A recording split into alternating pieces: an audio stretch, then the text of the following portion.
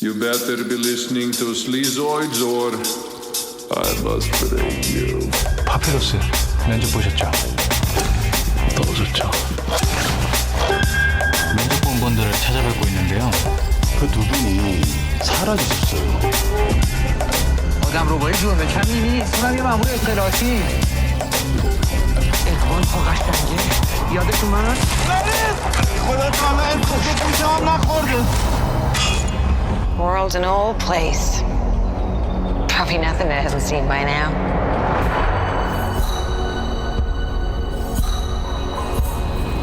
I don't know where the years go.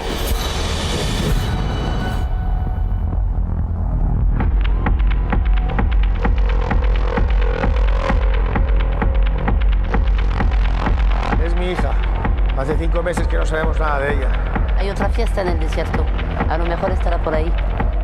Hey everyone, welcome back to another episode of Sleazoids, the podcast where we go down the rabbit hole of 20th century genre fare from the most influential canon classics to the trashiest exploitation films we can get our hands on, and invite you to tag along in helping us create a canon of sleaze. Each week is a double feature grindhouse style where we discuss 2 films loosely related by subject, genre, actor, filmmaker, or franchise, and at the end of each episode, along with our honorary Sleazoids, which you can become by subscribing on Patreon.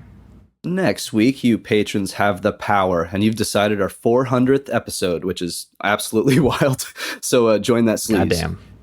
That's right. We decide on all the official ratings for rankings of every film that we cover as well. And Patreon subscribers also get an honor shout out and 2 bonus episodes every single month, which you heard Jamie there, 400 episodes. So about half of those are bonus episodes that you can find exclusively on the Patreon, as well as our Patreon bonus transmission series where we talk about new release genre films all the time, which we have like 60 plus of at this point. So if you haven't made the jump yet, patreon.com/Sleazoids podcast, we would recommend doing that. And speaking of which, we had a bunch of people make the jump because we had to bank a bunch of episodes, and we haven't recorded one in a little while. So this is an insane list. I apologize that we have to read this out as quickly as possible. But we had Mutism, we had Stephanie Monahan, we had Max Barbie sign up. We had Nico Jima, we had Jimmy Stockton, Ned Daniels, Drake Tungsten, Gabriella Calado, Mark Cons, Bob Hope, Doc Bones, Robert Stone, Youngblood, Chris Mitchell, Harrison Paisley, Maxwell J. Quay, Isabel, Chekhov's Fingers, Geert Vanderpalen, Azure, Samuel Dodson, Mary Rowan, Sarah Donahue, Moderately Cold, Fathu Musa, Curtis Meyer, David Martino, Richard Foster. Also, shout out Curtis Meyer, David Martino, and Sarah Donahue, who all actually signed up at the annual tier as well and are going to be getting a little bit of that monthly discounted rate for getting an entire year of the show in advance. Awesome. We also had Ben Walsh sign up, John Rutledge, Pelican Grief. It's a nice twist on Pelican Brief, I believe there. We had Sandiel Cole sign up, Mike Moody Garcia, John Ward, Jonathan Johnson, and last but not least, signing up at the $10 a month tier and joining us for the monthly virtual screenings, which we try to do on the last Thursday of any given month, is Eric Keskin. So thanks so much to all of you folks for signing up and supporting the show. Hope you're appreciating all those bonus episodes. Yeah, thank you very much, everybody. That's the one plug for the week. The other plug, as always, is Apple Podcasts and Spotify. If you're listening to us on either one of those platforms, give us a good old rating and review over there. It helps us climb the ranks and find new listeners, and we appreciate that support as well. And the last plug is merch, which we are going to keep hammering this home. There is a brand new, maybe not brand new anymore, Sleazoids shirt designed by our good friend Brandon Lim of Black Belt Cinema. It is a blowout theme shirt, including all kinds of our favorite movies of the 1980s on it, as well as there is a Sleazoids dad cap as well, both available at the link in the description of this episode, as well as over at sleazoidspodcast.com. And you guys have been buying a lot of them. The only thing that I wanted to give a quick update on is at the moment, for a lot of our American listeners, we've had a couple people reach out We are not shipping them to the US because of tariffs, unfortunately. So they hopefully, whenever those get lifted or paused, which it could be any fucking day, who knows, we will turn those back on, and we will make an announcement on the Patreon letting people know. But we did have a number of people message us saying, hey, I live in California, I live in New York, I want to buy one of these shirts, and your site won't take my order. And that is unfortunately our buddy Brandon, who is running the store, had to do that because we were kind of losing money on every single shirt we were selling. So we were like, just wasn't working out, unfortunately. Not a great idea, but luckily a lot of people got theirs before that happened, and people have already been sending us photos of them wearing it and talking about it. And so, thanks so much to all of those folks. And if you are not in the States, I'm pretty sure that you can still buy as freely as you would like to. So again, if you're interested in that brand new shirt, and you should be, because it's a beauty. I've been seeing them. I even saw one in the wild around town. So it's pretty special. That is it for the intro. Welcome back to another week. As always, I am your host, Josh Lewis, and joining me also, as always, my co-host, Jamie Miller. Welcome back, everybody. Welcome. I believe 2 weeks ago would have been the last time you folks over here on the main feed would have heard from us, where we would have had special guest Christian of the Daily Squibs Twitter account on to talk about two 90s Hong Kong action thrillers featuring lots of beautiful squibs. We talked about Clarence Folk's Naked Killer from 1992, which is an insane movie, and Ringo Lam's Full Contact from 1992 as well, which turns out to be one of our favorite Chow Yun-fat heroic bloodshed movies. Yeah, I think it was 5 stars across the board. Just an unbelievably stylized film. It's wild. And Naked Killer, just sex and action, baby. What more can you ask for? Yep, we broke those down very in depth with Christian. If you haven't heard that episode yet, I would highly recommend it 2 weeks ago. But then last week over on the Patreon feed, there was a brand new Toxic Avenger movie in theaters that many of you were watching and checking out, and we decided we were going to go, and we had covered the original film pretty early on in the show, to be honest, like within the first 2 years of the show. And I hadn't really thought about Lloyd Kaufman or Troma or the Toxic Avenger since, and so we were like, let's see what's going on with the Toxic Avenger Part 2 and Part 3 from 1989, which ended up having this whole crazy story about how it was shot as one film and it was turned into two. You can very much tell. It's very, very fucking noticeable. But we did have fun over on the Patreon, still discussing all the sort of goopy and juvenile splatter comedy, superhero antics of the Toxic Avenger. Yes, and hopefully, and maybe one day, we'll get to the fourth one, which apparently people do like, with Jeremy, I guess. So we'll see what happens. Yeah, and actually one of our patrons and past guests of the show, Chris, mentioned that apparently there was a fan edit just done this year that someone did put out of actually fixing Part 2 and Part 3 and turning it back into one 2 hour long movie. And I'm very curious to check that out now, because we spent half that episode being like, wow, that's what they should have done. Yeah, I think that was our request at the end of the episode, was somebody go make this. So that's great. Yes, turns out it had already been done. Beautiful. But again, if you haven't heard that episode, patreon.com/Sleazoids podcast. That was last week's bonus episode. But moving on to this week, we have a very, very special episode, an episode that we are only doing for the second time in this show's history. It is a new annual episode we get to do, because Jamie and I, we are, as we put it last year, we're official critics now. We got press badges. We attend the Toronto International Film Festival now, both together, rubbing shoulders with all of the elite of Toronto's best writers and all the international writers who fly in for a week. We're at all the fancy restaurants, at all the fancy parties, and waking up at the very minimum 7:30 in the morning every morning to get in line to watch every 8:30 to 9 a.m. press screening of whatever new fucking movie everyone is clamoring to get into. And do you know what? This year we heard a lot of stories of people getting shut out of movies and not being able to see movies they wanted to see.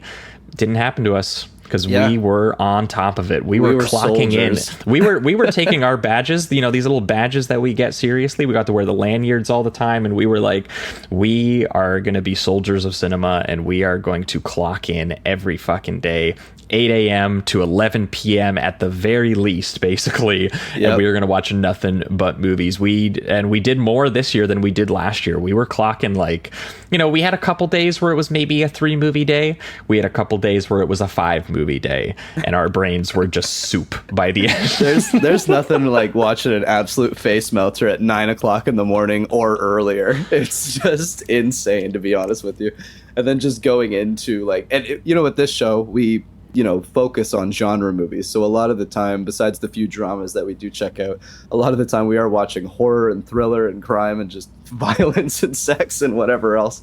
So it's a lot for a day, for sure. I mean, you know, we can't complain too hard. We're watching movies and it's a blast. But even my buddy that I'm staying with for TIFF, shout out Ryan, thank you very much. He was just like, dude, it's like a 14-hour day every single day of watching movies. He was exhausted for me. So, yeah, we got lots to talk about. Yeah, and so we just, you know, we got to do it again. We got to go to Toronto, a film festival that famously used to call itself sort of the People's Film Festival, mostly because it was kind of affordable to go and a general audience could go, which is due to Ticketmaster not really the case anymore. So I don't really think they have that moniker anymore, but they do play 300 fucking films. And it is, you know, you kind of figure out what your day is based, sort of like the same. Imagine you were signing up for like 2 different colleges and trying to figure out what your schedule was going to look like for a semester. Yeah. That's kind of what it looks like, figuring out what movies it is you're going to watch at TIFF and how you can watch all the ones that sort of align with your taste. And it kind of play it. Also reminds me of Warped Tour back in the day, where they had like 6 different stages and you all at the same time, and you had to like go, okay, I'll watch. Well, you don't do it at TIFF, but in the Warped Tour, you were like 15 minutes of these guys, then I'll run over here.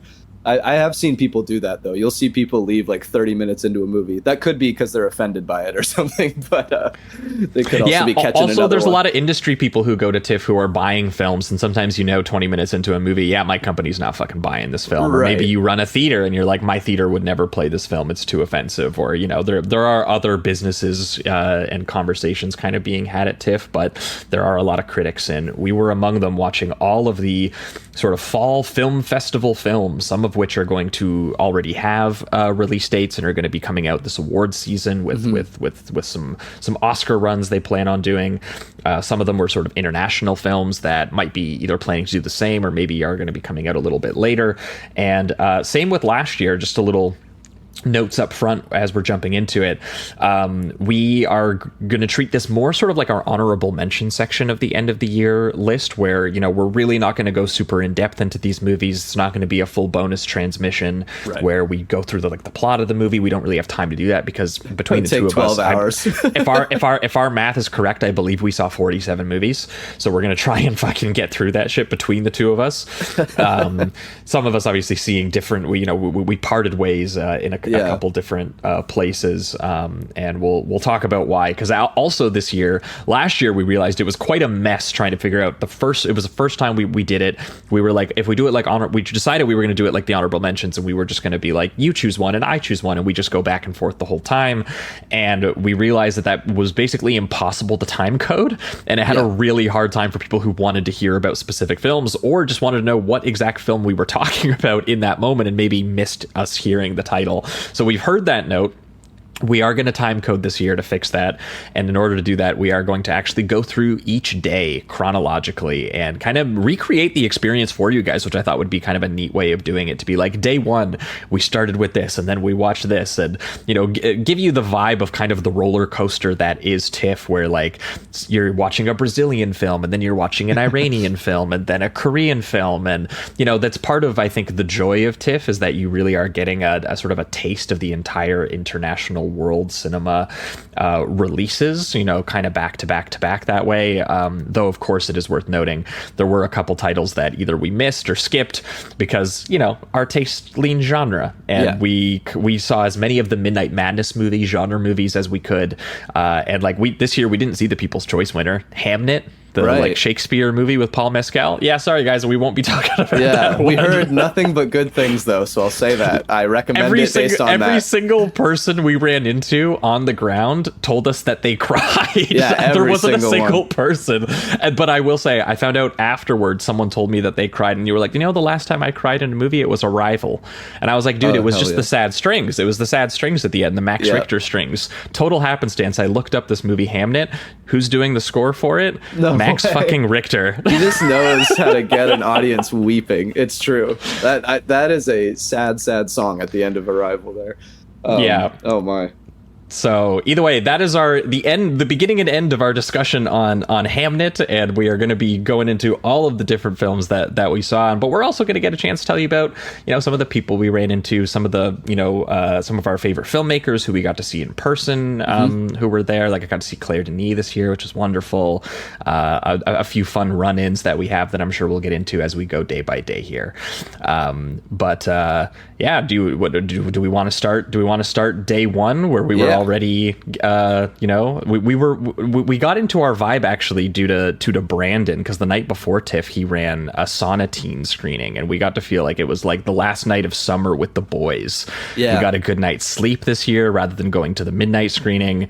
And we jumped right into it because we knew it was going to be crazy. It was a 5-movie day one, because that's just what it is for people who are curious why. Some of it is because if I could, I would actually balance my schedule a little better. It's really not possible with the way that TIFF does stuff. TIFF makes day one what everyone kind of on the ground calls Cannes Day, and it's kind of like if you premiered at Cannes, you kind of get squeezed into day one because I don't know, they don't want to waste their Friday, Saturday, or Sunday on movies that like didn't have a North American or world premiere with them in a way, which seems a tiny bit petty, but at the same time it basically confirms that your day one is going to be sick almost every time you go. Absolutely. It's going to be just like a very heavy loaded day. And the thing is too, with some of these, the way that they do it, like I think this first movie we saw something different already, just because we both wanted to tackle something and something like get both of these out of the way because they were very important films. And there's also the thing you have to consider with TIFF is, even if something ends at 11:30 and then the next movie is 11:45, you might not be able to make that movie because it's already going to be sold out or whatever. Sometimes you do have to line up like an hour before. Yeah, I was gonna say there's no selling out, but there is like it's a first come first serve with your badge that you wait in line for. Right. So there are some films that are going to be so popular that they do hit capacity and people have to line up at least half hour, 45 minutes, or an hour before. And we'll get into our story about the Park Chan-wook film because we knew that was going to be crazy because as someone who lives here and knows the size of these theaters, I immediately saw how big that movie was. It was both Jamie and I's most anticipated probably of the entire festival, or at least one of them. Yeah. We saw what theater it was in and knew how many seats it had, and we went, oh shit, like probably 200 people aren't getting into that. So we were in line an hour beforehand and almost didn't get in. It was crazy. There was like so many people that got rejected from it, and they added another day and everything like that. It gets a little wild with the scheduling. Yeah, sorry to get into the nitty gritty of the logistics of TIFF and how annoying it is to watch movies for free all day before we even started talking about. We're just painting the picture. That's all. Yeah, we're giving you guys the vibe. You're gonna live a TIFF experience vicariously through us during this episode. And before we end up taking too long to get started, I think we should jump into day one, September 4th.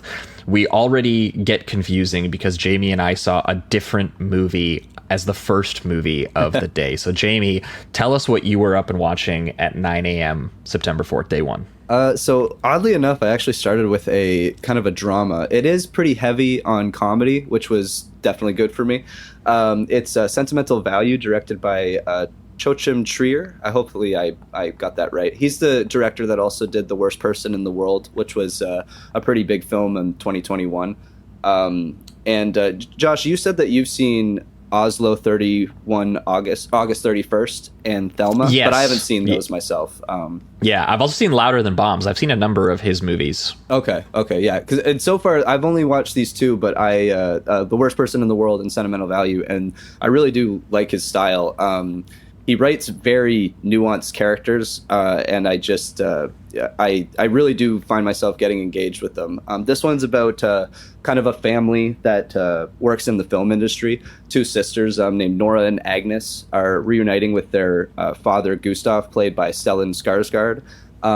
The sisters are played by Renate Renziv and Inga Ibsdottir Lilius. Hopefully I'm getting this correct. This is a Norwegian film, so it's sometimes the names are a little complicated, but it's our Norwegian audience just turned this off with disgust. Yeah, probably my mistake. And there's, again, with TIFF, there's so many different countries. We're going to be butchering names throughout this 4-hour extravaganza. It's going to be wonderful. Ellie Fanning is also in it, and she is a pretty important role. Well, you got to get the English people's names right, Jamie. Yeah. Elle Fanning. Oh, well, there you go. I see, I'm fucking it up. There it is. It's equal opportunity offender. Yeah. Yeah, exactly. Don't come at me with the names, people. So yeah, Elle Fanning, and basically what it is Stellan Skarsgård's character is a director who has kind of left his family and is now returning to make a new film, and has written it so that Nora, specifically one of the sisters, can be the star in it. But she denies it because of the relationship that they have. And then the Hollywood star comes in, who's Elle Fanning. And then there's this kind of just complicated dynamic that happens. And it is a very, heavy film. You really get to know the ins and outs of their relationships and everything. But it really is funny as well. Skarsgård has this kind of like stoicism about him that becomes very funny. He's very guarded. Renee is just very open about how she feels, and it just having them interact is very interesting. And there's one particular scene that I remember that I really loved, where Elle Fanning auditions, and she really has to balance a interesting performance where she's a good actress and well-known up-and-coming actress in the film, but the way that she has to do this audition is someone that is good at acting and hitting the marks, but not quite hitting like this kind of transcendent emotional performance that Skarsgård is looking for. And I just found the balance to do that incredible, because I think it does actually come through to the audience, and it's not just Skarsgård's kind of performance back to her that reads it that way. I think Fanning's performance just gives that, and it's pretty incredible the way that she does it. But yeah, it's I think that if you're into these kinds of deeper dramas, you'll be into it. It's not a genre film, so for me it was kind of a weird film to start the festival with, but nonetheless I did like it, and I'm looking forward to going back to it. Yeah, for a lot of people this was like movie of the festival, but it wasn't quite that for you.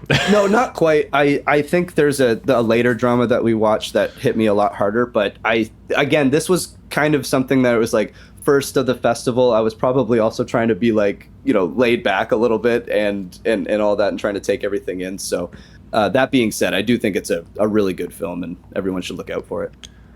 Nice. Yeah, for me, I originally intended to see Sentimental Value because it was, one of the big movies of Cannes. It was, I think it won some of the acting awards, and obviously Worst Person in the World was a really, really big deal when that came out. So in terms of, it was like we were going to cover a movie that people wanted to hear about. That was like on the top of the list, and I let Jamie handle that last minute, because there was one movie at 8:30 in the morning that started before that was 2 hours and 40 minutes long, and it was part of the Wavelengths program, which for anyone unfamiliar is the sort of experimental section of the festival where a lot of really, really interesting international and art cinema gets kind of thrown into there. And there was some drama this year that the sort of Wavelength section has been kind of diminishing in size kind of year after year. And part of that is because it's obviously it's not as commercial of a section. It doesn't have big actors in it usually. It is definitely more you have to endure the movie a little bit more, especially when you're watching a movie like what I watched, which is the film called Magellan, directed by the director from the Philippines, Lav Diaz, which actually, since watching it, it turns out has become the Philippines' choice for their Oscar nomination for international Oscar. So they are pushing it as possibly getting a Best International Feature Oscar nomination. And I always try to make room in my TIFF schedule for just like at least one of these movies, just a kind of movie that I feel like I maybe wouldn't pay as much attention to at home, or that would really benefit from the theatrical experience, that I don't know when it's going to come into theaters again, or if it will come into theaters again. I've told Jamie this before. One time I saw An Elephant Sitting Still, I think in 2018 or 2019, whenever that was at TIFF. Right. And it was a 4-hour long dreary drama, and it was maybe my favorite thing that I saw at the entire festival. So I have, ever since, I've been on kind of the lookout for that film. And Magellan was the one that I thought it might be, and I said, when are you going to pay attention, or when are you going to, like, my brain is going to be at the highest capacity it's at day one, film one. Totally. Like, if it was 10 days into the festival, I don't think I would have had as much bravery to launch my festival this way, with a 2-hour 40-minute long sort of slow cinema drama about colonialism. But I did, and I will say it ended up being one of my favorite films of the festival. It is a movie that is tackling the sort of real life historical figure, Portuguese colonial navigator and explorer named Ferdinand Magellan, played by Gael Garcia Bernal, who people might actually remember if you're, for example, have M. Night Ocherism like us. He was the dad in Old, actually. Yeah. And so here he is playing a guy who's sort of like navigating a ship, and it's for Lav Diaz, who I guess is this guy who makes like between 7 to 14 hour long films. A 2-hour and 40-minute film is his stab at being like this is his conventional film, his conventional narrative film. And the character he's chosen is a guy who goes on these sort of conversion colonial missions, and gets into these, you know, sort of brutal massacres. And it's the kind of thing that you could have imagined being done as like a Hollywood movie. Of, you know, and it being about this guy who, you know, he just dreamed of exploring, and he worked for this brutal machine, but he just wanted to fill in the dark passages of the globe and all these kinds of things. But what really impressed me about the movie was just that Lav Diaz's sense of style. It's this really meditative, painterly kind of thing where you're looking at this 16th century history, but it's done in these tableaus where just every beach and jungle and you know, images of them sailing, or images of them looking at, you know, these old castles or whatever. It is it looks like it could be like something you would hang on your wall because it's so beautiful, and the image is so still and it's so wide. But he mixes that with actually tackling the kind of ugly ambient realism of what this history might have actually felt to experience it, like what it might have smelt like, what it would have been like to be like, you know, he uses slow cinema well. He uses it to be like, man, a 1.5 year journey on a boat where all of you are, you know, just slowly, you know, dehydrating and starving and getting scurvy and probably wanting to either kill or fuck each other.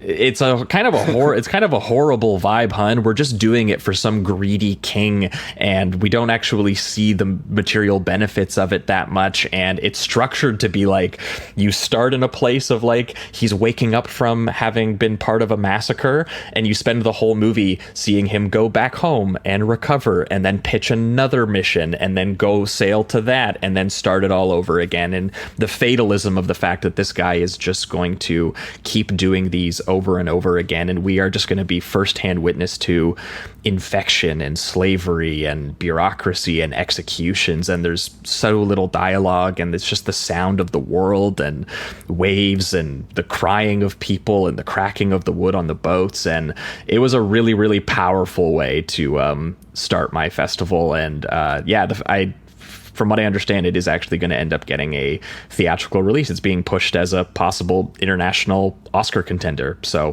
good luck to them. I don't know if this is going to translate to normal audiences, but I had a really, really good time with it as my first movie. Yeah, I'm looking forward to seeing it. Just those some of the shots that you showed me from the trailer look pretty incredible, so I will be checking it out.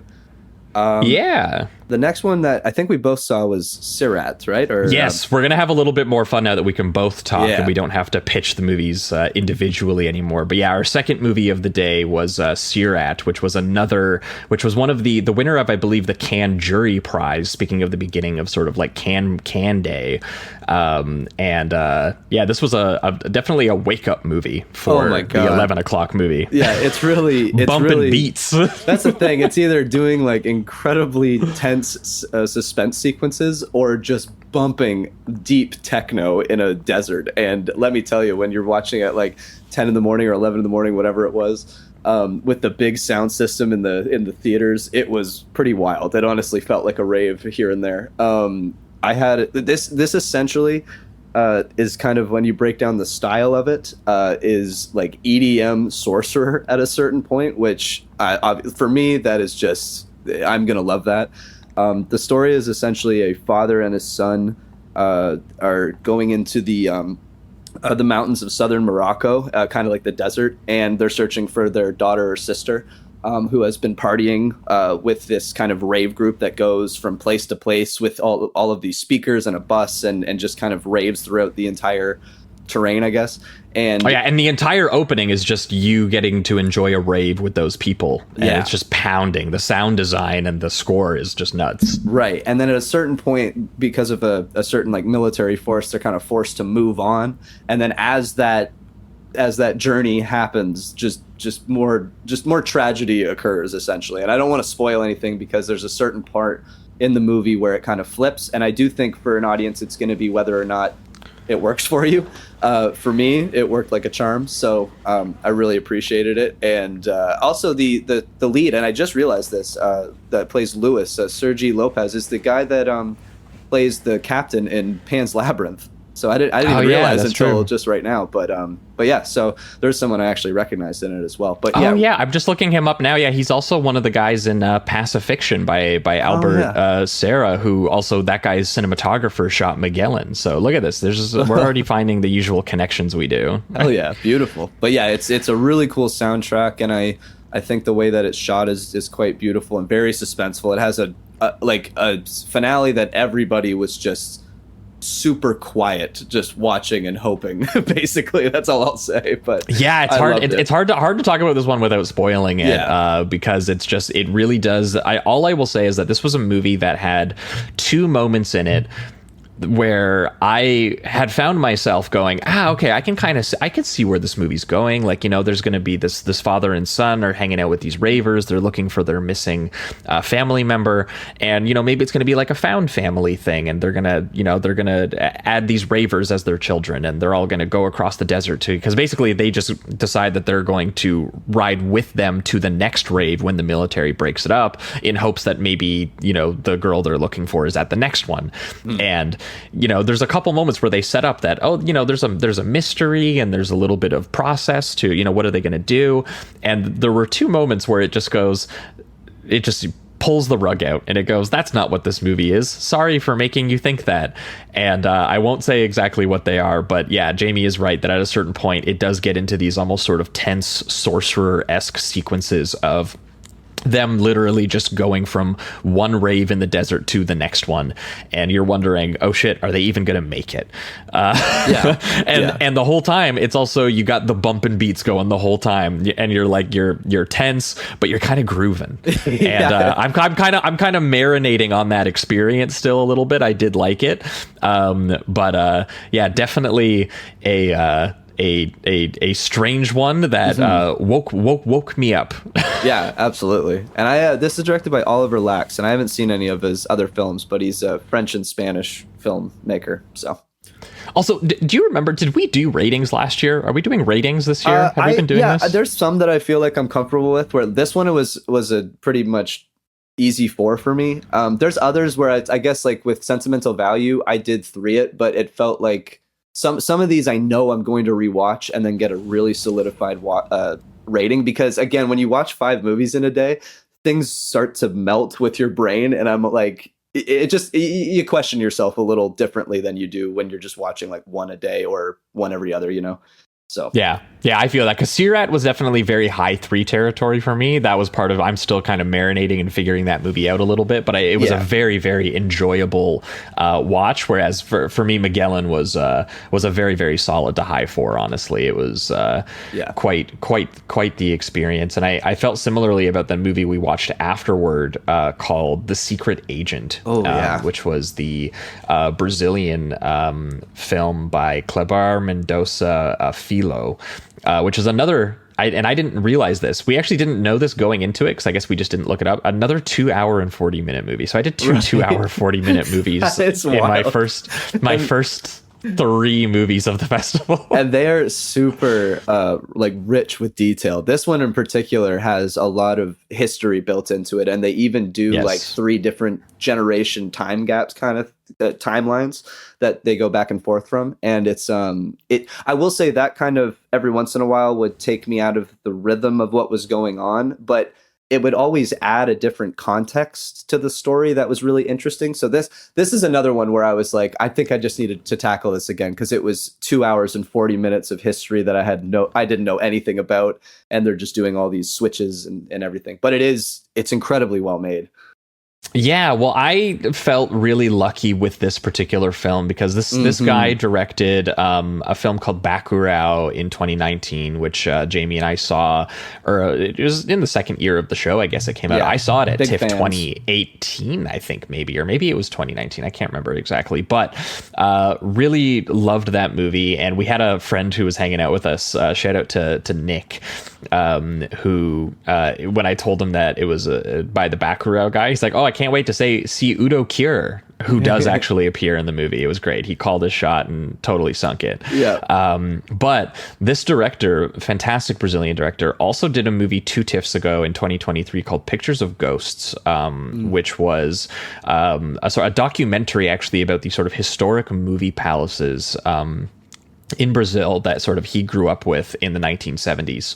And it had so much vivid detail of him going through like old photographs of what the city used to look like, and, you know, what the theater used to look like, interviewing the old projectionist who used to work there. And it was really, really romantic picture of like what just the film scene looked like, and how time taking its toll, and how a lot of those buildings don't exist and they are new things, and, you know, this history is gone. And he called it Pictures of Ghosts because he felt like he was, you know, sifting through something that doesn't, you know, is dead, but trying to rediscover the life within it. And regardless, it turned out that this movie, The Secret Agent, he basically was inspired to make it researching that movie. And he uses all of that late 70s period detail that he accumulated for the project and turns it into a fictional film, which in this case is kind of a paranoid political thriller or neo-noir that honestly might have like played in one of those theaters in the 1970s. It has this very vintage look and feel to it, in terms of the production design and the costume design. Like the recreation of just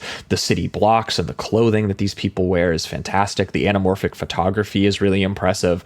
And because the idea was the same as the doc, he's like, these dusty old photos, I'm fucking wiping them off and I'm breathing a sense of life into them. And that's why you also have this multiple timeline thing. You have, in this case, you have Wagner Moura, who people will probably recognize from Narcos, playing a guy who is essentially trying to, you know, he's a sort of technological researcher who's on the run from his own government, and, you know, some shady sort of capitalist characters, and he's trying to get his son out of the country essentially, but he's kind of in like a sort of witness protection program type deal, which we sort of learn over the course of the movie.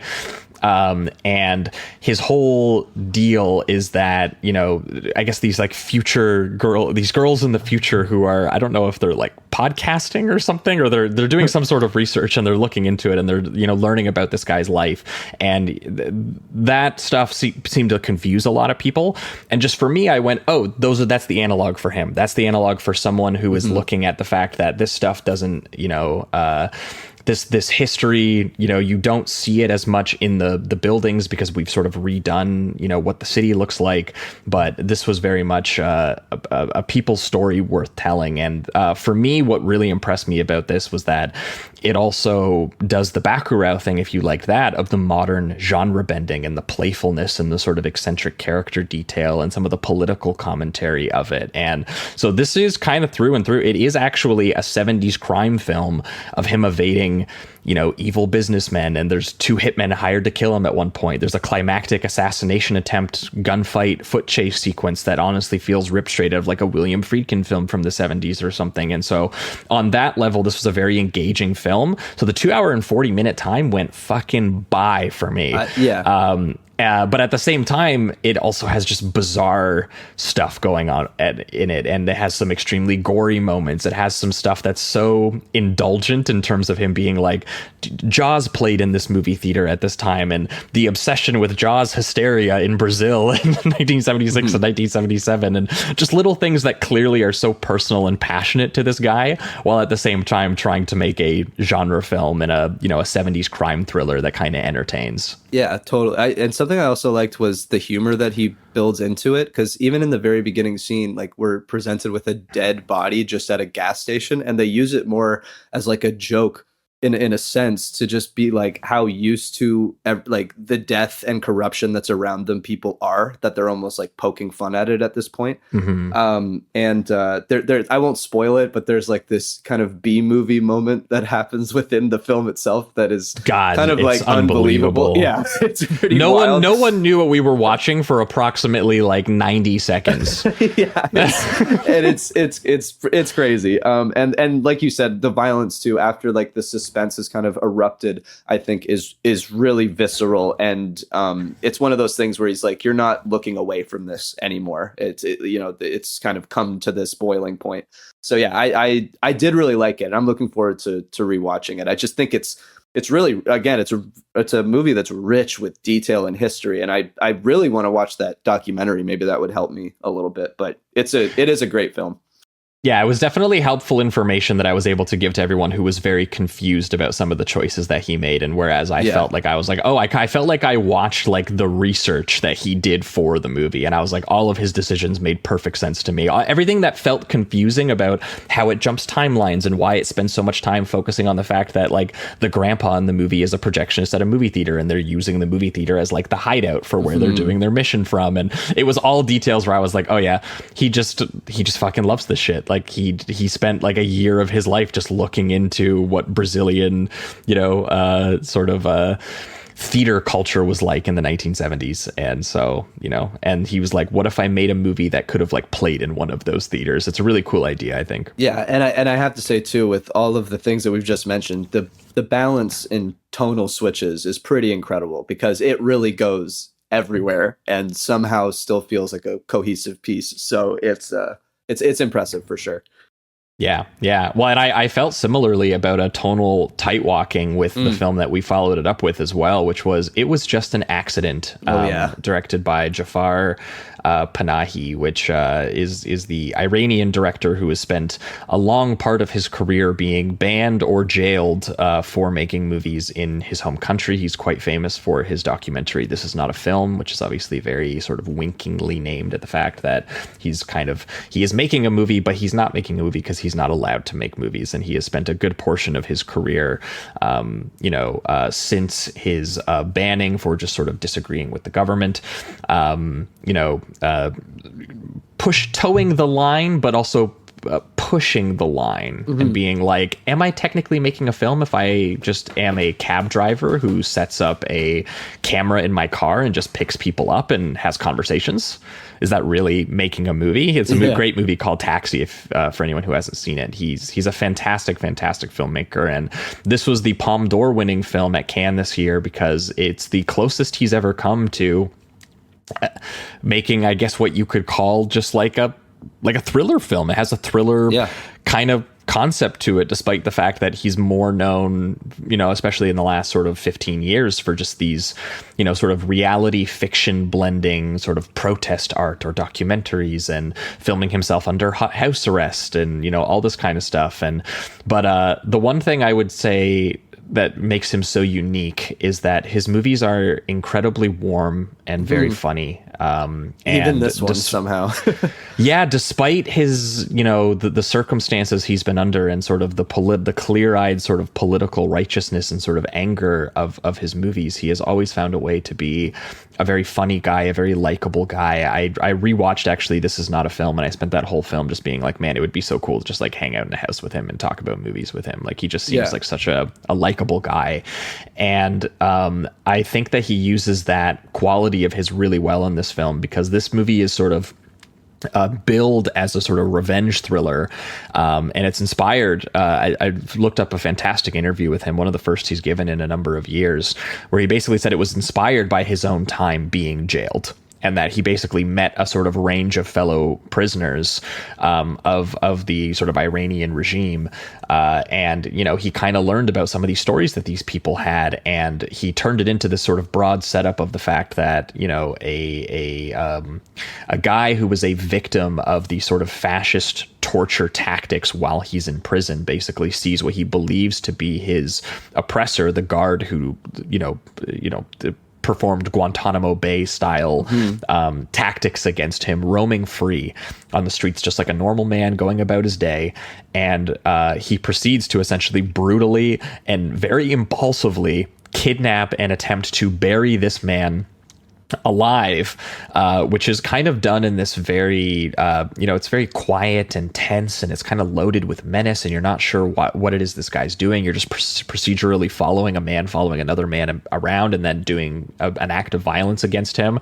And then slowly through the talking about it, you realize that as he's burying him, he's like, why I'm doing this to you, and like all this kind of shit. And there's a small tinge though of doubt. He's like, what is the exact percentage of certainty I am that I am actually murdering the guy who actually did this to me, and he doesn't know. And the rest of the film from there turns into a more absurdist Panahi style film, where essentially he's forced to consult and sort of accumulate all of these various other prisoners who experience the same torture that he did, who are all have sort of differing degrees of sort of ideology and views about, is this right? Is this not right? Is nonviolent resistance okay? Does it matter if this guy did monstrous things to us? Should we be better than them? They have these kinds of debates, which sounds very serious, and it does get very serious at the very end of the movie. But long stretches of this movie are exactly as sort of Jamie was alluding to. It basically becomes like a slapstick road movie about of good people who are traumatized, just being like, they're thinking about doing something really awful and having doubts about it, but they're doing so while like a guy is screaming in the back of the car, and they're picking up another person, and they're opening up the coffin and being like, is this the guy? And they're getting like they're like, maybe? Yeah. I don't know. Should we just kill this guy? I don't know. Yeah, it's a great way to kind of humanize everybody in such an extreme position that they're in. And it's not like you understand why they would be doing what they're doing, of course. But just to have the doubt itself, I think, is a real testament to Panahi's kind of like idea of it all. And also just maybe being like, do we need to do the same things that they do? Or even like, would I be willing to make this mistake even if I'm 95% sure? It's like that will be weighing on my conscience forever. But because of that, and you're going into people's lives that have now been past it for however long, 10 to 20 years or whatever it is, they're all in positions in life that seem at least progressive. Like they've gone through some things. They've gotten better, more successful in their careers. There's a couple that's getting married that day, or taking pictures at least for the marriage. And so they're actually having the conversation in like a tux and a wedding dress the entire time. And that just even that visual itself kind of adds some levity and some humor to the whole situation. Yeah, there's a hilarious scene where the guy who is the most like violently aggressive and just wants to fucking kill the guy right away gets into an argument with the main character, and they like burst their way out of the van and realize that they're in like a parking garage where they're having the fight in front of two security guards, and the cut to the security guards and and their baffled faces at like, what is this fight we just came across? And the fact that they all have to pretend to be friends, and for the security guards not to hear the man, like, you know, probably like yelling in the fucking coffin in the back of the van they're driving around. Like it becomes very, very silly and also sweet, because you realize that this man who we're introduced to, who starts the film like kidnapping and attempting to murder a man, he really does reconsider whether, even if it is the guy, whether it is he wants to do that or not, and whether that's who he is. And instead, you know, he shows a lot of kindness and an attempt to move on and start his life over. And there's a stretch of it where, you know, they get involved with the family of the guy who they're not sure whether he is the guy or not. And it turns into this very silly and cute little section of the movie where they're just like, you know what, we are going to take care of this guy's family, even if it's kind of ridiculous and hilarious for us to be doing that. Yeah. It's I really found it to be much more just it's lighthearted is not the word, because it is a heavy thing that they're doing, and it is a heavy thing that they're wrestling with. Yeah, but we won't spoil like the final scene or two, because they're quite harrowing, and it's a very, very different, and not for reasons that I think you would think they're harrowing.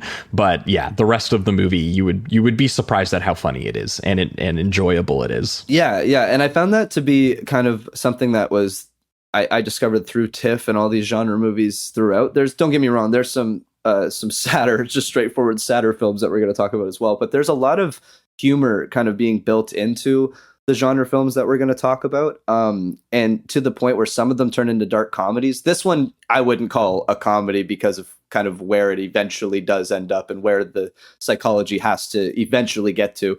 But I just couldn't believe how funny it was in the majority of the film as they're figuring all of this out.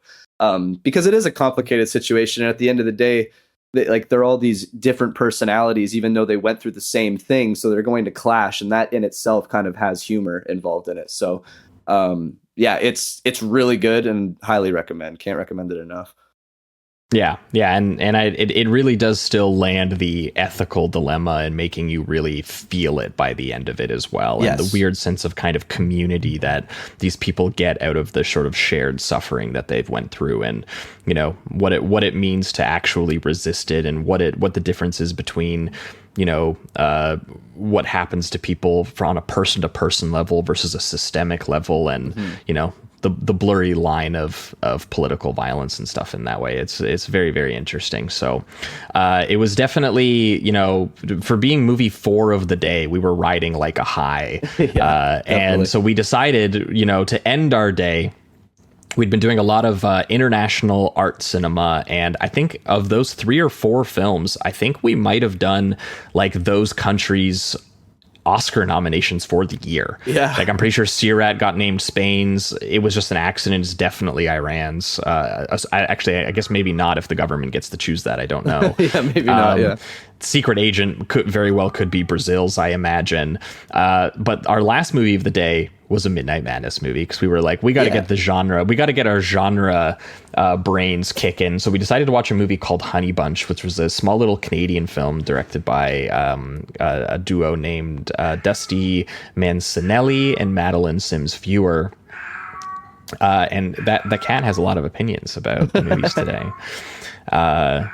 But we unfortunately did not care for this one all that much. But in the moment, there were points of it where we were actually getting into it. I feel like I actually got into this movie a little bit more as it went along. I felt it just spent a really long time doling out its kind of gothic, a cure for wellness style, sort of like medical facility mystery, where you just watch a sort of husband, sort of checking his wife in due to, you know, a sort of traumatic accident that she had that has affected her brain, and they're meant to give her this sort of experimental therapy to sort of recover her memories. And you know, you just spend probably about an hour of the movie just kind of being like, okay, is this like an innocent, just like gothic horror thing where there's like ghosts, and is this all literal? I don't really understand exactly what's happening.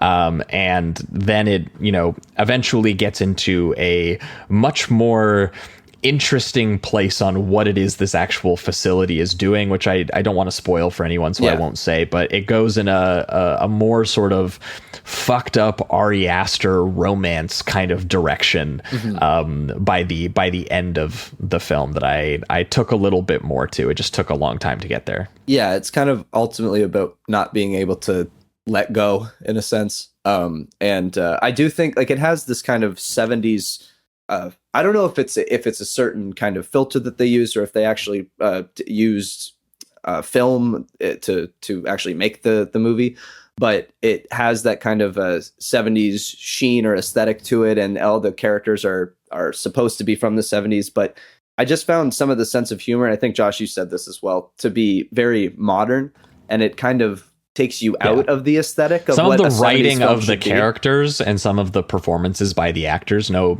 offense to them, it's not an easy thing to do. It was just one of those cases where I really did feel like, you know, not everyone looks like they're authentically from the 1970s. You can't blame everyone, but the way that they spoke to each other, it was a very unconvincing 1970s period in terms of the character work. Although I will say, I think that Grace Glowacki and Ben Petrie do have like a good chemistry together. I could see them working in a different setting or a different maybe just see them with a different script. Like if they did comedy, Ben Petrie's trying. He has a very dorky 1970s like G. Willikers kind of like vibe to the way he's doing his performance. I just thought some of the dialogue they gave him didn't help him maintain that the whole time. I agree, and ultimately, I think we talk about this a lot on the show. Is when it takes this long for the reveal to happen, I need a little bit more, I don't know, kind of mood building to get there, at least if I'm going to be intrigued for so long.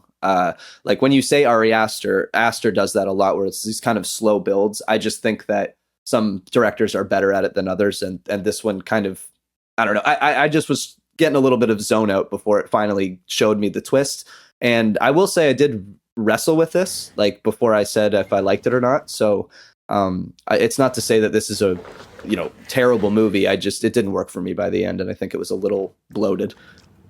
Yeah, it ended up getting closer to the 2 territory for me, which was a little disappointing just because The Secret Agent was a 4. It was just an accident was a 4 for me. And so I was sitting there, I was riding like a crazy high. And then I kind of watched our movie here. I was a little bit disappointed in it. So, but who knows, maybe at some point outside of the festival setting, I'll take another look at it, because with all of these movies, it's the same thing. Is sometimes you put this many movies into your brain in quick succession. Sometimes it can be unfair to the movie. Sometimes you go, sorry, your movie wasn't as good as, you know, it was just an accident, which for a lot of people is going to be one of the best movies of the year. And you know, I'm sure that subconsciously hits you sometimes. And the actress Grace, I do think, also had a movie of her own at the festival that we both missed, unfortunately, called Dead Lovers, I believe. I wanted to do the midnight so bad, because it was the second last midnight, or maybe it was the last midnight of the festival, and you know, everyone seemed to really enjoy it. So I'll definitely be keeping an eye on that for later in the year. Yeah, me too. But that was our day one. Yes, day one was crazy, and we were like, day 2 immediately, let's chill out a little bit. We only had 3 movies on day 2, so we'll be able to go through day 2 a little bit faster here. And the first one of day 2 was the exact fucking movie we needed to kick our ass at 9 a.m. in the morning. Oh my god. And get us, you know, energized for the rest of the day. It's a little movie called Motor City, directed by this director Patsy Ponsaroli, who people might remember for doing the 2021 Western film that got a little bit of acclaim with Tim Blake Nelson called Old Henry, which was him doing a little bit of a Clint Eastwood pastiche. But in this case, he's doing another sort of old school throwback, but to the kind of beefy bruiser bullshit you would have seen in like a 70s revenge film or like an 80s action film, kind of jumbled together. And this one was a good one for the fellas, because we spent a good portion of at least the first part of our festival, hanging out with the We Hate Movies boys. And we all got up at 9 a.m. for this one, and it was the first hoot and holler movie of the festival. We were all laughing. We were all having a fantastic time, because this one stars Alan Ritchson, or Jack Reacher, on that Reacher show, which I haven't been watching, but I've heard is a good time, and he's good. And here he's doing the kind of Arnold Schwarzenegger thing back in the 80s, where he would every once in a while play like a blue collar sort of like everyman style character who just has the most insane physique you've ever seen. And he's doing that kind of performance in this movie, but doing it in what the gimmick is that people, and what you'll hear about is that it's basically a dialogue free movie, or a wordless movie, and it's not 100% dialogue free, but functionally it is. If anyone saw that John Woo movie Silent Night, you can kind of think the same thing. Like, it's all sort of visual storytelling, but it's of a bunch of brooding genre archetypes of this particular era. You have like a corrupt cop played by Pablo Schreiber. You have a drug dealer played by Ben Foster, who is dripped out through the whole movie, because I always check out whatever the Ben Foster crime movie is of the year, and this is what it happened to be this year. You have Shailene Woodley here, who plays the sort of object of affection between the two men that they're kind of fighting over. It's a pretty thankless role, to be honest. But in defense of Potsy, she has the most lines in the film, so feminism. That's true. If you want to go by that degree, which a lot of people would argue, yeah, she does talk technically the most, but she plays the sort of wife of Mr. Jack Reacher, who essentially gets framed by the Ben Foster character and sent to jail so that he can steal his girl. That's right. And you know, again, so plot wise, it's so incredibly broad. But what's unique and fun about the movie is that the formal gimmick around everything that's a derivative 70s revenge movie about it is that because it's wordless, the whole movie is basically one long fucking like Goodfellas needle drop montage, essentially. Yes. It is straight up wall to wall 70s needle drops.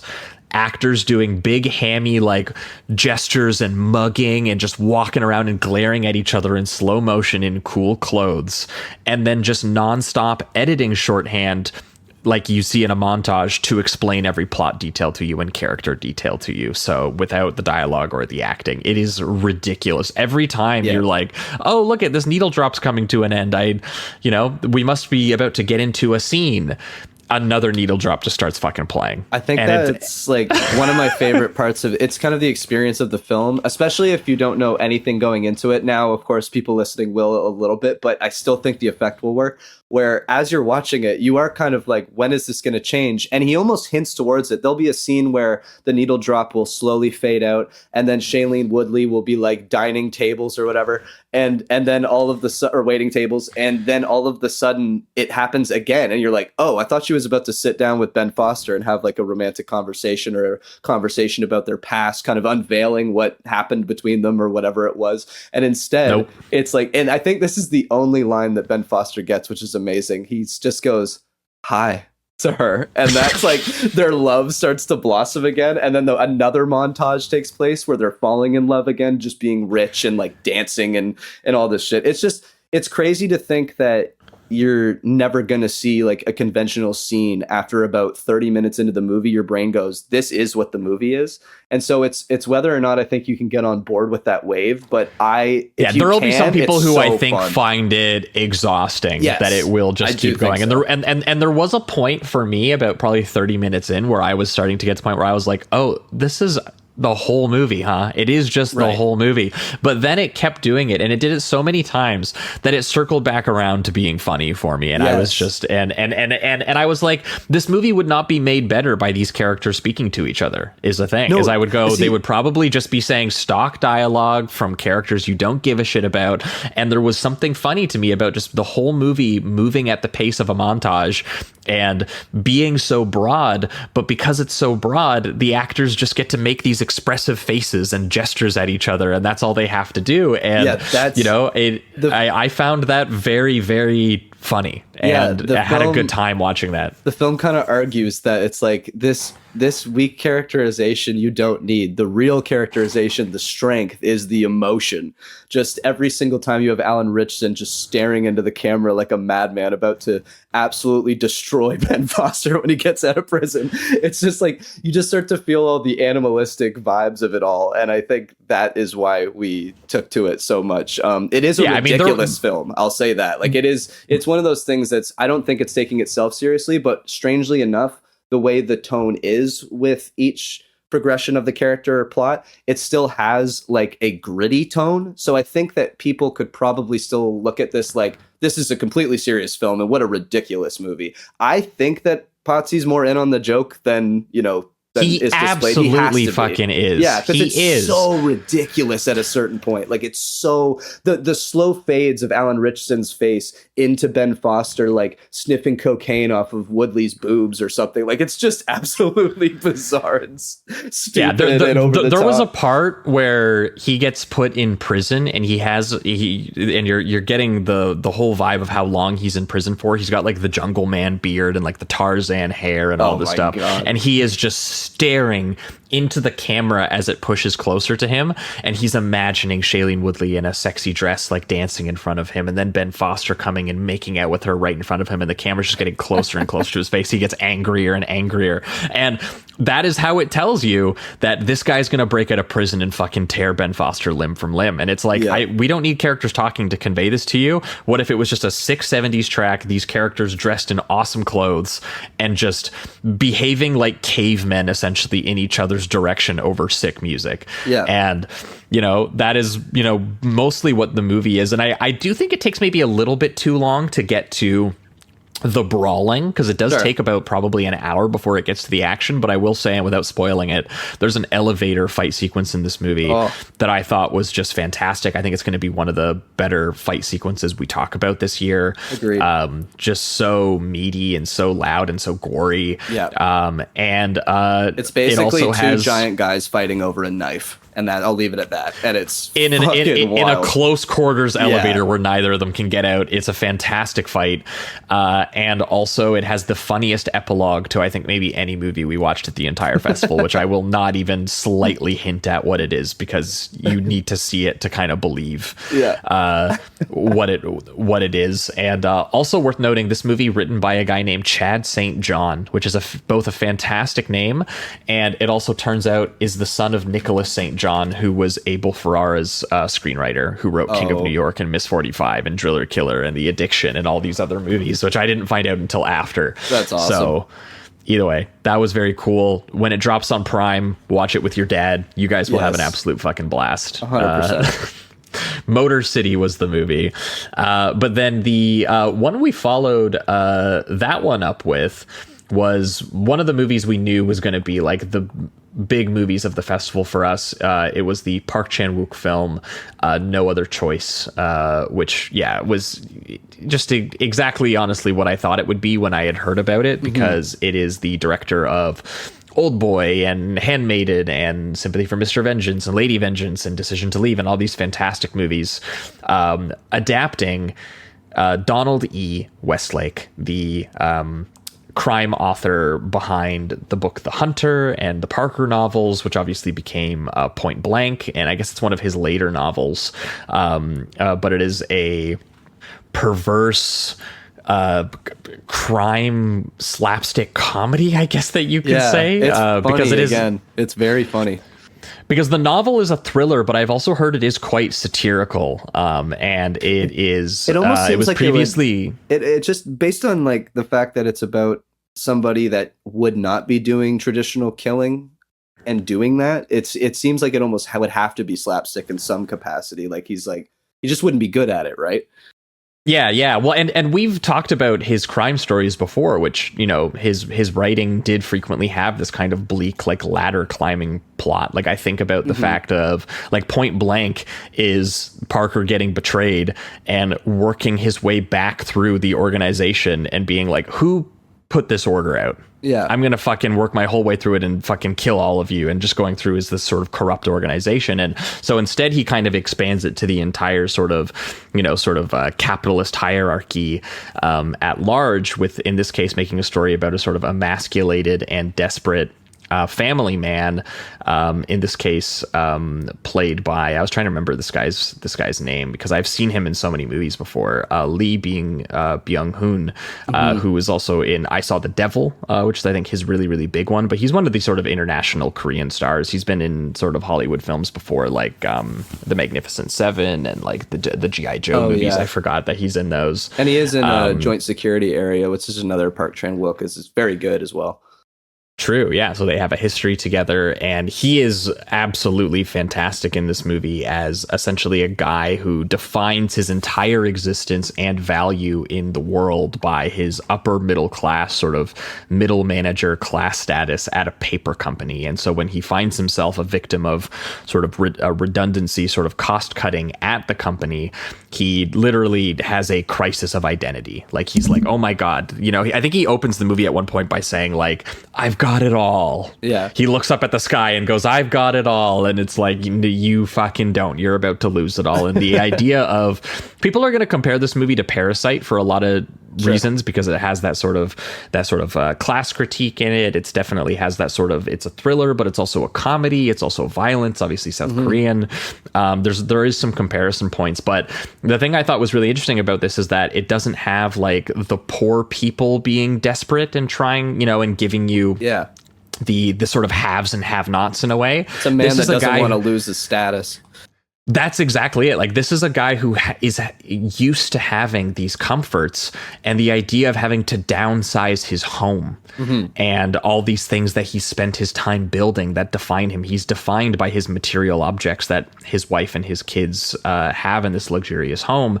And just the threat of possibly having to live a smaller lifestyle literally causes a psychotic break that turns him into a cold-blooded, cutthroat killer, which, he works at a paper company, so he does not have the resume to be any good at that. And it's a really fantastic setup, especially the fact that he specifically makes like a fake company and gets resumes sent to him so that he can be like, who are the 5 best guys on this list? Well, I'm going to kill all these guys so that when I go into the job interview, I look like I'm the best, because I've literally killed all the people who are better at the job than me.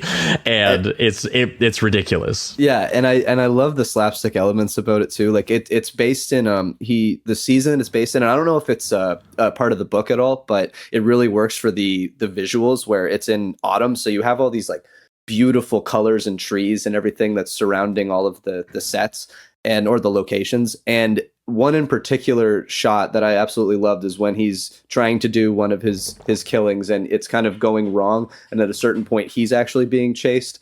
And it's got this like big wide shot, and you see like kind of just how beautiful the landscape is. And his car is at the bottom of a hill, and then he's at the top of it, and he just runs. But it's very just like, it makes him look very small and pathetic, both of the human beings that are kind of running after each other. And then they do like trips and start like tumbling down the hill and everything. And just because it's such a wide shot, you see so much kind of overlooming them and larger than them in scale. It just comes off so pathetic and hilarious. And I think he does a lot of cool tricks with the camera to kind of give you that sense that this is very like impulsive and not very well thought out. And it's kind of incredible. Like, just in general, though, not even based around the lead character's mannerisms or actions. He's just so kinetic and fluid with the camera. It's unbelievable how many just amazing tracking shots that he has, or uses of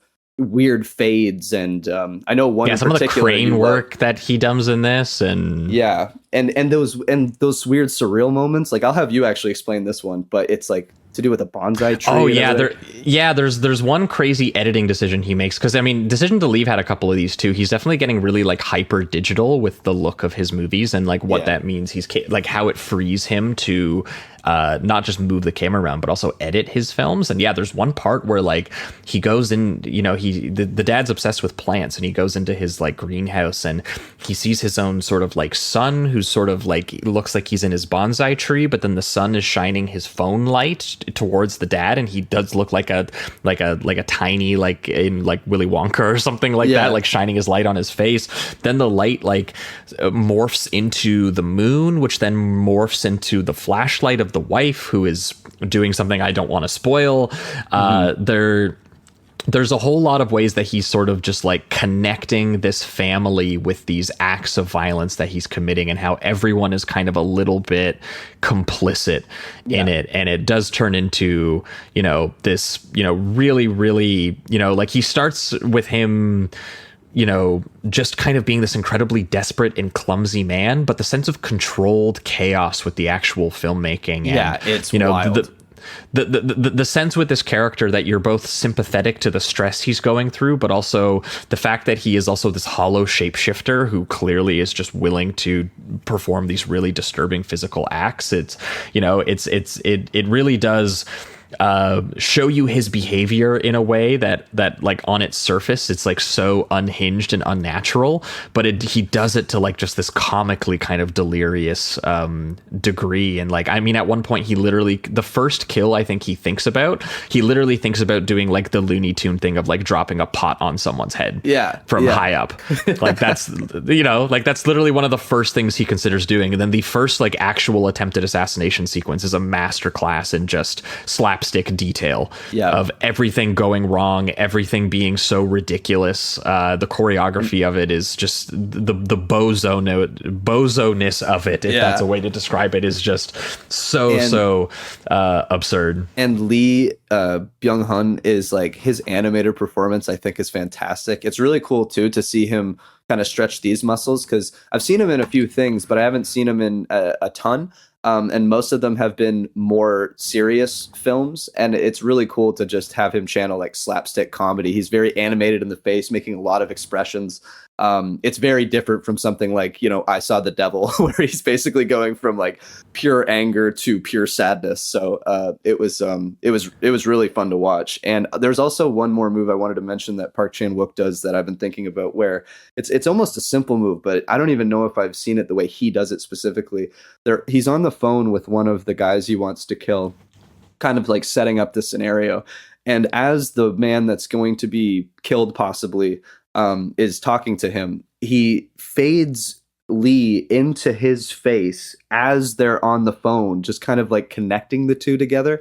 And it's so bizarre, but every time he does something like this, it's not one of those moments that I feel like it's so surreal or so bizarre that I'm not kind of at least understanding what he's going for. I really feel like he has all these strange things that he decides to do are still very connected to the fluidity of the rest of what he's doing with his directing. And he's really grown to be one of my favorite my favorite directors. I watched like all of his movies before TIFF in preparation for this, and I'm just I'm an absolutely huge fan now. So yeah, and I mean, it seems like a great book too. It made me want to read the book, because he just, it's his specific style, but also the fact that, you know, his style really does, you know, like the amount of stage management he's doing with the camera work and the absurdity of it and the insanity of it, like the fact that it feels just so athletic and so over the top and so ridiculous, but it is making the point that isn't this kind of system ridiculous, and isn't the fact that a guy would be pushed to this or ever think this is like a natural thing to do, isn't that, you know, baked into it in a way, the fact that he's cornered, that he's pitting other workers against you. Even some of the scenes where he's just interacting with other workers, and he starts the movie kind of like wanting to almost sound like he wants to unionize, and let's just say by the very end of the film, that's not what he's doing. He's a hyper individual in kind of a way, and it just kind of goes, hey, if you want to rise to the top here, it requires a level of violent commitment to, you know, to maintain it, and we're, you know, not going to be able to do it forever, is kind of the implication of the movie. And yeah, here's a guy who is like, yeah, even if I have to kill people who are just like me and put them in the dirt, and, you know, it's also that I can be just the last cog in the machine, I'll fucking do it. It's worth it for the salary. It's worth it for the home. Yeah, and it was easily one of our favorites of the festival, and it was the one that we were talking about in the intro, where it was like you had to be there an hour before for this scheduling, and then they happened to do another one the next day, which kind of messed us up, but it is what it is. But yeah, we were glad everyone popular. got into it who missed it, but yeah, so many people were angry that they missed it that they added another screening the next day, and for us, we were only a little bit annoyed because we had to miss a movie we really wanted to see in order to wait an hour in line. It's like, damn, if we had known there was a second screening the next day during a block where we had nothing, we would have been fucking fine. Yeah, we could have seen both. And luckily, and we'll get to it, but luckily we did get to see that movie, which is fantastic. Yes, but it worked out in the end, but we'll be saving that for later. Yes, but at first stay tuned like, for the very end. We have a very funny story for the last movie of the show, and we're excited to tell it. But the last movie of our day two there was another, actually, it just turned out, another South Korean thriller, and our first public screening of the festival, where we got to hang out with the, to see the actors and the director and everyone there. We watched a movie called Good News, directed by a director named Byun Sung Hyun, which we basically knew nothing about. This was a very different, like much of what we had already been watching was stuff that we had planned in advance because we knew, based on our taste or based on the directors, that we were interested in their movies. This was one of the first ones where we just had an empty slot and we were like, I don't know, what's this? It sounds like a thriller. You want to check it out? Yeah. And we checked it out, and it was interesting. It was definitely, because it didn't I think benefit from the fact that we had watched maybe our favorite film of the festival, or at least one of the favorite films of the festival, right before it, and it was also another South Korean thriller, and that felt like the very artistic one, and this to me felt like the more sort of like, oh, this is what a pop South Korean audience is maybe looking for. And I found that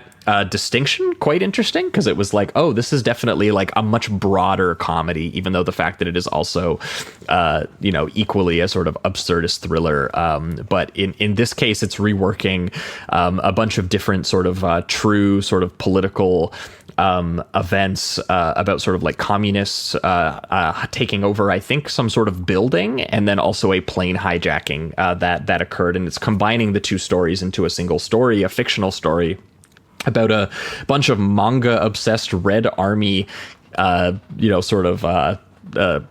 college-age kids, essentially, taking over a plane and playing terrorist dress-up, and the sort of international and national sort of bureaucratic response to this crisis, which is essentially played for farcical comedy. It's, it's depending on any given scene, it's either a Dr. Strangelove, where the characters are being hyper, ridiculous, but the situation is being taken fairly seriously, to the point where some of the gags even bordered on like Airplane territory, where you were like, oh shit, this is just ridiculous. Yeah, and I think the film itself, this movie is very long. It's like 136 minutes, and I think it does kind of feel that way, just given the points it's making and the type of comedy it is. I do think it probably needed a little bit more editing, but I did like all of the kind of tonal switches it was trying to do with the comedy, and it felt like, even though it was wrapped around a lot of politics that I might not necessarily be familiar with when it comes to at least the context of Korea. It's a very anti-communist film, which is understood, I think, for a lot of listeners when you realize that it is a South Korea versus North Korea kind of film. Yeah, I think that context is pretty important. Yeah. It kind of really, I think it's just one of those movies, whether the comedy works for you or not is if you're going to enjoy it. I think the theater experience probably helped me as well. I don't know if I would have paid as much attention given the length of the film if I were at home. But I do think that all of the performances are really good. They have a lot of kind of exaggerated animated performances throughout the entire thing. There is actually some violence when things do occur, and like the threat looming from the terrorists have to be kind of dished out. But again, even those result in jokes, so it doesn't really take any of its politics super seriously. And I think that was something I could also latch onto. It didn't feel like I had to know too much because they were mostly making fun of like the systems at play, like all of the air traffic control people, and mostly the ones that were in charge, not the ones that were kind of taking all of the orders. They were mostly critiquing the leaders and the managers and things like that. So for the most part, I thought it was funny.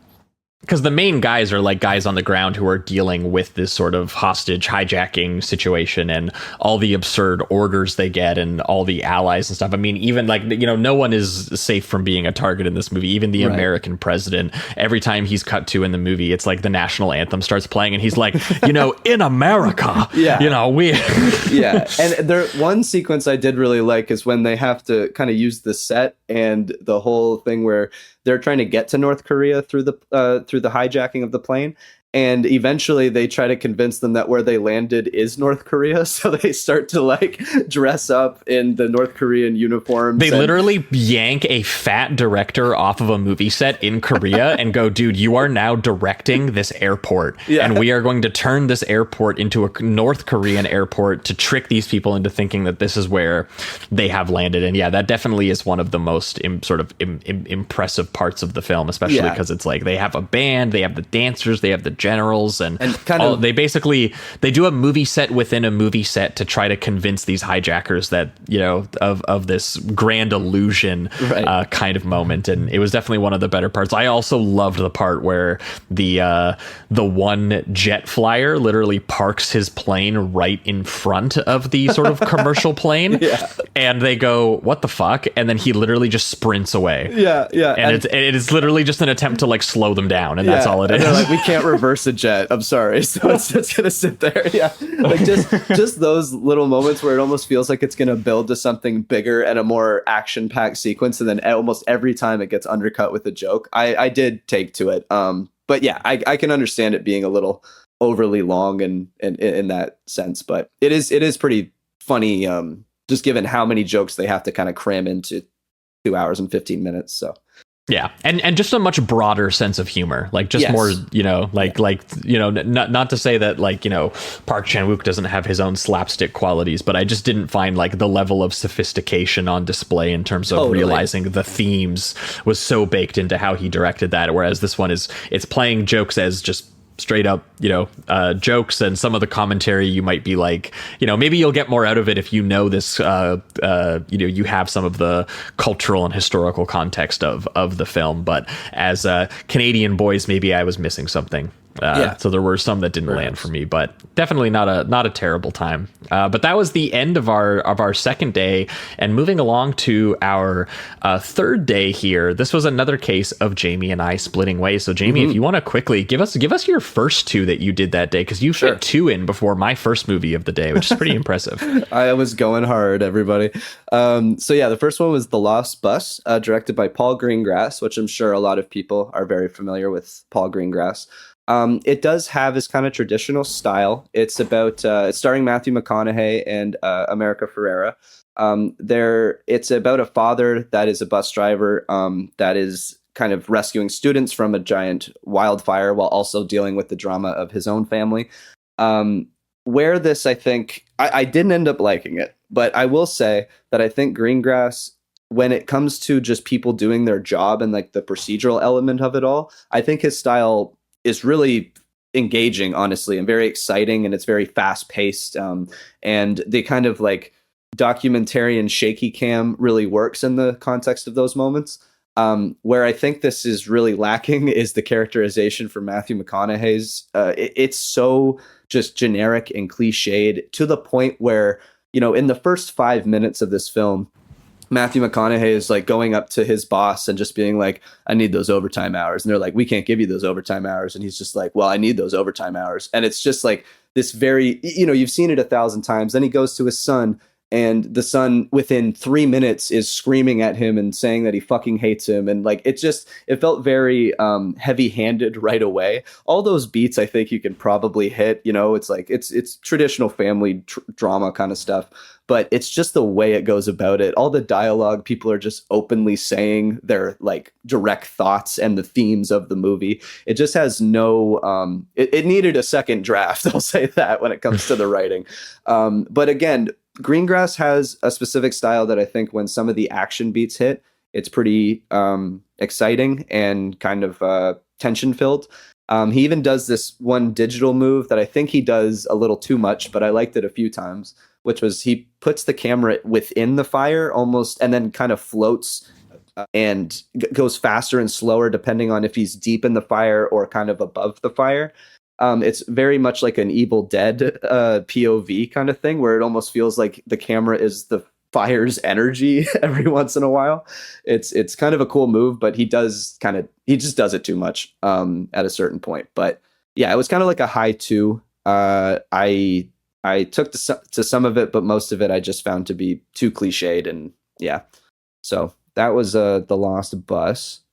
The other one was Unidentified, directed, again, I'm probably going to butcher this name, but Haifa Al-Mansour. She's a Saudi Arabian filmmaker.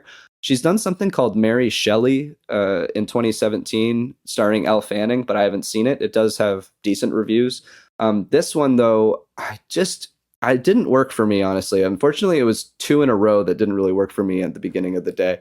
But it's about a body that's discovered of a teenage girl in the desert, and this young woman that is kind of connected to the police force is about to go to school, but she kind of gets just very fascinated by the case and kind of identifies with the case. Just being a young woman that has no name and just she wants to find out what happened to her, so she kind of tries to solve the mystery. It's just I like the general premise of it. It's just, it really is one of those movies where a lot of it is directed in the sense where it's like, here's the B-roll where she pulls up to the new place that she's going to question somebody. Then she questions them, and it's very much like shot, reverse shot kind of thing. It's just a very stalely directed film, unfortunately. I think that was what the issue was. I think if there was a way to move the camera around in some of these interrogation scenes and just create a little bit more tension, that would have helped. Also, maybe having a little bit more just visceral crime elements. It is very dry, and I think that that doesn't usually work for me very well. And then I think what really was the nail in the coffin, and I won't spoil it, but because it is kind of a twist, but I found the twist to be very contrived and just kind of like, did we need to do this? This feels a little bit stupid, honestly. So, it didn't quite work for me. But I was seeing these other films, and some of them are really well received. And I think this one was kind of on the lower end of the reception it got, unfortunately. So I'll have to check out some of her other stuff, but this one didn't work for me. Nice. Well, Jamie watched 2 movies he did not care for. I happened to watch one that I did like, but not quite as much as I had hoped to have liked. It was the movie The Testament of Anne Lee, which was directed by Mona Fastvold, which is the co-writer and wife of Brady Corbett, who many people might remember from last year as the writer and director of The Brutalist. So you, if you're unfamiliar with her, you would have seen her name because she also co-wrote The Brutalist, and also Brady Corbett co-wrote this film. These are very much an intertwined creative duo. They definitely think through their projects together and credit each other on each other's films. But this one is directed by Mona. And it is essentially a, very, in terms of style, it's very, very similar to The Brutalist. Like a lot of the same crew has been hired. I don't think it's the same DOP, but it's like the same like Hungarians who like built the sets, and it's the same composer, and it's a lot of the same, people who did the title design and the cards and the sort of the pace and the tone of it. So if you were interested in how The Brutalist recreated a sort of period of American history and did it shot on VistaVision, which this film was also shot on. And then I think you're going to get a lot out of this. It was partially why I went. This film was even played on a 70 millimeter print at TIFF, which unfortunately for my screening actually did have to get stopped at one point because they were having issues with it. So it did have to switch to digital.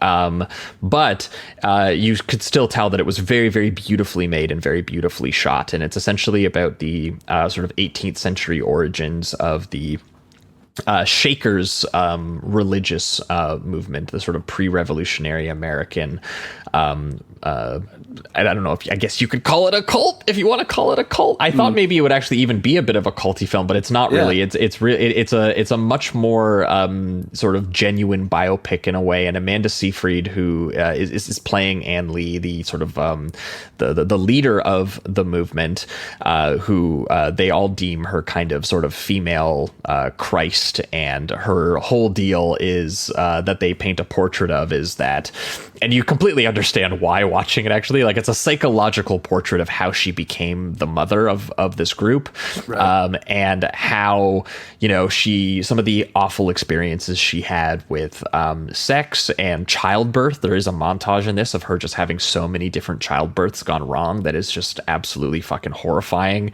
And it leads to the aspect of her religion, where it was a completely celibate religion, which there is also a little humor about. Some of the men are not ecstatic when she announces that is the new direction God has told her to go in, and she has had a saintly vision.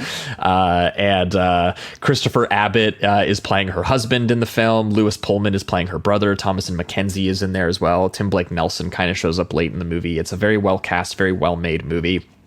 And I will say the musical sequences, which this is actually a musical. There are moments where Amanda Seyfried's alone and she starts singing some of these old songs. Now it's not quite, you know, Singing in the Rain or anything like that. Think more like Anne Hathaway and Les Mis, I guess. It's more, it is grounded in how it's shot.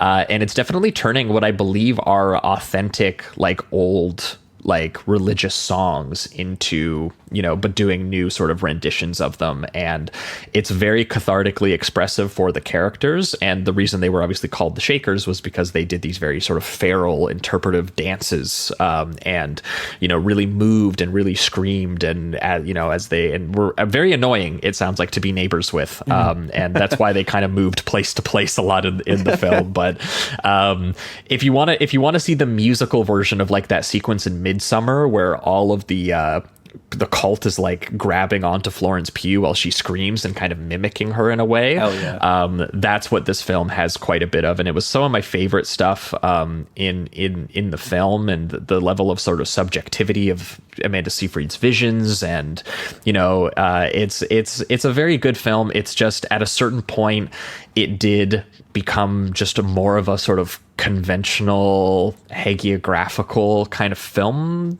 that I didn't really expect of it, and it made me kind of realize that maybe The Brutalist benefited from the fact that it felt like kind of a biopic, but they were able to write a fictional story. And this one definitely had to just kind of use the real history and just kind of fill in the rest of the beats for you. And again, beautifully made, but at a certain point I was like, oh, we are hitting the beats I assume if I pulled up her Wikipedia page, this is what would come up, you know. And that's going to be a little reductive for some people. Maybe you'll get more out of it, maybe you'll feel more power in where it goes with her character, but at a certain point, you know, I definitely felt that it got more conventional than where it started, and I wished it got further and further into the musical kind of component of the movie. But definitely a good movie, and I think I had a little bit better of a time with it than you had with Your Morning. I would like to see it just because of I am a fan of Seyfried, and to hear her kind of do a raw singing would be really interesting to me. So she's fantastic, and she's a very good singer, obviously. Also, I forgot she's also in Les Mis. I don't know why I jumped to Anne Hathaway. Les Mis. She's also in Les Mis. Yeah, and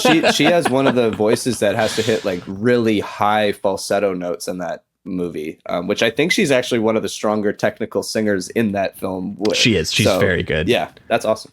People are pitching her as like doing like being Joni Mitchell if they ever do, you know, how they're doing Bob Dylan or doing Bruce Springsteen. If they ever do Joni Mitchell, I mean, Seyfried would probably play her really well. Oh, that's awesome. Yeah, I can see that. That's what people are kind of throwing out there. But the next movie we watched after that, though, where we met up for the day, we you know, we split up and met up again, and we watched a movie called Fuse, which was very funny because the night before, our buddy, friend of the pod who people might be familiar with, Alex, saw the premiere the night before in public and told us he didn't like it very much. So when we were going to the P&I, we were a little bit like, should we find something else, or should, you know, I guess we'll do it. And we watched it, and I think we ended up both having an okay time with it, despite being baffled by the final 10 minutes of the movie, maybe. And to be honest, it had a very similar sense of like Motor City a little bit just in the beginning, because the way that the film is directed is it's not basing itself in characters again. It has more people, you know, they talk and they say things and they mention their past, but it's almost like an inside joke the way the dialogue is presented. These characters have clearly known each other, but we don't know their past, and that eventually is revealed to kind of be on purpose. But it instead, for the first I don't even know, it feels like hour even, it feels like you're just watching purely procedural of like the it's a bomb it's just and a the heist. situation. Yeah. And which is kind of a cool setup. Like the fact that they're in the middle of central London, they find a World War II era bomb. So they call in like essentially like the old timey bomb squad. They call in like the Hurt Locker department, which is where Aaron Taylor Johnson works in the military. And he's trying to defuse what they assume is this long lost relic that could explode. And meanwhile, this situation is being used in the sort of evacuation and the chaos of this situation is being weaponized by a crew of heisters, including Theo James and Sam Worthington, who are literally performing a bank heist within that evacuation zone. And the entire movie is cutting between these two things being done, sort of, you know, basically it's like, oh, Hurt Locker is happening, and then we're cutting to Inside Man, and then we're back to Hurt Locker, and then Inside Man, and it just literally feels like it's going back and forth between those two movies. With no real context, too. Like, again, there's nothing built around, like, a character motivation. You're really just watching these guys do their jobs. That's it. Yeah, and it's also worth mentioning David Mackenzie is the director here, director of Hell or High Water, which was part of our sort of big interest in the movie. Unfortunately, I don't know if he'll ever achieve a movie as good as that again. But, you know, last year we had Relay, which we thought was pretty good. Until the ending again. Year, it feels like until the ending these last 2 again, years have just been, the endings of his movies have just not worked. And again, we're not going to try to spoil it, but what I'll say about the ending is that you should shift those last 10 minutes into the like 50-minute mark, and you would understand if you saw the film. But there's a certain kind of character moment that happens, and what he puts that ends up being like an epilogue should easily be the first time it breaks away from its traditional narrative here and goes into the flashback. But it's so weird that he doesn't. I know it doesn't make a lot of sense if you haven't seen the movie, but it's just a strange edit that we were kind of baffled by, and that's kind of what I'm trying to express, I guess. Well, yeah, and also one of those like fake, like, as if it was a biopic, here's what the characters did after, like text things. That's like really funny. Yeah, and I was like, that was not the tone of the movie. Like the movie is like a, you know, like it basically just is like, you know, a series of sort of macho archetypes who are just doing two different jobs simultaneously, crossing over with each other, and Mackenzie just trying to like manage it with the shooting and the cutting choices and keeping everything moving along. And I was like, I had a fairly good time with that. But yeah, as soon as he's just like, I'm going to try and deepen this by giving you a contextual flashback that shows you why all of this happened, I was like, I don't know why you're fucking doing this, man. Yeah. It was fine as just the derivative thing that was tense enough and you know, well constructed enough to have a decent time with for like 90 minutes. And it feels like he's very aware of that film that he's making, and then all of a sudden it just does that switch and you're like, I don't know what this choice was, but okay, David. Yeah, come back to this whenever this movie comes out, and this conversation will make more sense. But yeah, I don't really want to spoil where it goes, because it really has only one thing to spoil. Yeah, and who knows, by the time you guys see it, it might actually be re-edited. Who knows? Yeah, who fucking knows? So that was our middle of the day on day 3 there. And then we finished our day with another big Midnight Madness title, one that we were both anticipating because it was a sequel / prequel to a movie called Junkhead, which for anyone unfamiliar is a basically one-man produced and created stop motion animation epic from 2017 that the guy had spent like 10 years putting together, literally as a one-man project. The first one, this one, I think he's probably upgraded to like a 10-person project now. Like he's expanded his team and was able to get it out in 8 years rather than 10 years this time. But his name's Takahide Hori, and his whole deal, which for our listeners, I think the easiest way to describe it, the first one anyway, is if you've seen Mad God, it felt like Mad God either took some inspiration, or at the very least guys were operating on a very similar wavelength, where they were doing these kind of like Quay Brothers inspired stop motion animation, but in this like subterranean Japanese dystopia, where, you know, people just kind of go underground and there's a bunch of weird little dudes down there, and what the fuck are these weird little dudes doing? And there is some backstory about the fact that like mankind created this kind of like slave labor that rebelled and went underground like centuries ago, and they figured out how to reproduce and are making life, and up top humans no longer are able to reproduce, so that's why humans keep going down trying to figure out the secret secrets that they figured out. But the real joy of the movie is just the design of it and how much he spends vividly showing you every nook and cranny of this world and how just absolutely bizarre and disgusting every little aspect of it is. You just watch stop motion guys of every different variety, whether they're little bugs or whether they're little creatures. They all have butts and they all have mouths to bite into people, and they all get into gory, hyper violent, like anime fights with one another, essentially. Yeah, and I will say, like, I really like the creature designs, especially compared to Junkhead himself, or I guess he's not... If you like little xenomorph penis monsters, you're gonna get them here. Yeah, it is funny the amount of times he uses something that just looks like a penis as a creature or an item or anything like that. It's like a joke in itself. But I do love the simplicity of the robot compared to the creatures, because the creatures are just so grotesque and bizarre looking, and then the robot is just this very, like, you know, smooth, white, simple kind of designed robot that's going around and just getting either destroyed or actually getting empowered at certain points. And this one, I love Junkhead, and I found it's like just simple, straightforward plotting into all of the slapstick and the weird gore and creatures and everything to be very easy to digest. This one I really loved, and in a sense of like its humor, I was just a little confused by the narrative, because what it does on purposely so is kind of go through this portal that almost changes timelines, and then they'll even do the same joke again but recontextualize it to make it even funnier the second time. And I just found the plotting itself to be very confusing, and I just couldn't grasp that part of it. But I think saw someone's review was that I hope you like Act 1 because you're gonna watch it 3 times. Exactly. That is kind of it. But again, he's always bringing fresh ideas throughout the entire hour and 40 minutes or so, or whatever it is. So I never got bored. I just felt myself a little disoriented and confused at times.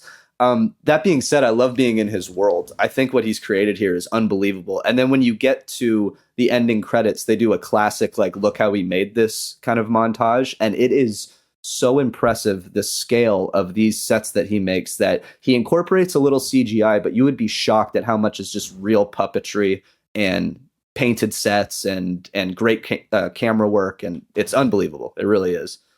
Yeah, and I will say, like, the first act of it gives you, I think, the pleasures that Junkhead gave you, where it's just you're being dropped into this bizarre ecosystem and you are just like having to kind of learn it on the fly with the characters who are kind of equally confused when a monster pops out and they have to like chop its head off or it tries biting their legs off or something like that. Like, that's very much sort of the texture of it, the bizarreness of the designs. This is hugely the pleasures of the film. And for me, because that was so what the first film did so well, when this one tried to do another thing where it actually tried to be a little bit more of a story that has like a little bit of that sort of like time travel component, where you kind of go, oh, you get to review the events from another perspective and see what these characters are. They're trying to fix the world in some capacity. And one of the best parts of the entire movie is because of one of these dimensional hoppings where literally one of the characters goes in, and the first time you see it, that character just disappears, and they disappear for probably like 5 minutes, and you're just like, okay. And eventually a giant mech comes out of the portal and kind of saves the end of the action scene, and you don't think anything of it. You just think, oh, one of the characters died and something else came out and saved the day. And the whole second act is recontextualizing what happened, and it turns out it's the same guy. Yeah. And the amount of centuries-long history that he experienced is what that second act practically is. And I was so like flabbergasted by the moment of watching Junkhead basically have to be like, the little robot guy have to be like, well, I need to come back as a mech, and how am I going to achieve that? By space-time travel and through crazy details of, like, at one point it got a huge laugh of him being like, well, he had to recreate society and he had to recreate civilization and do history, and he started racism and war in order to speed up his timeline. And I was like, oh my god, this is just ridiculous. And so either way, this is a movie that has stuff like that, but then also has characters as a gag just eat like a dick-shaped they call it a mash room in the movie. It's in the first movie as well. Right. It's funny so too. There's some consistent world building. And then it's funny too, like there's one character that almost looks like Hello Kitty in a way. And it's like as cute and funny as this movie is at times, it's also so mean-spirited and grotesque and violent. Like it gets so violent at a certain point where just people are dying left and right in the most like, again, humorous but very cruel ways, and also so many juvenile butts in frames. Yeah, absolutely. That was one thing that we said. We were just like, this movie confirms that butts are funny. Absolutely, there's so many butt gags.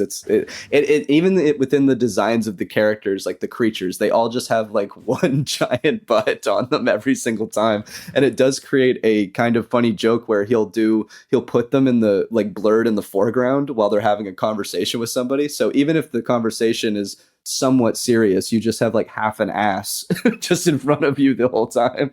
So he's just constantly finding ways to make it entertaining and funny, even when he's trying to give you actual information for the plotting and everything. I think it's really well thought out. I also like that it's kind of a perfect circle, the way that it kind of leads into Junkhead eventually. So it's very it's a seamless 2 movies now is what he's made, and it's pretty cool.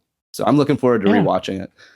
Yeah, Junk World was a lot of fun, and it was a fun way to wrap up our day 3 there. But then when we went on to day 4, we both started our day with the brand new Gus Van Sant film, which I was very excited about because I love Gus Van Sant. And I had rewatched a couple of his movies that it turned out which was a good idea to revisit, because it's very much him going back to, it's his first film in 7 years, and it's him going back to kind of the movie he might have made in his younger years.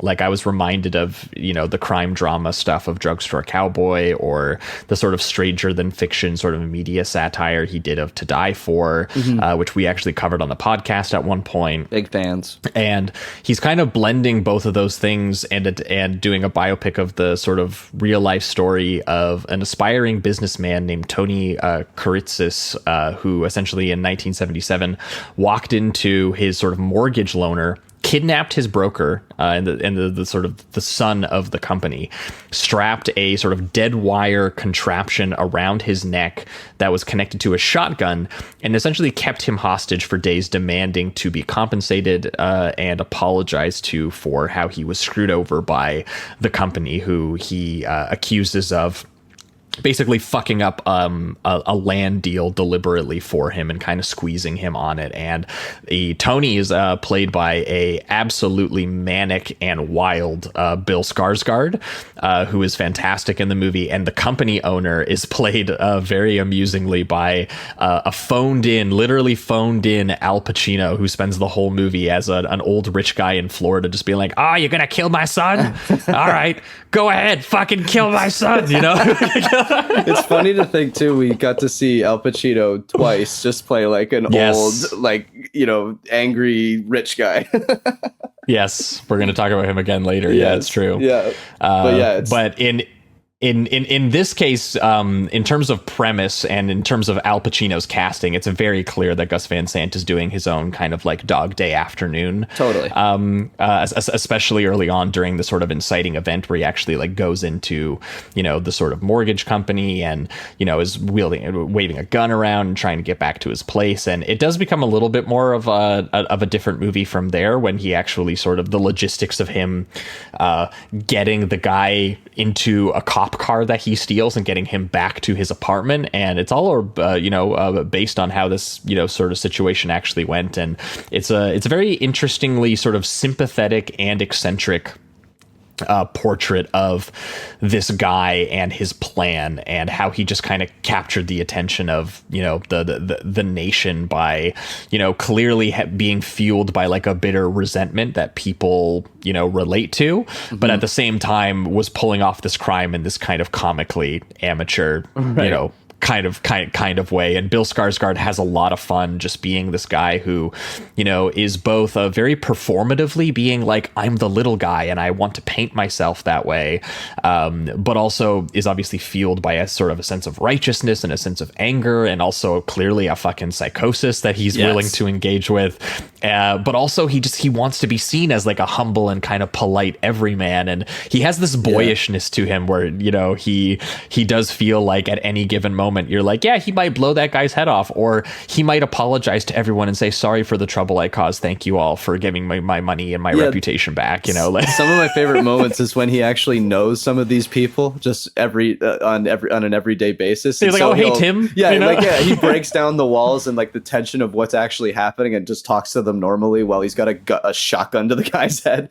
Like stuff like that I think is great, and it kind of humanizes him a bit too. Like you obviously, you know, this is probably not the way to go about this thing, but he's in this kind of desperate situation, and there's this strange thing because Skarsgård makes him very sympathetic, however, you know, unpredictable. You still almost want him to win or get something out of it, just due to like the trouble and the kind of the way that he's expressing his kind of these troubles that he's having makes you feel very sympathetic and even kind of empathetic to him in a sense of like just feeling desperate in certain times and all of that. But you also know that as he gets further into this, has the guys, you know, has the gun to the guy's head the whole time, eventually gets onto the news and everything, you know, he's surrounded by cops, you know that this can't go well for him. And it's kind of, that is almost kind of built into the humor that he's so naive to think that this is going to go okay after everything is said and done. And you are kind of watching this guy just kind of strangely kind of screw himself over even further.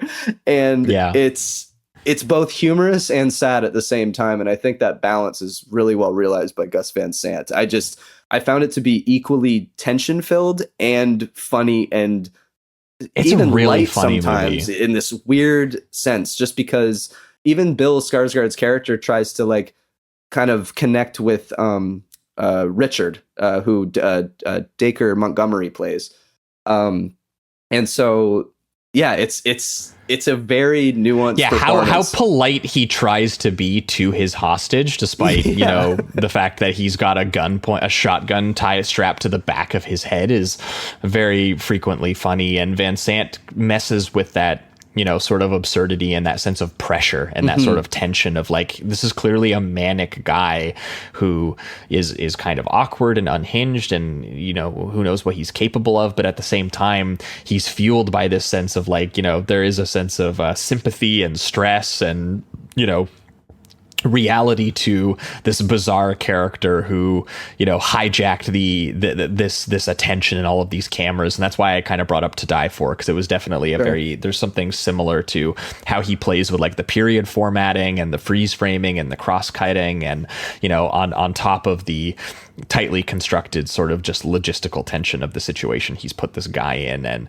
just having a good time watching Tony be a charming goofball while also being scared shitless of what this guy could possibly do. And Coleman Domingo shows up in the film too as the radio jockey that he loves, and I kind of loved their relationship when he calls into his show and he's just like, I'm only going to talk to him and I'm going to tell him my story, and he's going to be my friend because it's my friend at gunpoint of me killing a guy. And Domingo plays the role super well, because he's just like, I gotta give this guy I have to be nice to this guy so he doesn't shoot him, but at the same time this guy thinks he's my friend and I'm manipulating him in some way. And there's a lot of complications like that kind of arise through all of the stress and humor that Gus Van Sant is doing. But very, very good film, a great return for Gus Van Sant, I thought. Yeah, I think this is going to be pretty popular. I mean, given that Bill Skarsgård is becoming quite the star lately, and I think it's maybe my favorite performance of his outside of like, I don't know, like Barbarian, maybe. Honestly, like I was trying to think. Totally, because I feel like he's someone that I've seen in movies, and I always go, I really like you. And he's been in movies that I absolutely love. I think he's great in Barbarian. I think he's really good in John Wick Chapter 4 and all that. It's just that this one is like, he gets a real lead part that he's kind of like the star throughout, and he has to balance a lot of different emotions as it progresses. So yeah, I think he's fantastic. So that was Dead Man's Wire. But next, I saw a film that Jamie didn't see. I don't remember why we got split up on this day. I saw a movie called Sacrifice, which was the new Romain Gavras film, who is the son of Costa Gavras, the very, very well-known filmmaker behind Z. Did a lot of really fantastic sort of political thrillers and conspiracy thrillers. And his son has, became a music video director who has become a feature film director and did movies like The World Is Ours in 2018. He did a film called Athena from 2022, which people might be familiar with, which was definitely a much more somber sort of like attempt at like a big bravado sort of like tragedy kind of film about, sort of police and sort of revolutionaries, kind of squaring off against each other.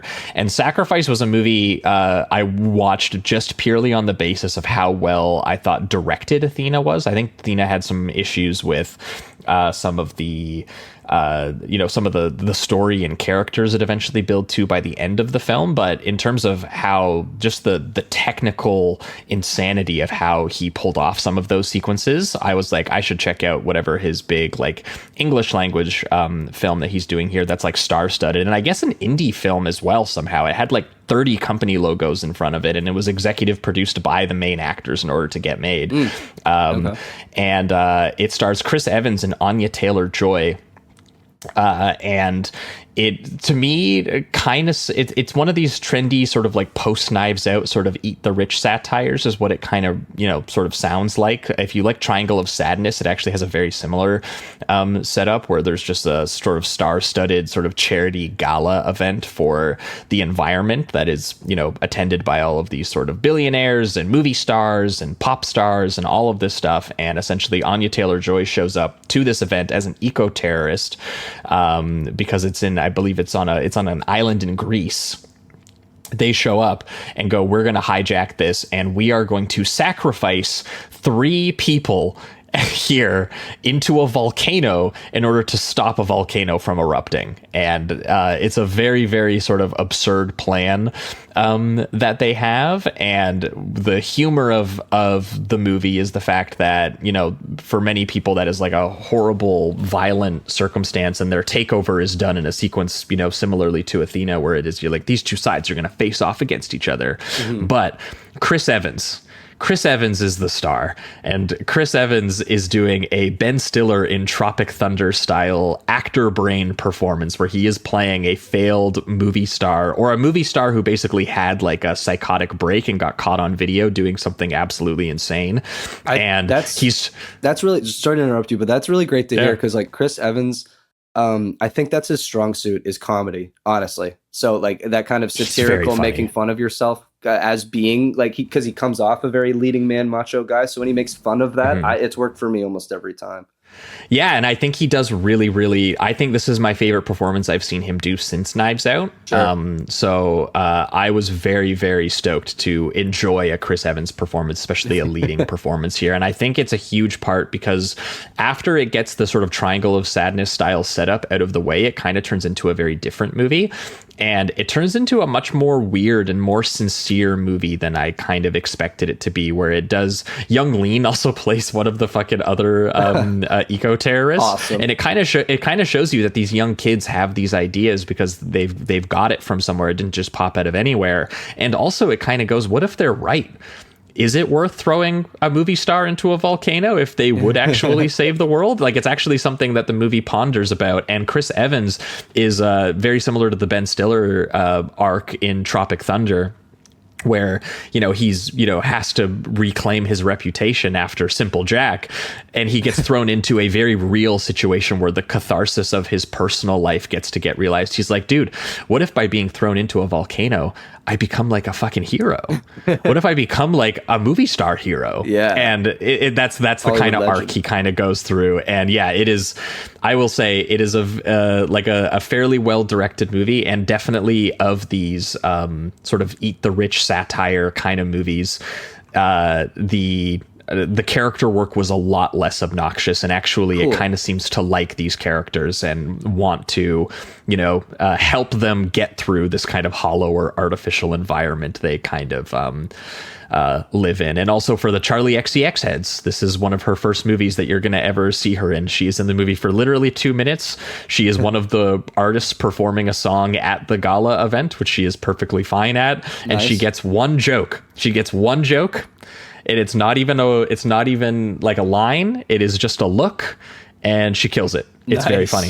So kills the look. Love it. Shout out, Charlie. Yeah.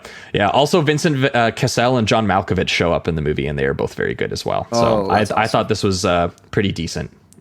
But what did we see together jointly after that, Jamie? The Furious.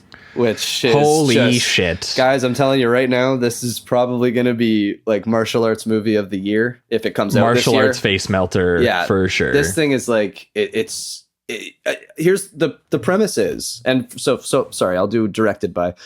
The movie's directed by Kenji Tanigaki, and it's a Japanese fight choreographer, by the way. Yeah, and it's the countries involved are Hong Kong and Thailand, and it plays kind of this mute father that gets his daughter is kidnapped, and he just has to find her and get revenge, and that is really as simple as the plot needs to be. The rest of this movie is just some of the most like high octane, nonstop action that I've ever seen. The choreography is so fast paced and violent. It's so different throughout each scene, the way they use different weapons, locations, even simple items like 2 tables will then be used in a way that you've never seen before. They do a lot of these ground kind of grapple moves that aren't jujitsu, but more like they're almost fighting while laying down. It's the strangest thing to look at sometimes, but it's just so impressive. Each character kind of has his own different fighting style, and the way that each choreographed fight kind of intertwines all of that is just flawless. It is a fight choreographer's fucking dream in terms of putting a movie like this together. Like, this guy literally is a choreographer first. He got to hire all of these people he finds who are incredibly talented. He says it somewhere in... I forget exactly what it even he sets it generic on purpose so that he can hire martial artists from all these different countries and you won't care, because like they also bring in like the Indonesian guys from the Raid. Obviously, like Joe Taslim is playing one of the main guys. Mad Dog is in here. For anyone who is a fan of Mad Dog, here he's going like splatter film, like Legolas mode with a bow and arrow.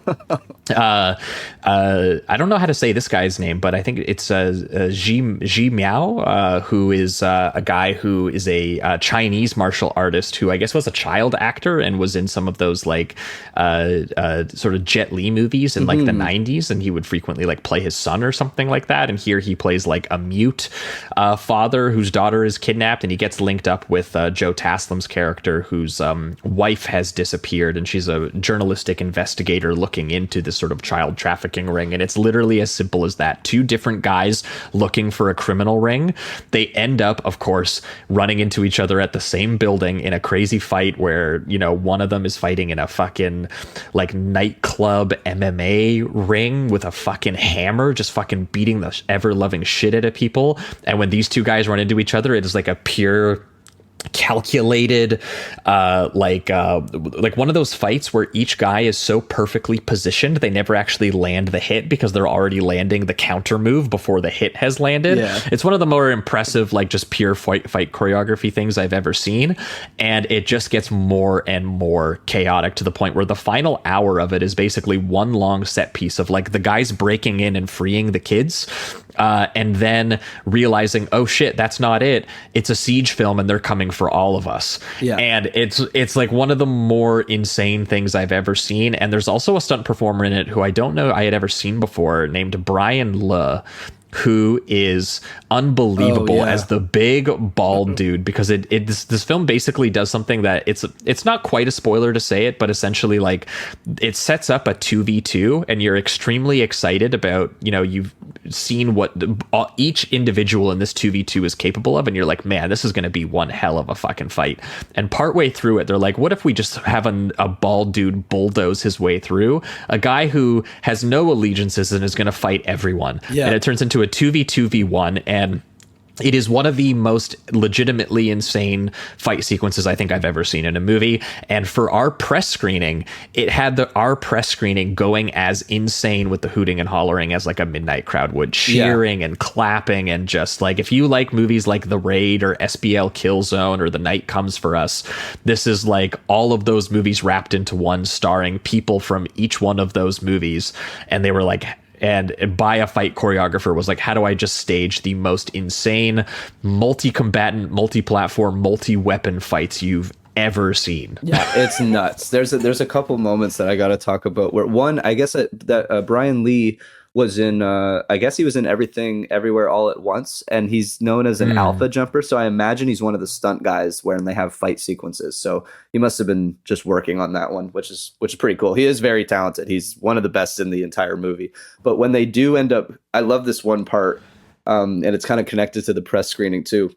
When he does arrive, they do this like almost comic book panel where every single one of their eyes gets its different frame within the movie. And then they kind of break out from that format on the screen and just show all 5 of them about to fight. It's very like, get ready for the final round in a video game or something like that. And when it did that and then broke into the fighting, everybody wooed in the theater. It was unbelievable. Just a wonderful time. And then there's also this moment where it takes its time with the kind of big rich baddie or whatever.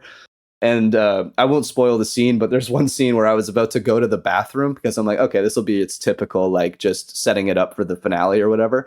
And then it turns into the most like violent thing in the movie out of nowhere. And I won't spoil it, but it's just, it's one of those films that you, even in the moments you think they're going to start focusing on the plot, they're like very minimum. And then we're going to get right back to the action, even if it's not necessarily even like martial arts. It's just violence. Like it really is just unbelievably nonstop. And so, yeah, I can't recommend it enough. When it comes out, I think everyone will be a giant fan of it. If you're into martial arts, I just can't imagine you don't like this.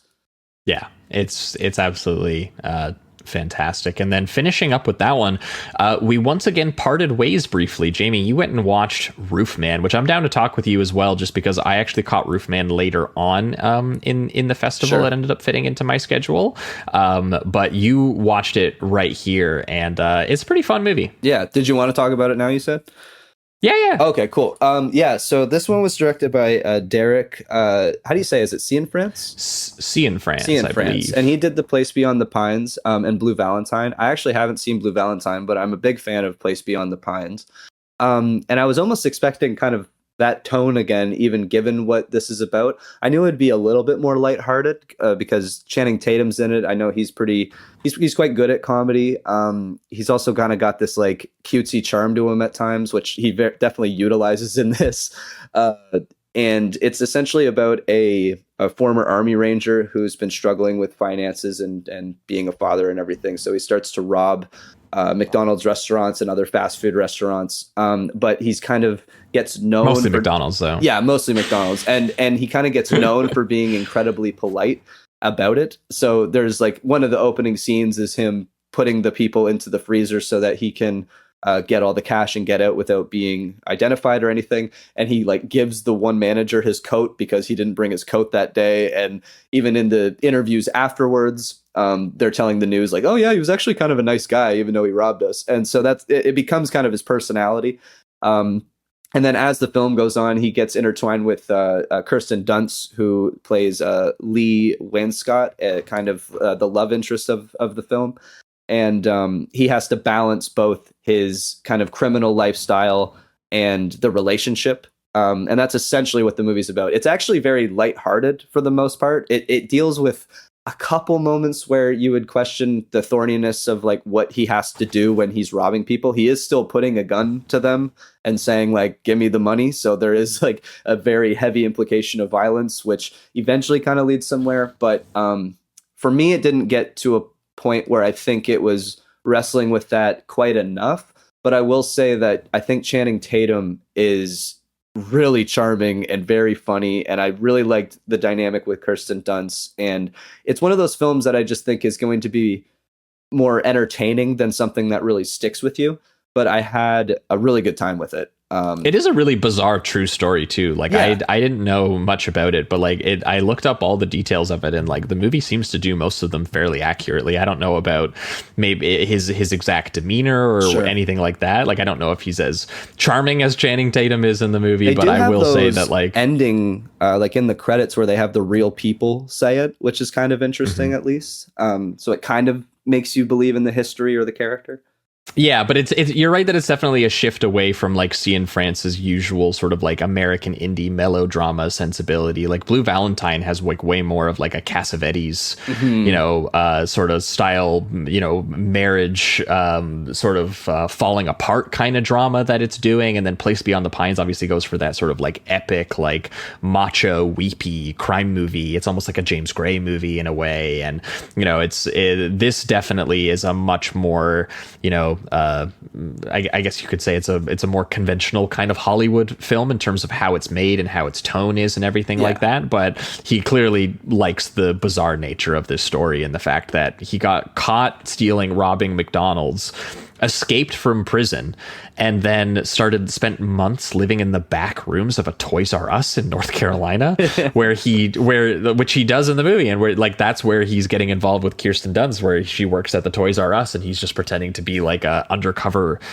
like government worker who like lives nearby when he's literally living like showering in her employee bathroom and stuff like that. It's a very strange story. And there becomes like some elements that, one, it's strange because in real life, like it would come off far creepier than it does in the movie. But like at a certain point, because he wants to not get caught, obviously he sets up like these surveillance cameras, which I think are actually baby cameras that he just puts out throughout Toys R Us so that he can have which this guy really did. Yeah. And right. So like there's these moments where you're like, clearly he's a practical, very intuitive person, but it's just like the things that he's doing in order to survive and then also balancing the relationship is creepy in some capacity. And I don't think the film ever really dives into that too much because they want you to have fun with Tatum and they want this kind of charm to it, which works on an entertainment level. It totally he's so works. Handsome and he cries single tears. So I don't know. Exactly.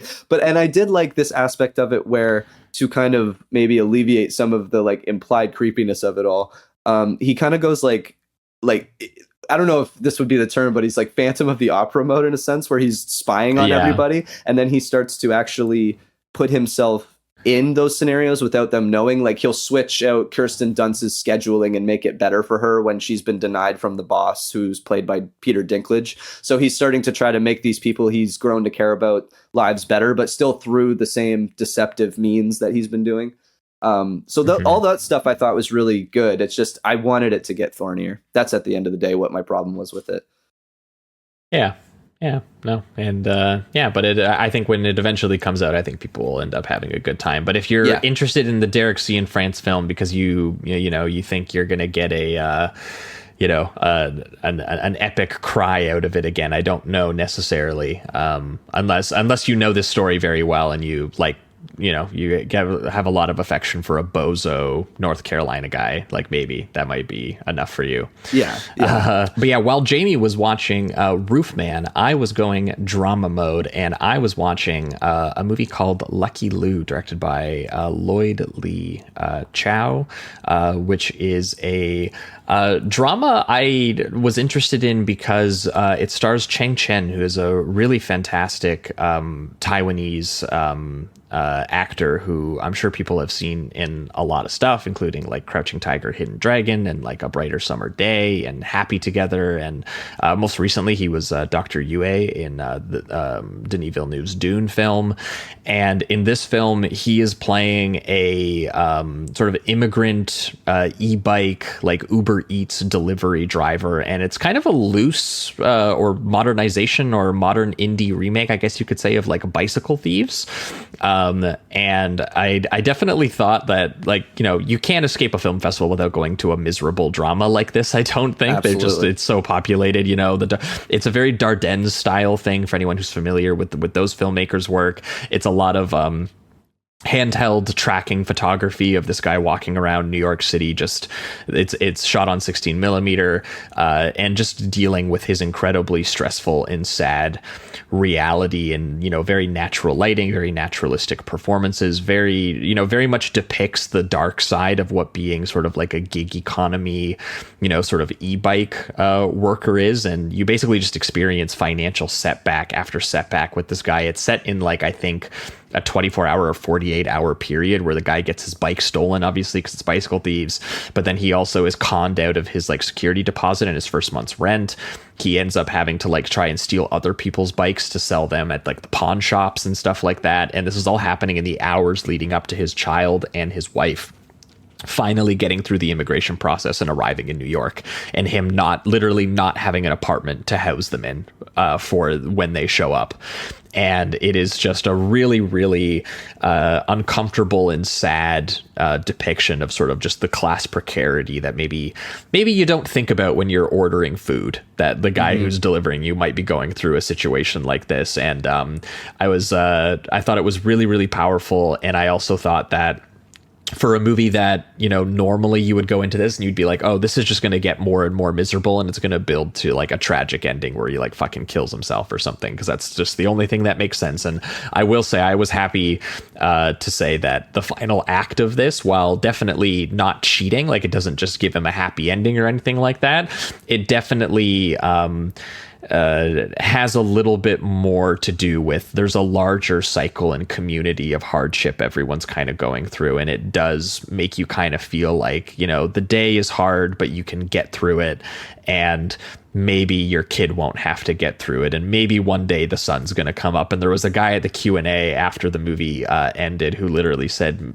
to the director that this movie's like going to get him through the workday the next day kind of deal. Wow. And so it does kind of, you know, have that kind of power to it by the end of it, which I really appreciated. So I think I said at the end, as I was like, sounded like the episode of The Simpsons where it's like, do it for her, you know, kind of thing. Yeah. It kind of is. Love it kind of is. And Love that. And also Chang Chen, I gotta say, man, he really is fantastic. He really disappears into the role of like just this really stressed out immigrant gig economy worker. So I would highly recommend it whenever that ends up coming out. I definitely liked it more than the movie we ended our day on. Right, Jamie? Yeah. I personally HEDDA. was not into this one. The thing about and I'll maybe have you explain the plot, but with Nia DaCosta, it's strange because I see her style and I'm so into it. I do like it. I think she makes good looking films.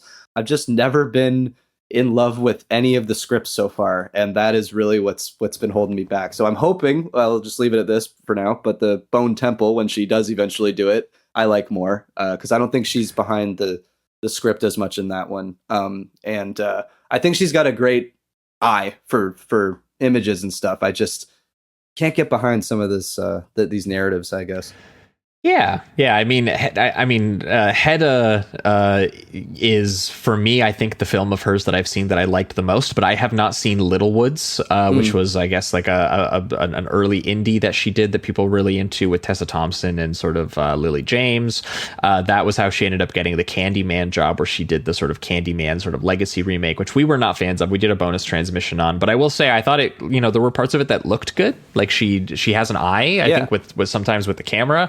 That was not evident in The Marvels, which she also directed, no, which I will not blame her for, because I don't think very many people escape the Marvel thing looking like their vision made it to the screen. But Yeah, she's doing the Bone Temple coming up, the next 28 Years Later movie that I think everyone is hoping is as good as the first one.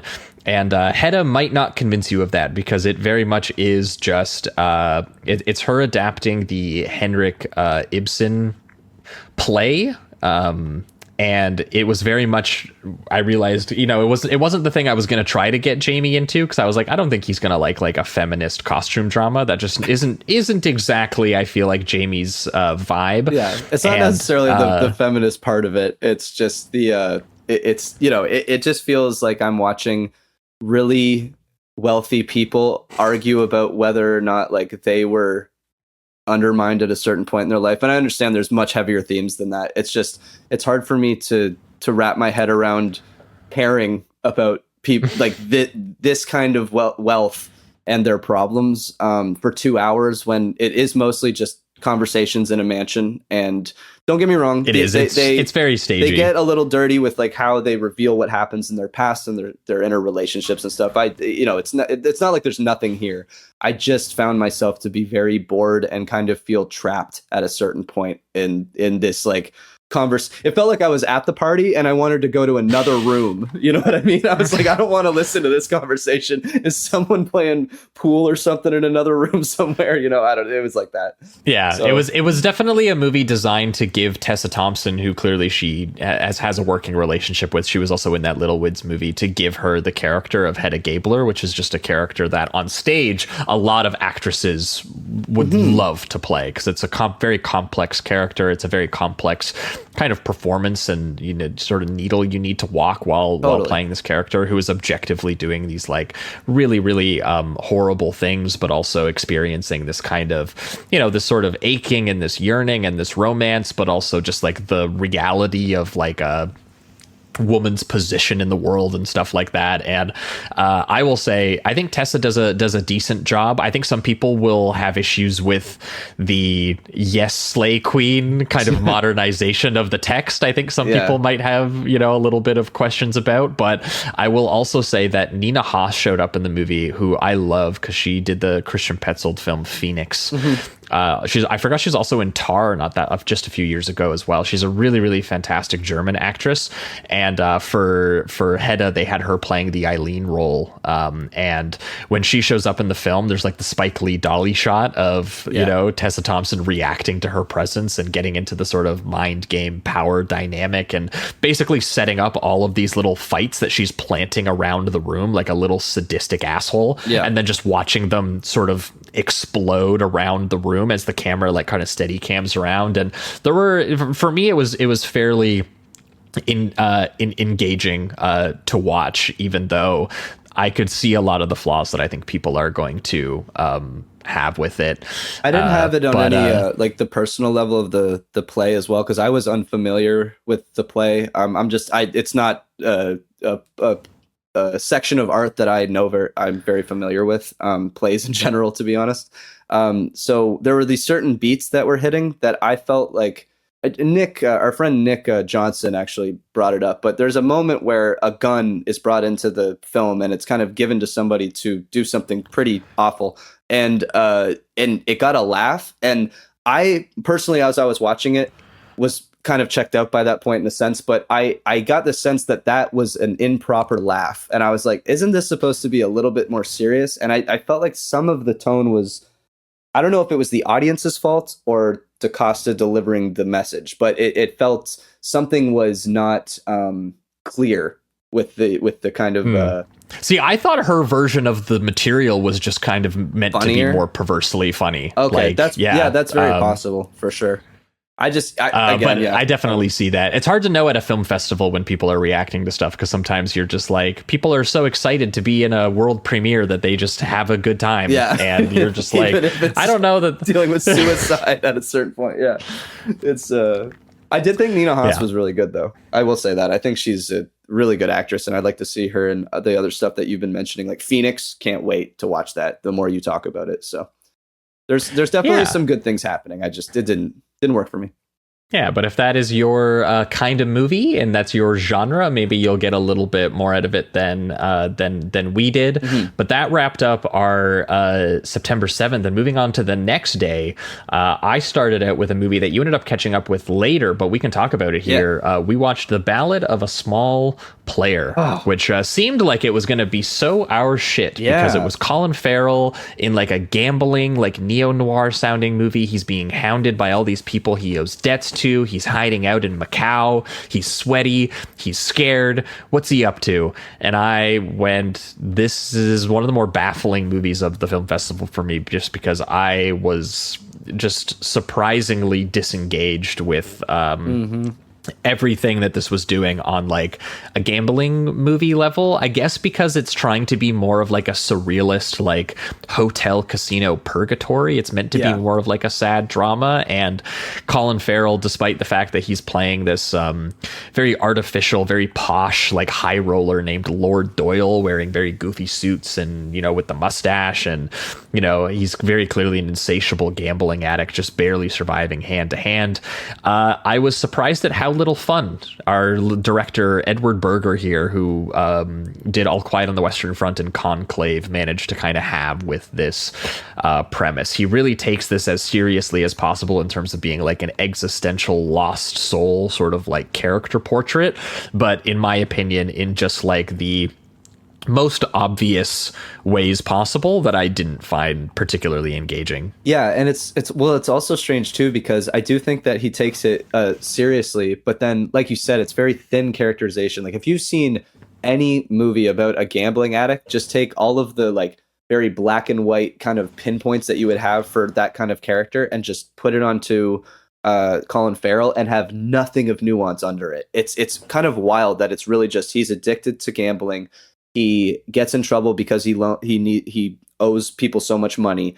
And then, I mean, I don't want to spoil it, but the answer to his problems is just ridiculous and very easy. Yeah, and I don't understand what point it's trying to make by the end of it in a way. But anyway, what you could possibly argue, and it still doesn't work, is that like the lack of characterization is supposed to be kind of representing his like the emptiness and everything, but it just comes off lazy, and it's more just like it's one of those movies that it's the kind of epitome of style over substance. Like there's nothing really going on underneath, but boy does it look extravagant, and there's these giant wide shots and everything's colorful and it looks like it was done on one of the most expensive cameras ever made, and it's all of that. It's just there's nothing behind it, and then it gets into like a little bit of a twist that you see a fucking 100 miles away, and it's just like it's so stupid the way it treats the audience after. And they kind of connect his story to like this thing in Macau, like this cultural thing about like the parade of the hungry ghost or whatever it is, which is a ghost that continues to keep eating. And they do some really cheap horror movie effect on Colin Farrell to like sort of relate it to him. It looks like I Am Legend. Kind of. Yeah, it's so bad. It's really not good. And Tilda Swinton is like the dorky sort of debt collector chasing him around, who is not in enough scenes to really like end up making any sort of impression besides like the outfits that she wears. And it was one of the more sort of baffling misfires, because like it seems like there's so much here to make a solid movie out of, and it's just, you know, it really does kind of goes, we're going to do this overly polished, like subjective mania and say that is enough character and writing. Yeah. That was all that was necessary for this whole movie. And I was like, I needed a little bit more. Yeah. It felt like he put all the work on the cinematographers and Farrell's back, and that was it. And just, it's just not enough. It just isn't. So yeah, disappointing from him, I will say, because I've liked his other movies. I haven't loved anything yet that I can recall, but I really didn't like this one. So yeah, me neither. But Jamie, your morning on the 8th, you had a weird day here, because we parted ways for you. Somehow you watched 3 movies in the same time that I watched 2. So if what you I do, could baby. give me a little bit of a quick rundown on your 3 movies here. You had Project Y, you had Good Boy, and Exit 8. Yes. So Project Y is directed by Lee Hwan. It's a Southern Korean kind of crime film. It's about these 2 girls that work in the kind of the underbelly of Korea, Mi-sun and Do-kyung. And one is a driver and one is kind of like a escort / model call girl kind of thing. And it's really just about them trying to get out of that lifestyle. It was advertised more so as a heist movie, and really it ends up being more of like a crime drama. There's a moment in it that kind of becomes a heist, but it's pretty low key, purposely so. It's really focused on their relationships to one another, and then there's this weird kind of tonal change that will either work for you or not. For me, it worked, where there's this kind of like serial killer that uses tar to trap the victims and watches them drown, and it's really strange but kind of creepy. And I don't think it all balances itself out like perfectly, but there was enough personality in there that I really still enjoyed it. And I think the 2 leads, Han So-hee and Jung Jong-seo, are quite good and were really cool and charming, and so I did take to it. Nice. The next one was Good Boy, directed by Jan Kamasa. I haven't seen anything else he's done, but he did Corpus Christi, Suicide Room, Hater, so I'm not sure if some of our audience has seen those, but this one kind of reminded me of Heretic a little bit, just in the sense that it has this kind of weird high concept thing and then just plays with it. Essentially, there's this 19-year-old named Tommy, and he's just kind of just a complete asshole. They open the film with this 5-minute montage of him just being the biggest piece of shit 20-year-old ever. And then eventually he gets kidnapped by this family, who then is going to discipline him and make him into a good boy, as the title suggests. It's kind of this, again, I was expecting more of a horror movie, and it is a horror movie, but it's got a heavy emphasis on dark comedy. So it's another one of those movies that's kind of balancing those 2 things. Stephen Graham is the plays the dad, and people probably know him from many things, but most recent was Adolescence. That was really popular on Netflix. He just won the Emmy for it. Yeah. And he's quite good in this, the way he balances kind of his like disciplined father thing, but I'm actually a really nice guy. I'm just trying to make you learn the errors of your ways is really interesting and fun and just kind of creepy. Andrea Riseborough is also in it, and she's quite good as the mother. But yeah, it's very funny in the darkest possible way. And the entire time, like, one of the location things that they do is they have him chained up to the house at all times. And so they've created this thing where he can go through every part of the house, but it's on like a track. And so it's kind of interesting to look at set wise. So I did really take to it. I liked it quite a bit. I'm looking forward to rewatching it. And then the last one that I watched by myself was Exit 8, directed by Genki Kawamura. It's a Japanese film, and it's based on the video game of the same name, I believe. The video game premise and the pretty much the plot line of this is he goes through an underground passage in a subway, and it sets up these rules where if he can't see the anomalies that each passageway has, then he has to start all over again, and it's kind of this like purgatory loop that he has to keep going through. It ends up being kind of a metaphor for his fear of becoming a father and some other things that they kind of just put into the film so that it can have a narrative as well as the video game plot. But the way that it kind of makes you feel like you're in this constant loop is really good. It does a lot of these long one-ers and probably some digital stitching that is actually pretty seamless. And it does make you feel that kind of claustrophobic purgatory sense. So I did like it by the end. So yeah, look out for that one, especially if you're a fan of the game, because I knew it was kind of going around and virally for the last few months. So yeah, I was sad I couldn't hit that one because I don't remember why that one couldn't fit into my schedule. But I remember while you were watching Good Boy, I was watching Adulthood. That was where we kind of parted ways. A bunch of the gang of us, we wanted to check out the new Alex Winter, which I will say part of the motivation was that it was playing on the IMAX screen, and I was like, this movie will never play on another IMAX screen ever. So I was kind of like, it would be funny to go see the new Alex Winter movie on an IMAX screen, despite the fact that it stars Josh Gad, who is not a performer. You know, I could say that I would normally, you know, he doesn't sell a movie for me. I go, Josh Gad's in it. Oh man, I'm there. I gotta go check it out. You know, but I will say this is maybe the most I've liked him outside of Book of Mormon when he was on the stage. And here he is playing one of two siblings, the other played by Kaya Scodelario, who people might remember from the Maze Runner movies, but also from that movie Crawl, which I thought she's the lead in that. I thought she's pretty good.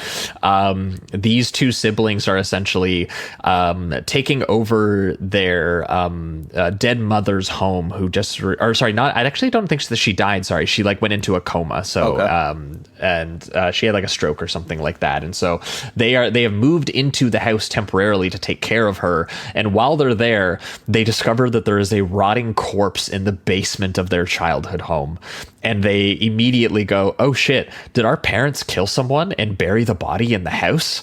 And they've been keeping the secret just for decades. And it turns into this very sort of Alex Winter, very slapstick humor, but taking enough of the darkness seriously and like the sort of traumatic elements of what these characters do seriously, that it becomes funny. And it's a I didn't love the look of it. It's a little flat looking. It's not made as well as I would hope. Like I didn't necessarily love Alex Winter's directing in the film, but in terms of, you know, writing these characters out and doing his own version of like a Coen crime gone wrong thing. But like there's we watched it with Andrew Jupin, and Andrew kind of compared it to like an EC Comics kind of style thing, where it's like you could see it being like a creep show short or something like that, where like these family people just find a body and then they go, well, I guess we better fulfill the rest of what needs to be done here, and how that goes wrong and how other characters start spotting them, and maybe they have to start a bigger body count in order to maintain their mother's secret and maintain their family legacy and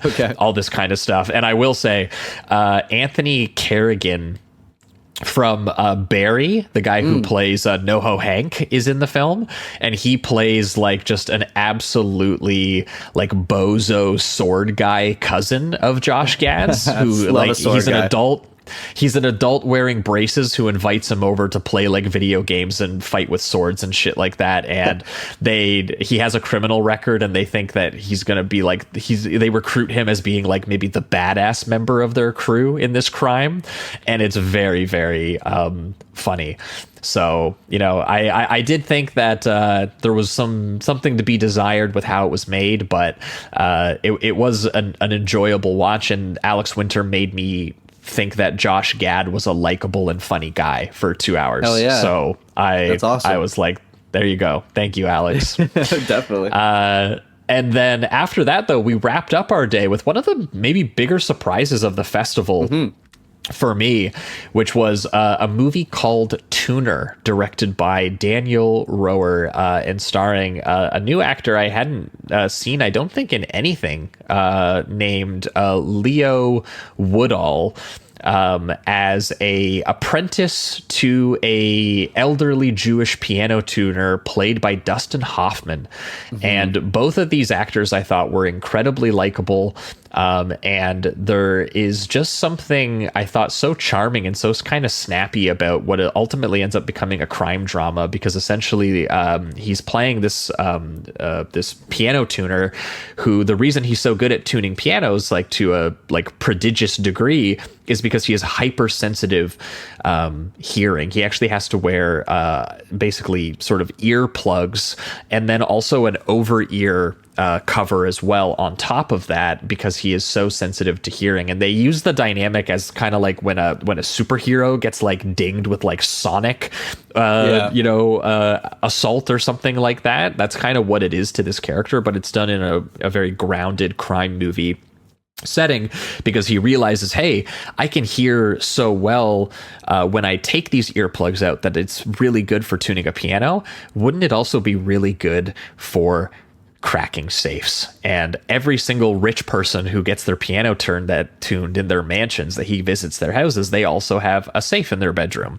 And so it kind of becomes this thing of, he gets into this life of crime very kind of Michael Mann thief style. And I wouldn't say it goes quite to that level of intensity or tragedy or style by any means, right, but it's very, very effective. And I do think that this dude's performance is very early 2010 Ryan Gosling kind of coded. Like, if you like Blue Valentine or you like Drive, this guy is almost doing that kind of performance, but about a piano tuner who starts committing crimes with like some like Russian gangsters or something. Yeah, that's what I really liked about Woodall, was just it was very laid back and very restrained performance given what he's still doing. Like, and everything around him is still very exciting. I mean, when he is cracking safes, it's awesome. It's just his character has such a focus and concentration on what he's doing and a passion for what he's doing.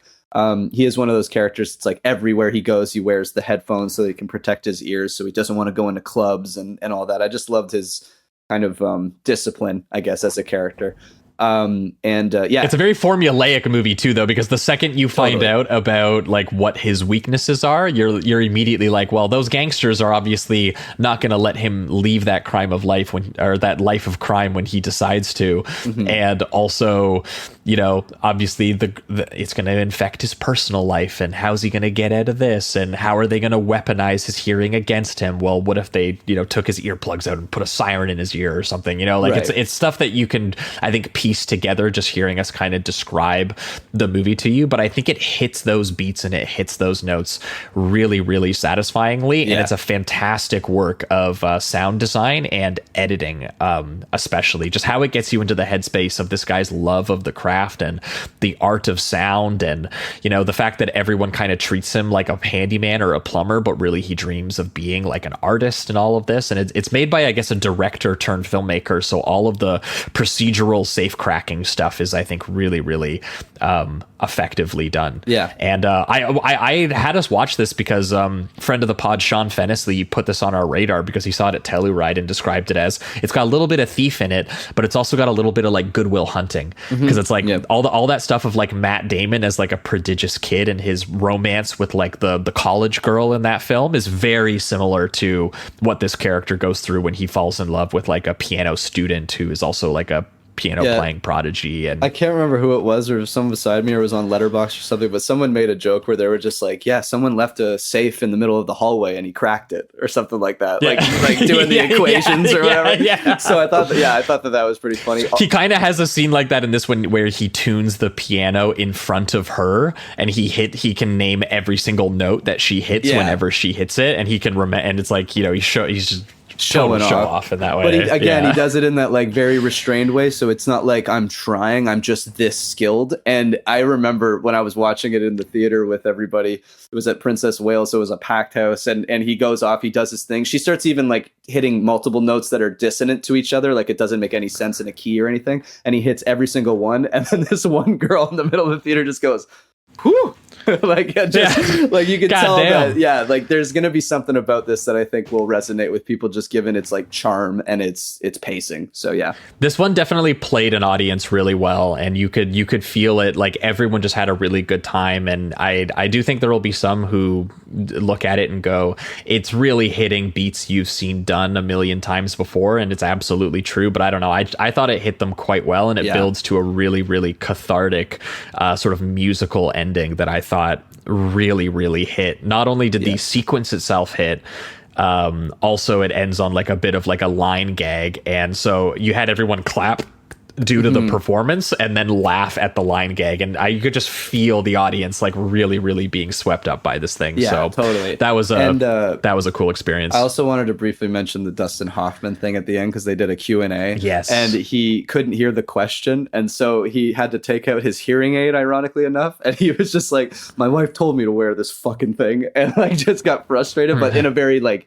charming and kind of adorable way, honestly. And then afterwards, when he puts it in, he's just like, I hate these fucking things. That line should have been in the movie. And it was a very like kind of electric kind of moment just to watch it. He gave a pretty heartfelt answer too about the fact that, you know, like he grew up like wanting to be a piano player before he was an actor, and that, you know, he still gets like his piano tuned, and he just was basically like, you know, I thought these guys really got this environment and this kind of character really correct, and it was why he wanted to essentially be in the movie, because he's not in the movie a whole lot, but he's very charming as the sort of elderly piano tuner business guy who the only reason this kid gets into the life of crime is because his business is going under, because he refuses to raise his prices because he's so sweet. And that's why he ends up kind of spending the money on that, and also helping out with his medical bills and all this stuff. So even when it's doing the crime movie stuff, like the character is motivated in a very sort of emotional way. Yeah 100%. So recommend for sure. So, yeah, definitely a recommend there. But moving on to our next day here, it looks like we only had Jamie had a much longer fucking day. Holy shit. Okay, I had a 3-movie day, and we'll start with our first one, which was our movie of the one of the big ones of the festival I think people are really anticipating, which was Benny Safdie's The Smashing Machine, which is obviously Dwayne Johnson vying for Oscar respectability after crashing out and burning for 10 years at the box office, with all of the sort of diminishing returns on things like Jungle Cruise and Black Adam, and getting into public Twitter fights over his box office reporting and all this kind of craziness. And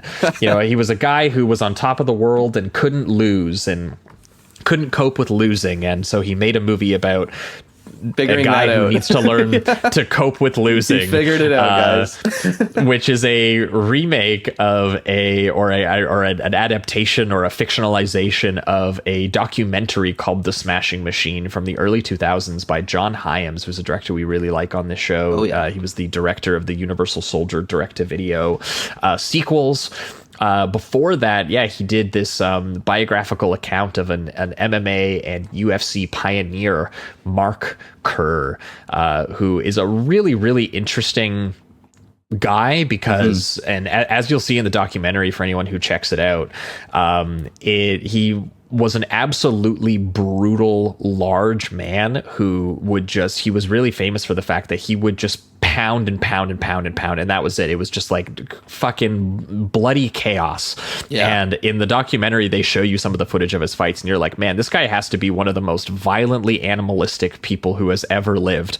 And then the fascinating thing about the portrait is when it went behind the scenes with him, he was a gentle giant. He was so sweet. He was so friendly. He actually, all the guys that he beat the shit out of and that he described as imposing his physical will on, he was friends with these guys, and he hung out in the hospitals after with them, and in the gym and in the conference room and all of this stuff. And it's a really fantastic documentary that's like somewhere between, like, if you like Pumping Iron, like the Arnold doc, it kind of has some of that fly on the wall, like industry backroom. Here's what it's like. But Mark Kerr himself is almost like a real life Rocky figure. Like, he's just a sweet boy who gets into fighting, and he doesn't win, and it's okay.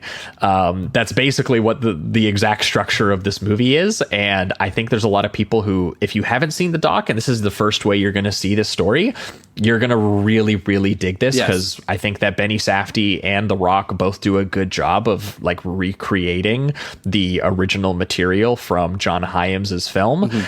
For me, I kind of felt that the best stuff in this movie kind of was ripped straight from that film. So shot for shot, line for line, like that movie, the documentary itself is almost shot like the fictional docudrama version of itself. Sure. Yeah. And I kind of got to this and I was a little bit like, this seems like this one is designed a little bit more for the conventional biopic crowd, but it's going to be a weird thing because the story doesn't fit that very well. So the conventional biopic crowd, I think, will look at this and kind of go, wait, he starts addicted to drugs and then he successfulit's himself and still, and then, I don't want to and I wasn't going to say that, but I mean, at the same time, no, it's fine. It's the Rocky thing, so it's fine. Yeah. It doesn't have a conventional structure because it is a really cool real life story, but I think, feel that I really wasn't sure by the end of it that, is this really just a remake to put more eyes on it and also get The Rock his Oscar is kind of what it ended up kind of feeling like to me. I can appreciate like you feeling cynical about it, because it's still like, I think that Dwayne Johnson does a good job, and it was exciting to at least see him do something different than he's been doing the last 10 years, and for him to have to put on an actual performance instead of just playing The Rock, essentially. I do think that the makeup they put on helps create that feeling of letting go of Dwayne Johnson's image and kind of putting it onto Mark Kerr. But that being said, I still think his sensitivity he brings to the character, he's captured well. Mark Kerr's like just his softness as he speaks to people after you see him pummeling people to like almost to death. I think that Johnson does pretty well. I also like just on a plot level, the how Kerr's character changes as the rules change, because we see him in the opening when MMA was like no rules. We're talking headbutts, biting, knees to the head, like just crazy shit. And he has to eventually change that because the sport progresses and gets safer. And he doesn't have this like, oh, now I'm going to lose. It's actually more of a determination to adjust his fighting style. And there's kind of like just a respect for that, rather than being like a sore loser or someone that's playing victim before he has to change a style, in which should probably be changed, because the shit you see in the beginning is just insane that it was even allowed at a certain point. It's kind of wild. But I will say, just talking about that introduction, the real documentary has a much more visceral feeling to it, in a sense, just because with the, this being a biopic and having stunt sequences rather than actual fights happening, you can't really show people just getting actually pummeled in the face as hard as they do in these fights. And in the documentary, I mean, you're just watching real fight footage. So it really is just as raw as it is on screen. And there is something slightly missing in that regard with this. But I still think, like you said, if you don't know the story, I think this is going to play incredibly well for you. If you do know the doc, I think that this is still going to be a good biopic, but just nothing that really transcends or anything like that. But I would be willing easily to watch this again, show it to my brothers. I think people are really going to like this.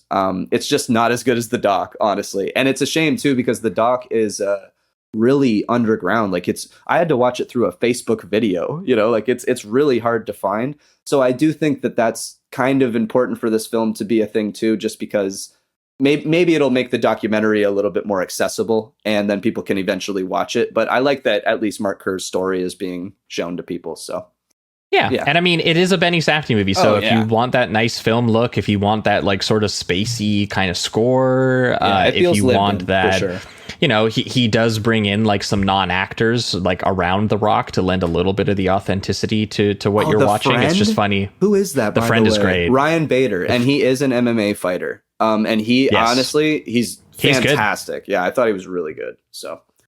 Yeah, and so that's what's funny is that like, one of the best things about the movie is like they just brought in a real fighter to basically play a sort of another real fighter, and it works so well. And it's like, well, yeah, then you can go watch the movie that has all the real fighters playing themselves. Right? Yeah, exactly. So but still good, in my that's opinion. The only thing. But if you want to see Benny Safdie do his version of like the wrestler on top of great material, yes, that is essentially what the Smashing Machine is. And yeah, I do think people are gonna get a decent amount out of it. Yeah. But after that, Jamie, so you went and saw The Ballad of a Small Player, which we just did, and then you went and saw Orphan. How was Orphan? Yeah, Orphan was directed by Laszlo Nemes. He's the guy that did Son of Saul in 2015, which I was a huge fan of. It's a very heavy film. It's kind of like the perspective of being behind somebody while they're in a concentration camp, and it's just it's one of those films that it's been brought into my mind over and over again, and as heavy as it is, there is even kind of like a urge to rewatch it. There's just something that's been stuck with me on his style there. This is a much different film when it comes to the style. It's much more traditional in the sense of like capturing locations. It's based in Budapest in 1957. It's 1 year after the failure of the Hungarian Revolution. And it's about a kid that loses his parents and then, becomes an orphan and has to go into a new family. And what happens is this new father figure comes in and is very just kind of abrasive and controlling. And it's really just about him having to adapt to the new world that he's in and these new people and authority figures that he pretty much has to listen to because he's like 10 to 12 years old. Yeah, it's a very, I would say, somber film. And it's kind of this, it's like the acceptance of your new family, whether that's going to be bad or good. It's kind of, it almost at the end of it feels as if the child is just powerless, really, because it's like they don't really have a lot of agency. They're going to be controlled by the parents or the adults that are around them. It's really beautifully shot. I just felt like the narrative was kind of conventional, as if I could see everything coming in a way, but just capturing Budapest, the location itself, it's gorgeous. It really is. And it's still, well directed, decently paced, even for an over 2-hour film. But I didn't quite think it was Son of Saul, but I would still suggest it if you're into historical movies. Hell yeah. And while Jamie was watching that, I was watching Cover Up by Laura Poitras, it was one of my most anticipated of the entire festival because she is a fantastic documentarian. She did the Ed Snowden documentary Citizen 4, where she was literally in the hotel room as he was revealing all of those NSA secrets that he was dropping, and it basically acted like a documentary as like a real-time thriller.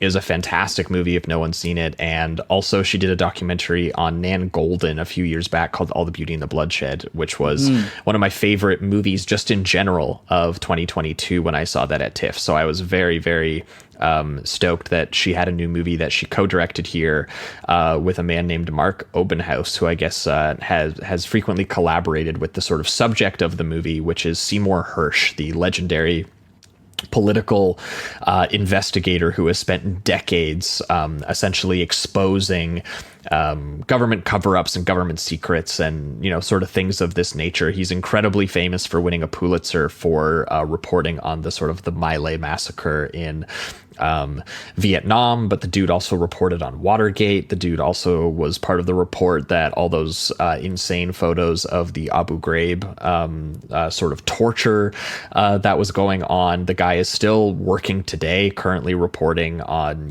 things like Gaza. The dude has seen everything over his decades, and he's a fantastic subject for a documentary because he's a very charming old guy who has probably the exact personality you can imagine of like a guy who was doing journalism around the same time as All the President's Men, like Woodward and Bernstein kind of guys. And he is quite charming. He's quite loud. There's many times where you're not sure if he's like basically like, I refuse to psychoanalyze myself. And there's at one point he gets so frustrated with the two interviewing him, which he refused to sit down with for like 20 years. And he literally like shuts down the interview at one point because he doesn't want to bring up some of his sources for stuff. And it's a really, really it's a little bit more conventional for Laura Poitras in terms of how it's sort of like formally put together. It definitely is kind of like a greatest hits movie of look at his backstory, his childhood, his, all these elements that made him who he was. And then here's all the big stories that he told. But what she does over the course of the movie, I think that's really, really well done in terms of assembling archive footage and photos and records and newspaper clippings. She's really good at turning a documentary into something that plays like a conspiracy thriller. Okay, yeah. But it's real.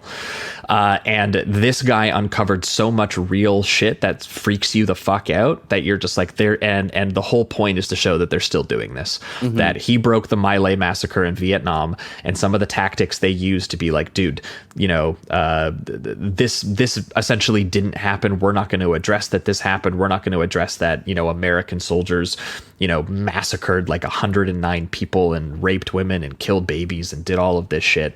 And, basically she draws the line to continuing to do that kind of stuff in Iraq and still doing that stuff in Gaza right now.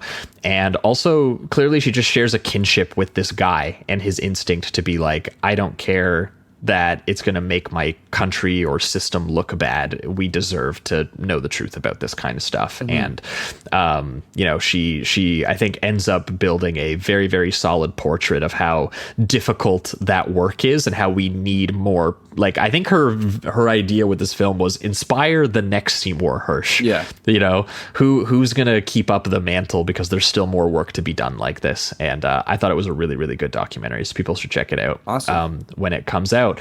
And then we wrapped up our day on a movie that was maybe one of the best dramas of the festival, that we just like, you know, kind of got us both in our feelings a little bit. We talked very briefly about it. Jamie was alluding to it. Train Dreams. Yeah, directed by Clint Bentley, who I've never seen before, but he's done something called Jockey, which has pretty good reviews. And this movie made me definitely interested, because I like his style if it is translating to that movie. He's almost got like a Terrence Malick kind of vibe to him, where it's very a lot of nature shots that kind of flow together as a narrator is telling the story, and you have these smaller scenes that are kind of building a bigger picture. And it's starring Joel Edgerton, Felicity Jones, Carrie Condon, and William H. Macy. It's about a dry laborer that's helping build some railways, and it's kind of in this time period where they're being built very shortly before they're kind of becoming obsolete. So it's almost like he's working towards something that isn't really going to be appreciated for very long. That's kind of part of the narrative. There's also a part of the narrative that's very tragic that I kind of want to say it, but I want to leave it too, because it's... Yeah, no, I don't think that we should, unfortunately. So I'll this is kind of a difficult movie to talk about, but basically it is like a full lifetime of a man who was a logger in the early 20th century, which was obviously an incredibly dangerous time to be in that line of work.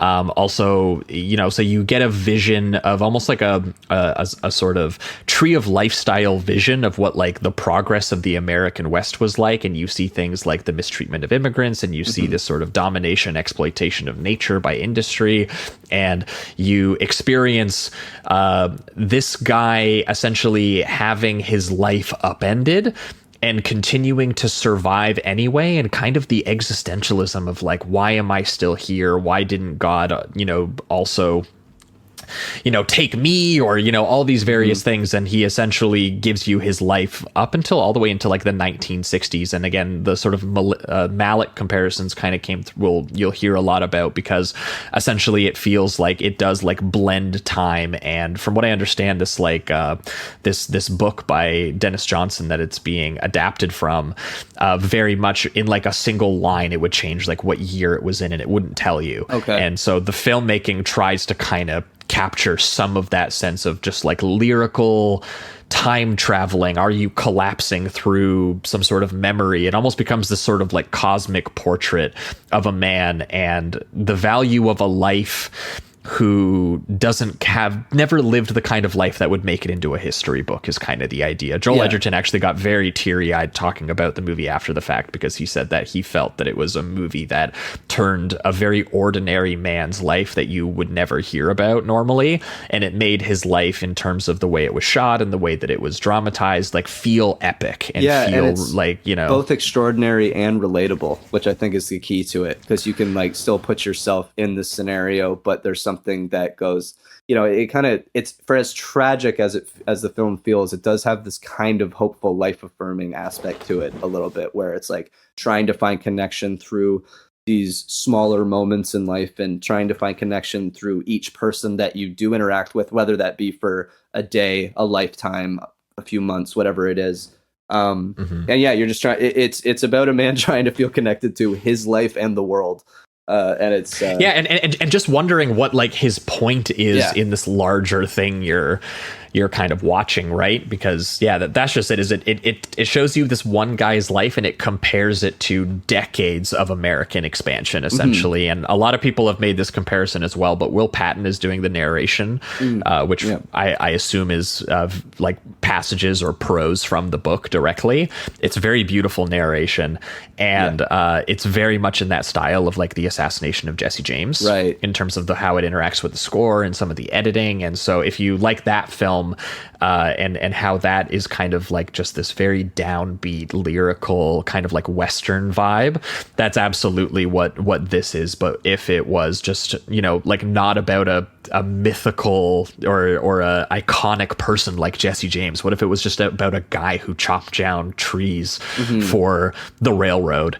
And there's something that is kind of beautiful about just being like, this is just a very average man whose life deserves to have a story told like this. And it does end up kind of hitting that kind of mythic register to it. And I think there will be some that maybe think it hits maybe a few too many of the tear jerker buttons. Like there's a couple really big moments that are like, I was describing the plot spoilery to my fiance and she was getting teary eyed just listening to me describe the movie. Like you know, Edgerton like was on stage. Yeah, totally.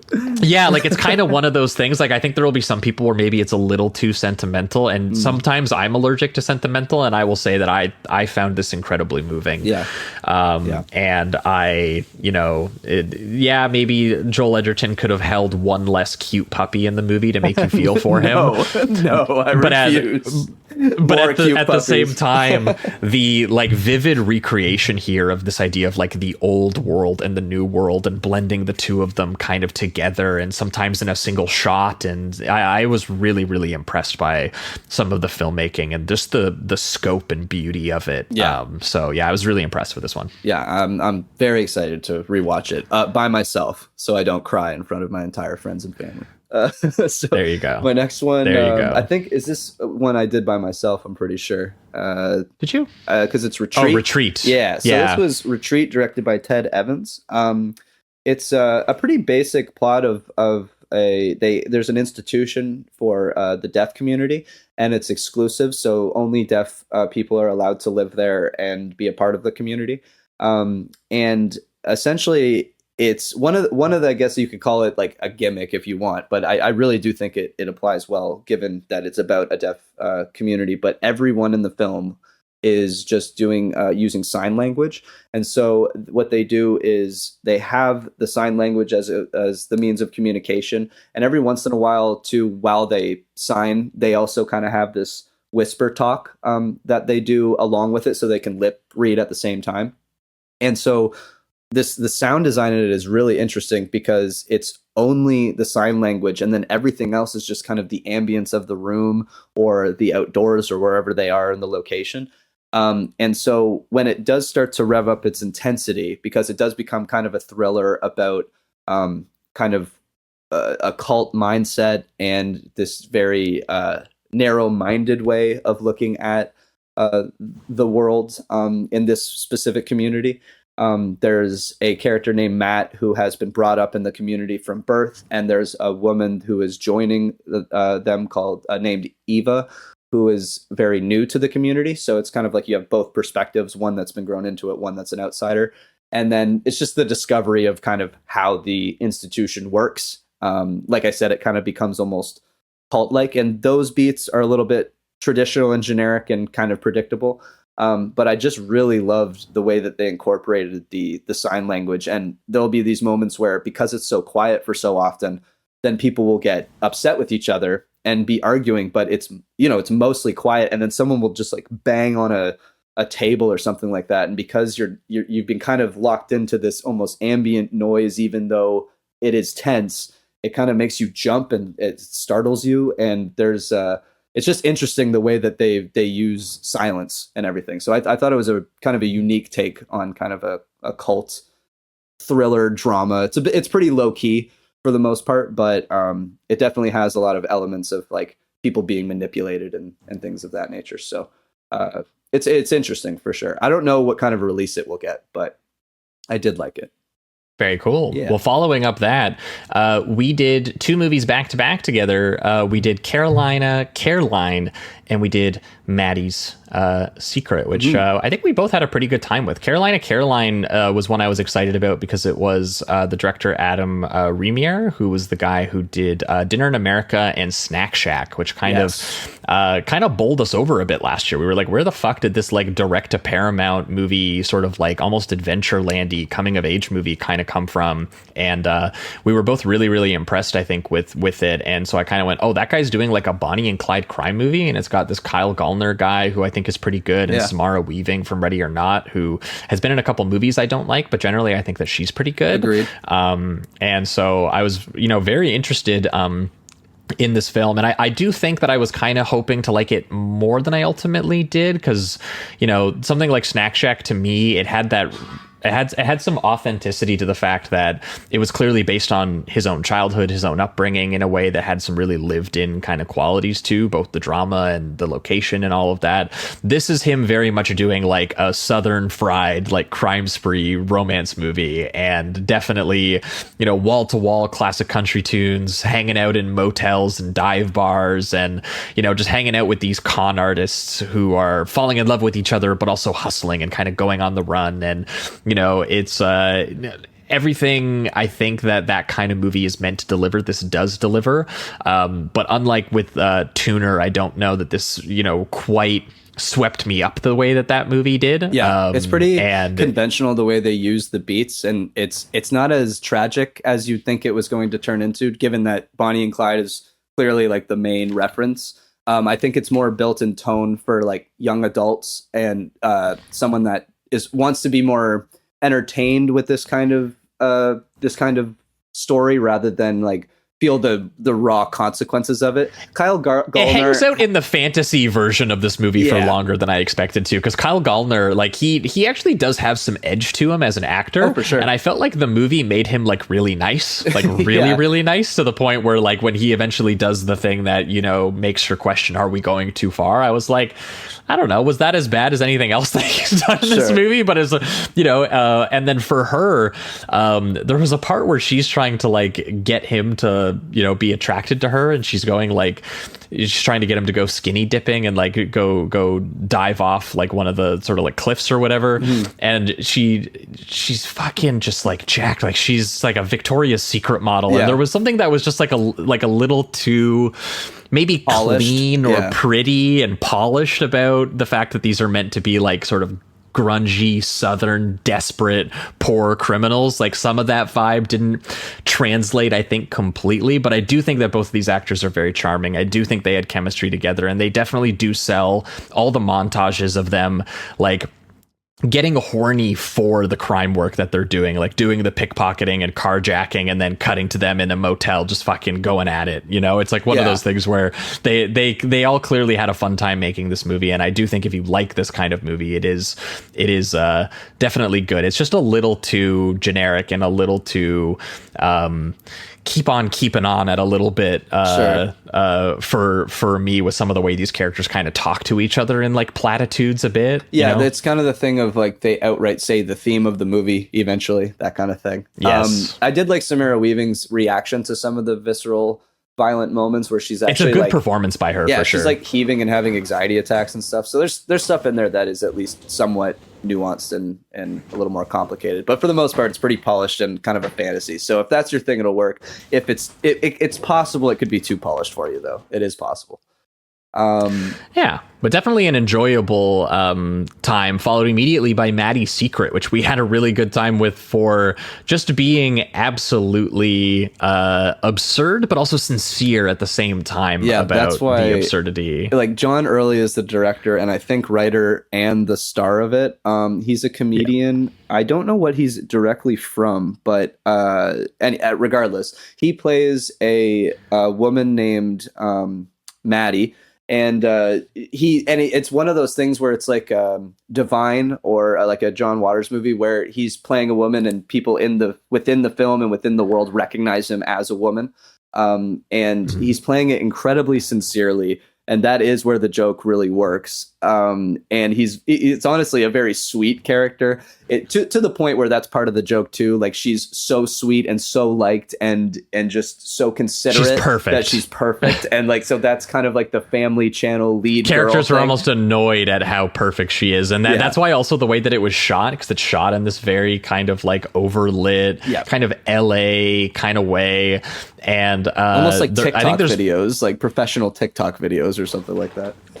Yeah, and she's playing like like she is as a character the sort of content creator on like a food network, and it's one of those things where like it's clearly a satire of this specific kind of like subculture in LA, but at the same time it is very much not just Divine and John Waters, it's specifically Polyester. Oh, right, because like that movie is them doing like a Cirque melodrama, but doing some of it just completely sincerely, as like Divine is taking that role and the hysteria and the drama, the melodrama of the character seriously, which just contributes to the almost the Circean parody almost that it's doing. And there's a very, very similar dynamic, I think, that goes on here, as Maddie, the dark secret that is Maddie's secret is that she has an eating disorder that she needs to get treated. And when it branches off into the sort of eating disorder, sort of like rehab facility section of the movie, it is surprisingly just kind of sweet and about friendship and, all these characters kind of connecting with each other and, through food in a healthy way and all this kind of stuff. And it's genuinely, you could see this movie done 100% earnestly and it wouldn't be that different. But clearly the movie is having an absolute blast with doing that, including Connor O'Malley showing up as the owner of like the content like channel network, who is just an absolute fucking sleazebag, and he's hilarious. And there's another guy, the guy who plays the boyfriend. I don't know if I recognized him, but his performance blew my mind.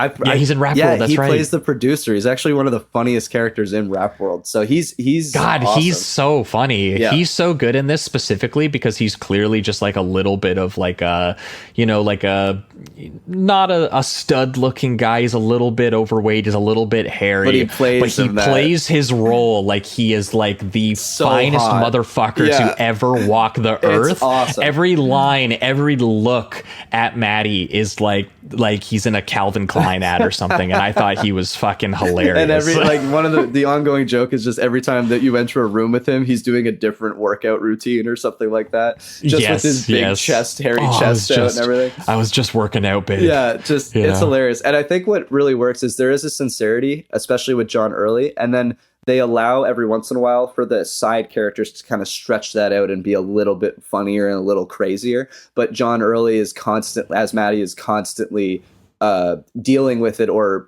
reacting to it in a very sincere way, as if this is like just completely normal. And so that's part of the joke too. And I do think that this could maybe strain on some people as it goes on, but I think it works if you're especially if you're into like alternative comedy and specifically parody. I think it'll work really well. And it kind of reminded me just plot wise of like those old, I don't know if you've ever watched any of those old Disney Channel movies about like the young adults or older teenagers kind of going through either cooking competitions or basketball auditions. I can't say that I've seen many of those. I don't Growing up, I used to watch like all those Family Channel movies. And so it was kind of reminding me of those just with the beats it was hitting. The friendship doesn't work out and then they come back together as they learn their lesson and all that kind of stuff. So I just enjoyed hitting all those beats, but in this context. But yeah, so funny movie. I would recommend it for sure.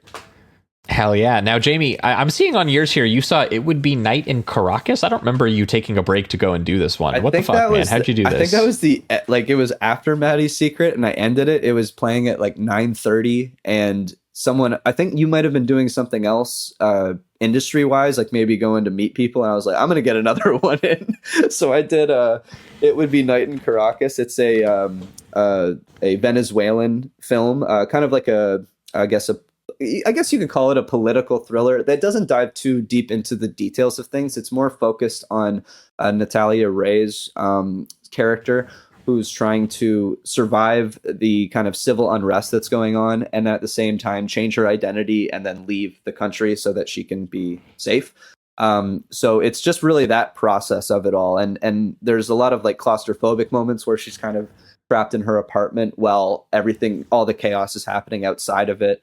There's some really cool moments that they actually capture on the street that I thought looked really authentic. I'm pretty sure it was just like stunt work and everything, but it looks very authentic as like kind of a street protest and everything. And yeah, you're just kind of watching that procedure. It's nothing, I would say, super special in what it's doing when it comes to its style. but I just found those beats to be interesting enough, and the procedural element I took to decently. So it was kind of like a light 3, I would say. But definitely worth watching if it comes out. Again, this is one of those I don't think, like, I don't know what some of these movies will come out or how they'll come out or anything like that. This seems kind of like a rarer one. Yeah. So with some of the smaller international titles, it is hard to say what kind of distribution they will get. Yeah.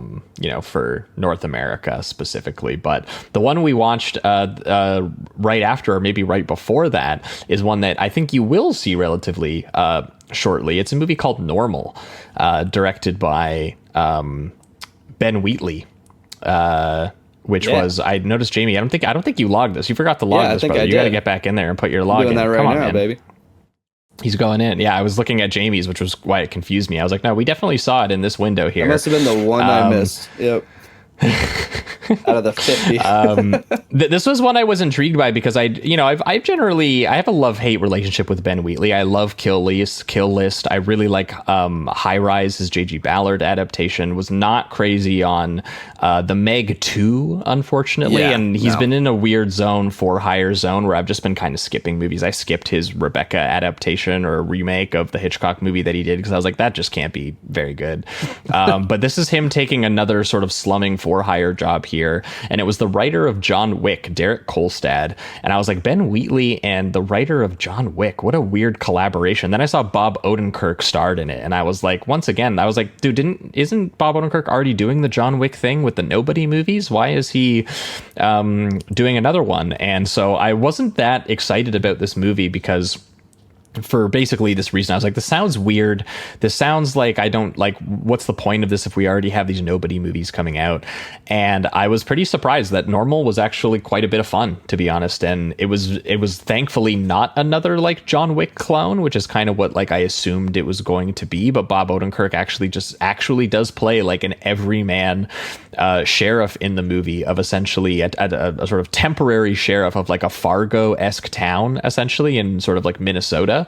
And, you know, you spend a good portion of it just acclimating himself to the community and hanging out with the little old ladies in the yarn shops and, you know, dealing with small town problems before, in John Wick writer fashion, it explodes into a more extreme crime genre action film, because I guess the Yakuza are keeping all of their trafficked goods, including drugs and gold bars and all of this stuff, in this town's vault. And the twist of the movie, if you want to call it that, it kind of is baked into the premise, is that the town knows about it, or more people in the town know about it than you might think. And it turns into a little bit of a siege movie where Bob Odenkirk is like a sheriff who is like, oh shit, I am out of place here, and all of these people are trying to kill me. And the tone of the movie gets into a very kind of Hot Fuzz kind of place that I was pretty honestly kind of impressed with. Like, just the fact that I was thinking of Fargo and Hot Fuzz and I wasn't thinking of John Wick was a huge sell for me. And Ben Wheatley, I do think actually handles the violent military assault and mayhem that it kind of swerves into in this like snowy small town locale, I think, quite well. It gets to a very amusingly gore gag kind of place. Yes, yeah, absolutely. And also like the comedy that kind of leads up to it is really good, to be honest. I was pleasantly surprised that I was laughing at throughout the whole thing. I think specifically Bob Odenkirk's obviously good.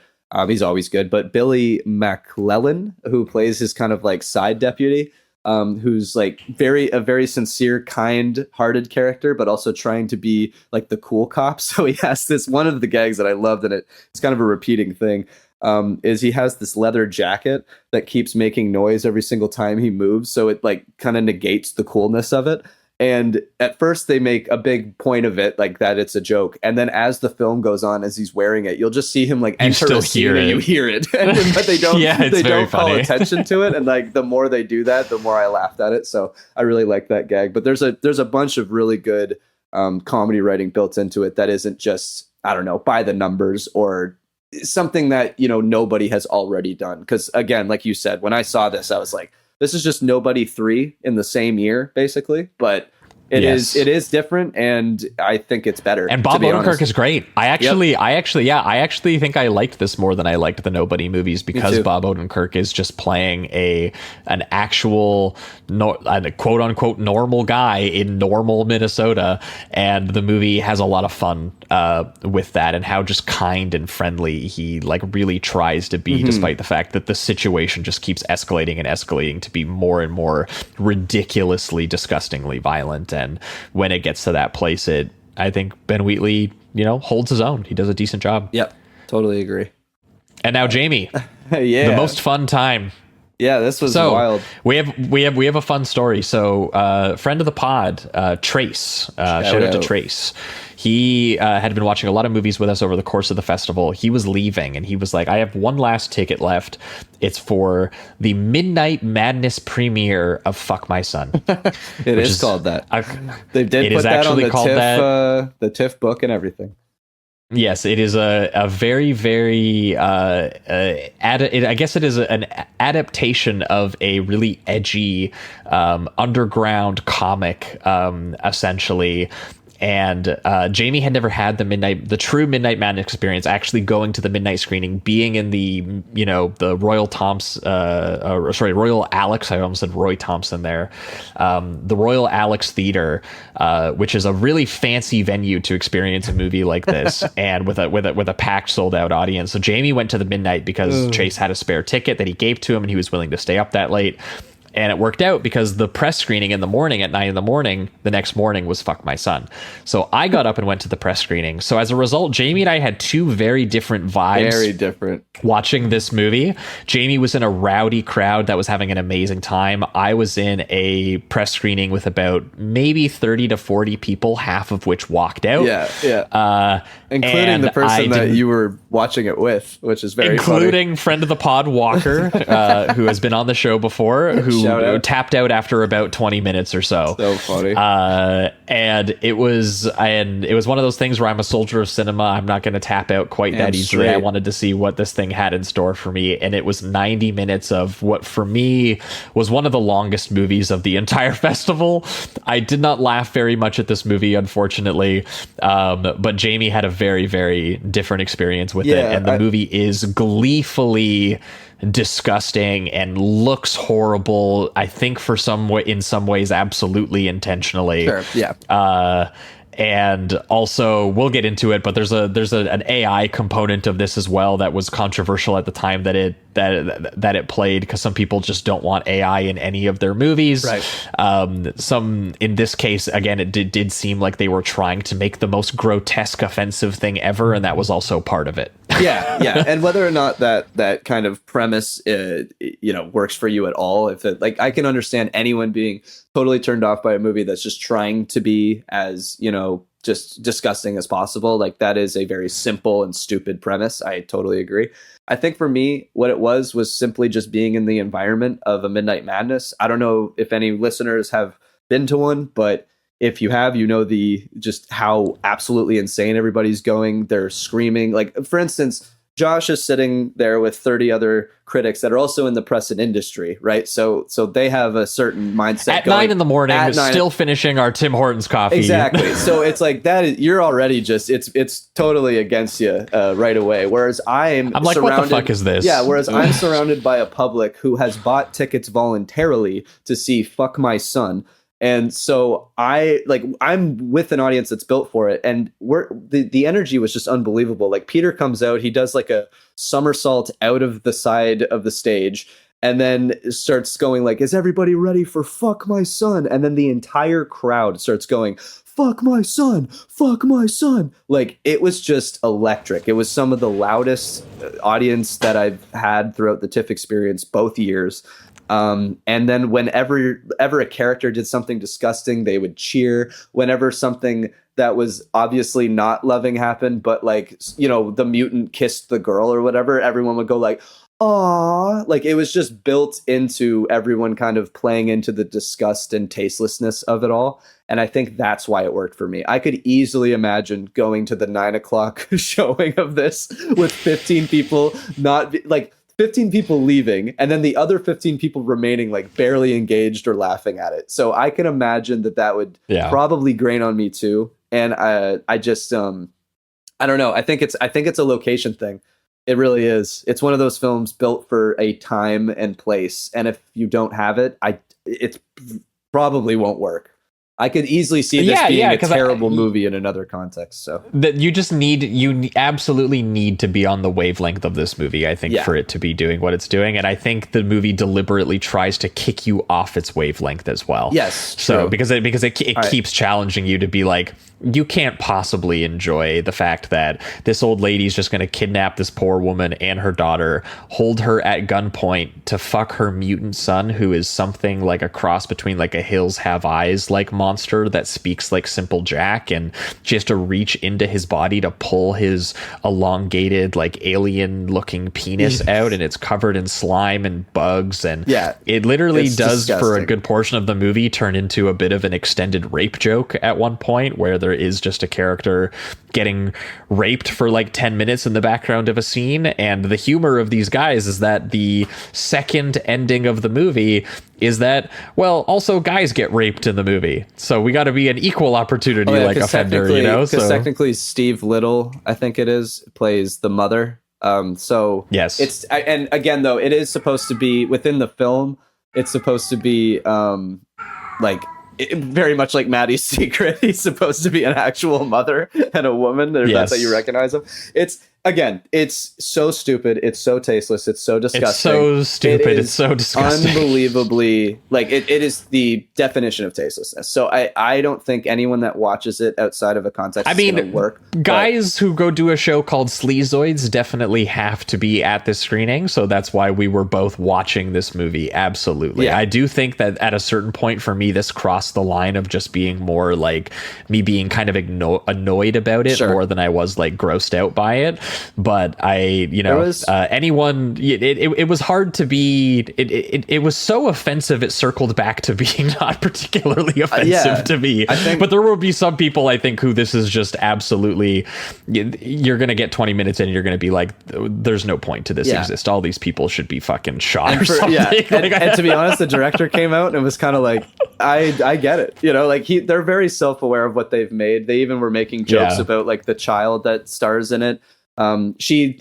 They clarified she has not seen the film, and any time that they cut to her, she didn't know the context of what she was doing or anything like that. So, they saved the child, luckily. That's for sure. But the one funny joke that they did do, because, the cast and crew was there at the Midnight Madness and everything. They came out, and the little girl, they put like a bag over her head and a big headphones so that she couldn't hear or see. And it was just kind of like a joke on, don't worry, we didn't let her see or hear any of this the entire time that she's been in the audience or whatever. So I thought that was kind of funny. And yeah, there was just enough built into it, but it's probably a terrible movie, objectively speaking. Shout out Peter though for putting it on at TIFF and letting me watch it at the fucking Royal people were Alexandra. calling for Peter's head for programming this film, and I don't agree with any of you. Even if he programs a movie that I absolutely fucking hated, it's like, I appreciate that the Midnight Madness section exists and that the Midnight Madness section is willing to put something as horrendous as that on a huge screen for people. It was definitely one of the braver choices that I think anyone made in terms of programming at the festival. Peter was how many films can say that the theater called for the programmer's head after the fact? Real.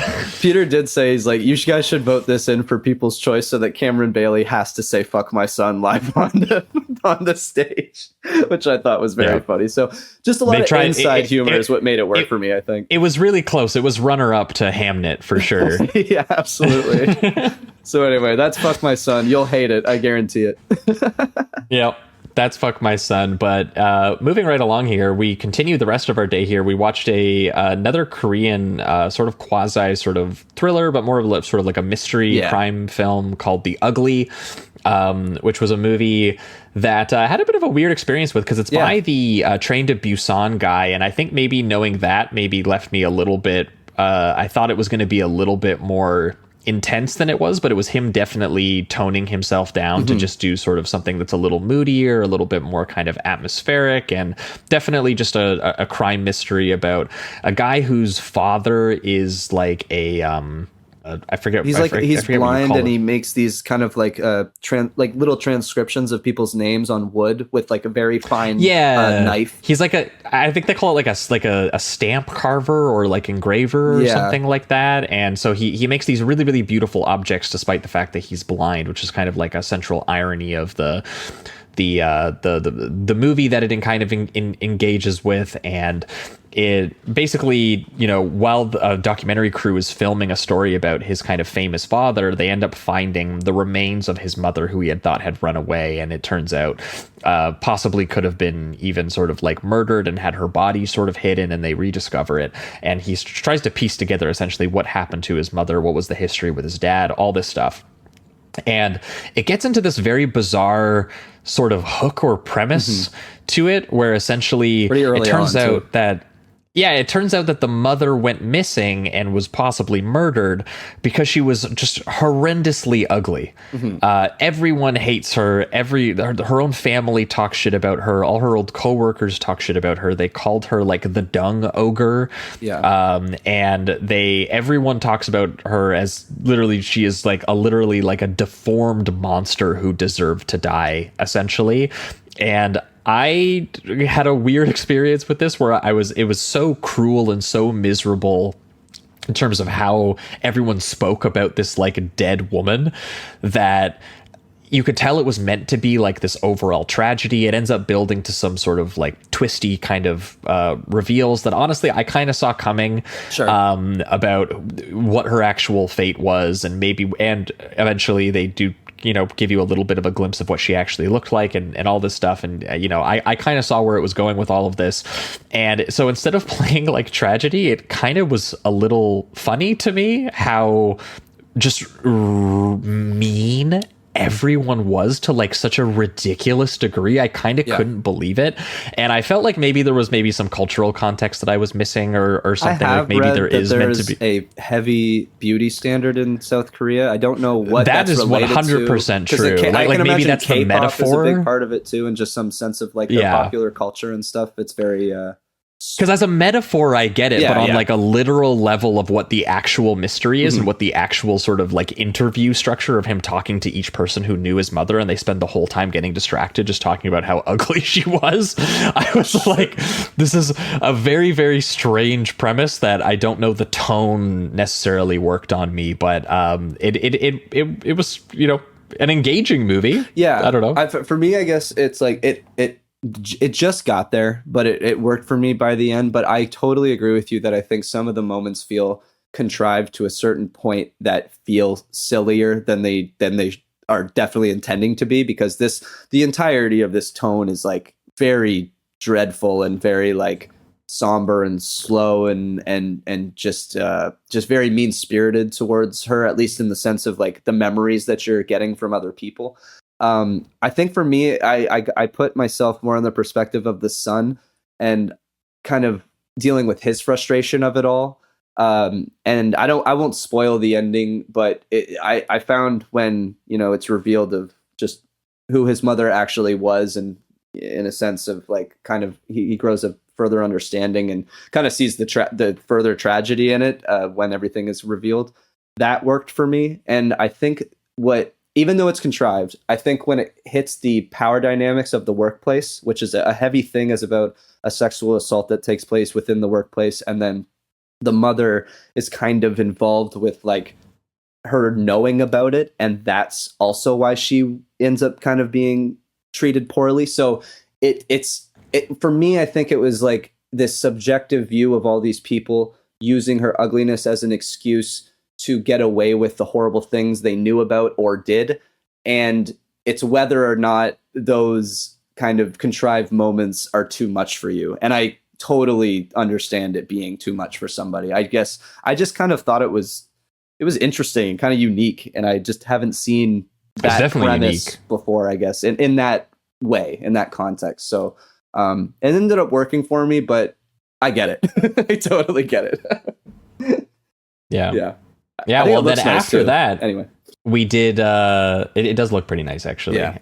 After that, we did one of the biggest movies of the festival that everyone is going to be very excited to hear about. We saw the new Knives Out mystery. Yeah. Wake Up Dead Man, directed by Rian Johnson. After I saw Glass Onion at TIFF in 2022, and I did not enjoy myself. Yeah, me neither. And I was pretty disappointed by that movie. And for a lot of reasons, I was a little concerned about with this one in the early goings, because he spends the first, I want to say, 30 or 40 minutes kind of doing what you, I think, expect of Johnson to do, which is that he sets up a cast of sort of easy targets to hit with sort of heavy-handed satirical talking point humor about these like annoying, bitter, anxious, sort of like wealthy people who, in the case of this particular film, they are part of a sort of congregation run by sort of Josh Brolin, who is this sort of anti-feminist, anti-Marxist sort of cult of personality priest. He's the right-wing strongman priest is kind of the idea. And they set up a bunch of characters, Glenn Close and Jeremy Renner and Kerry Washington, Andrew Scott, Kaylee Spaney, Thomas Hayden Church, who are all kind of part of his flock. And very much you can kind of figure out that one of these characters is going to get murdered and we're going to have to solve it. But once it gets that kind of set up out of the way, and they do introduce Daniel Craig, and they have Daniel Craig be, in this case, kind of take a little bit of a backseat to Josh O'Connor, who is functionally co-lead, if not lead, of this movie as a sort of younger reverend who gets assigned to work with Josh Brolin, and very much has a different sort of political view about what your mission as a priest to do, because he sees Josh Brolin ranting and putting fear and anxiousness into his people, and he's just like, he's a tough boxing priest as well, but he comes from a more graceful, God can, make you change your ways. It can fix your life when you're lost. And he has a very different vision of what sort of faith can be and what community can be.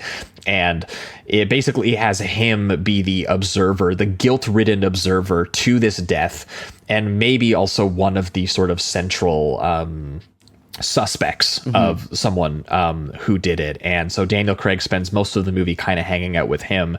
And I will say that Rian Johnson, when he it gets to, I want to say, around the hour mark or so, he really actually handles the subversions that he likes to do, I think, really, really well in this film. Yeah. And he, like, the actual straight mystery he does here, which is one for people who read their pulp novels, one called a sort of locked door mystery. It's a very specific type of mystery. I think it's maybe the best one of the three that he's done in terms of, like, plotting out all the specific details of it, and then indulging it for like some real like Scooby-Doo, like gothic supernatural horror kind of dress up and mood essentially around the church setting. Where it's like, like who could have possibly committed this crime? It literally seems impossible.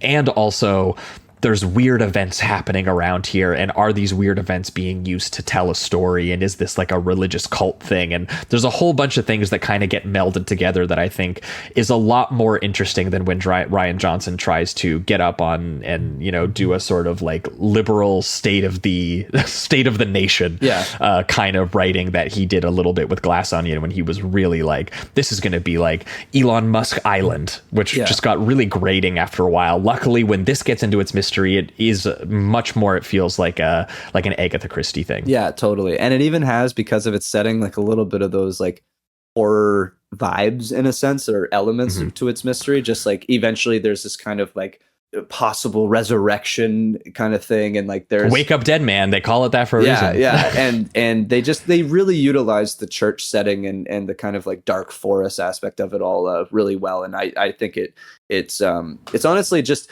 setting wise, I think one of the more interesting ones that they've done. I mean, I love a good mansion mystery, of course, but just like this the gothic kind of quality of the church is really cool.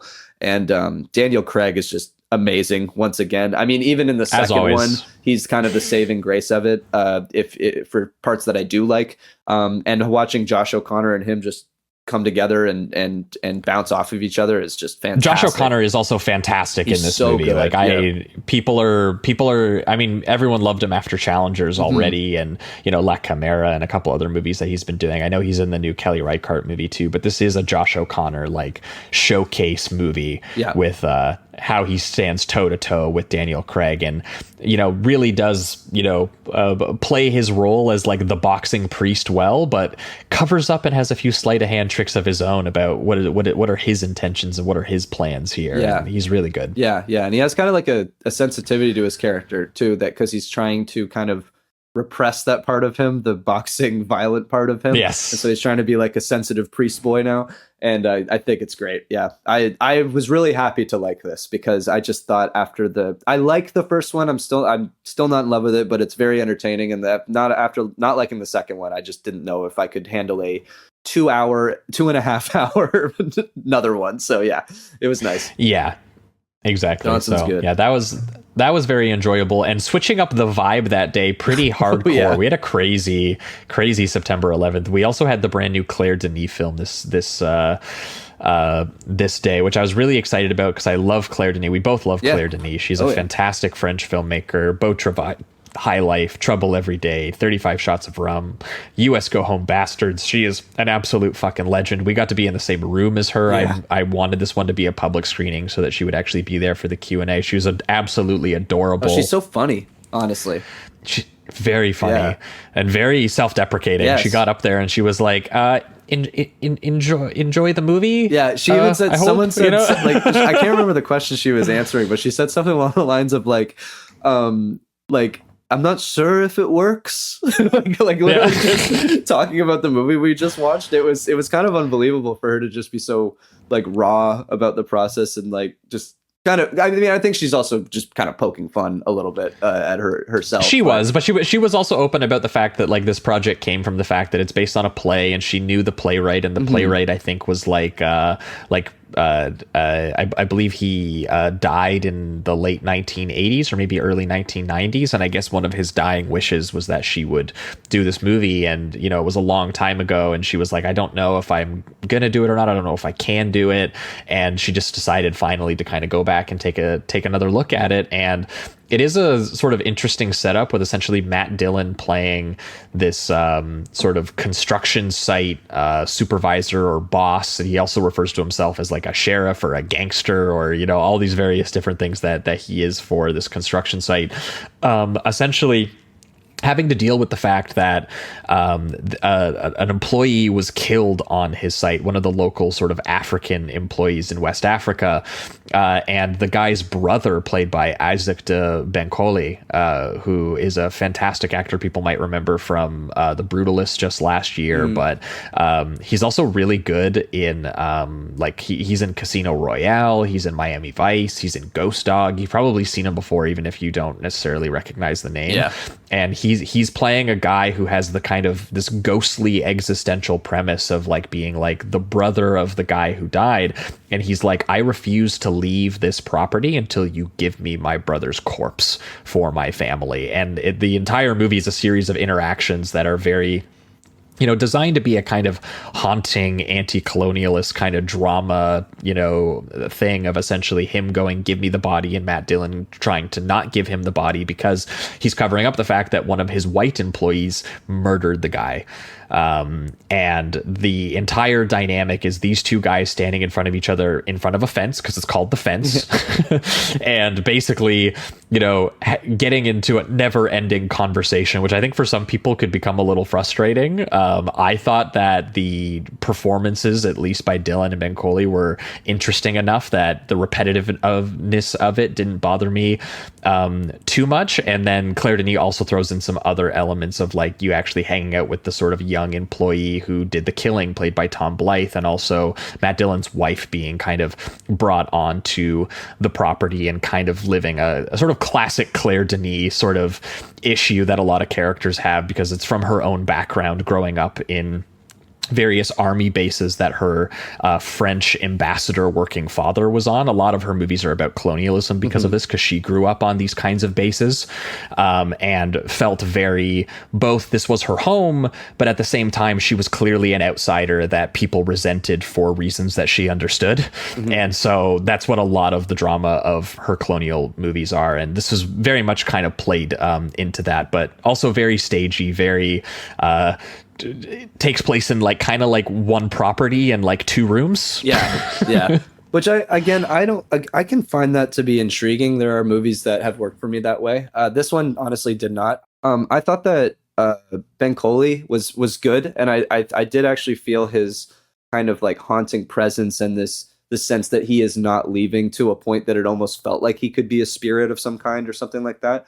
To be honest with you, I thought that Matt Dillon his delivery was very strange to me and kind of like disjointed from what Bencoli was doing. The Matt Dillon heads are coming for you. They're coming. Feel free. I'm sorry. That? You hear that? They're knocking down the door. I love Matt Dillon, but I was not taken to this one. I gotta say, and it could have been the dialogue that doesn't help sometimes, at least for me.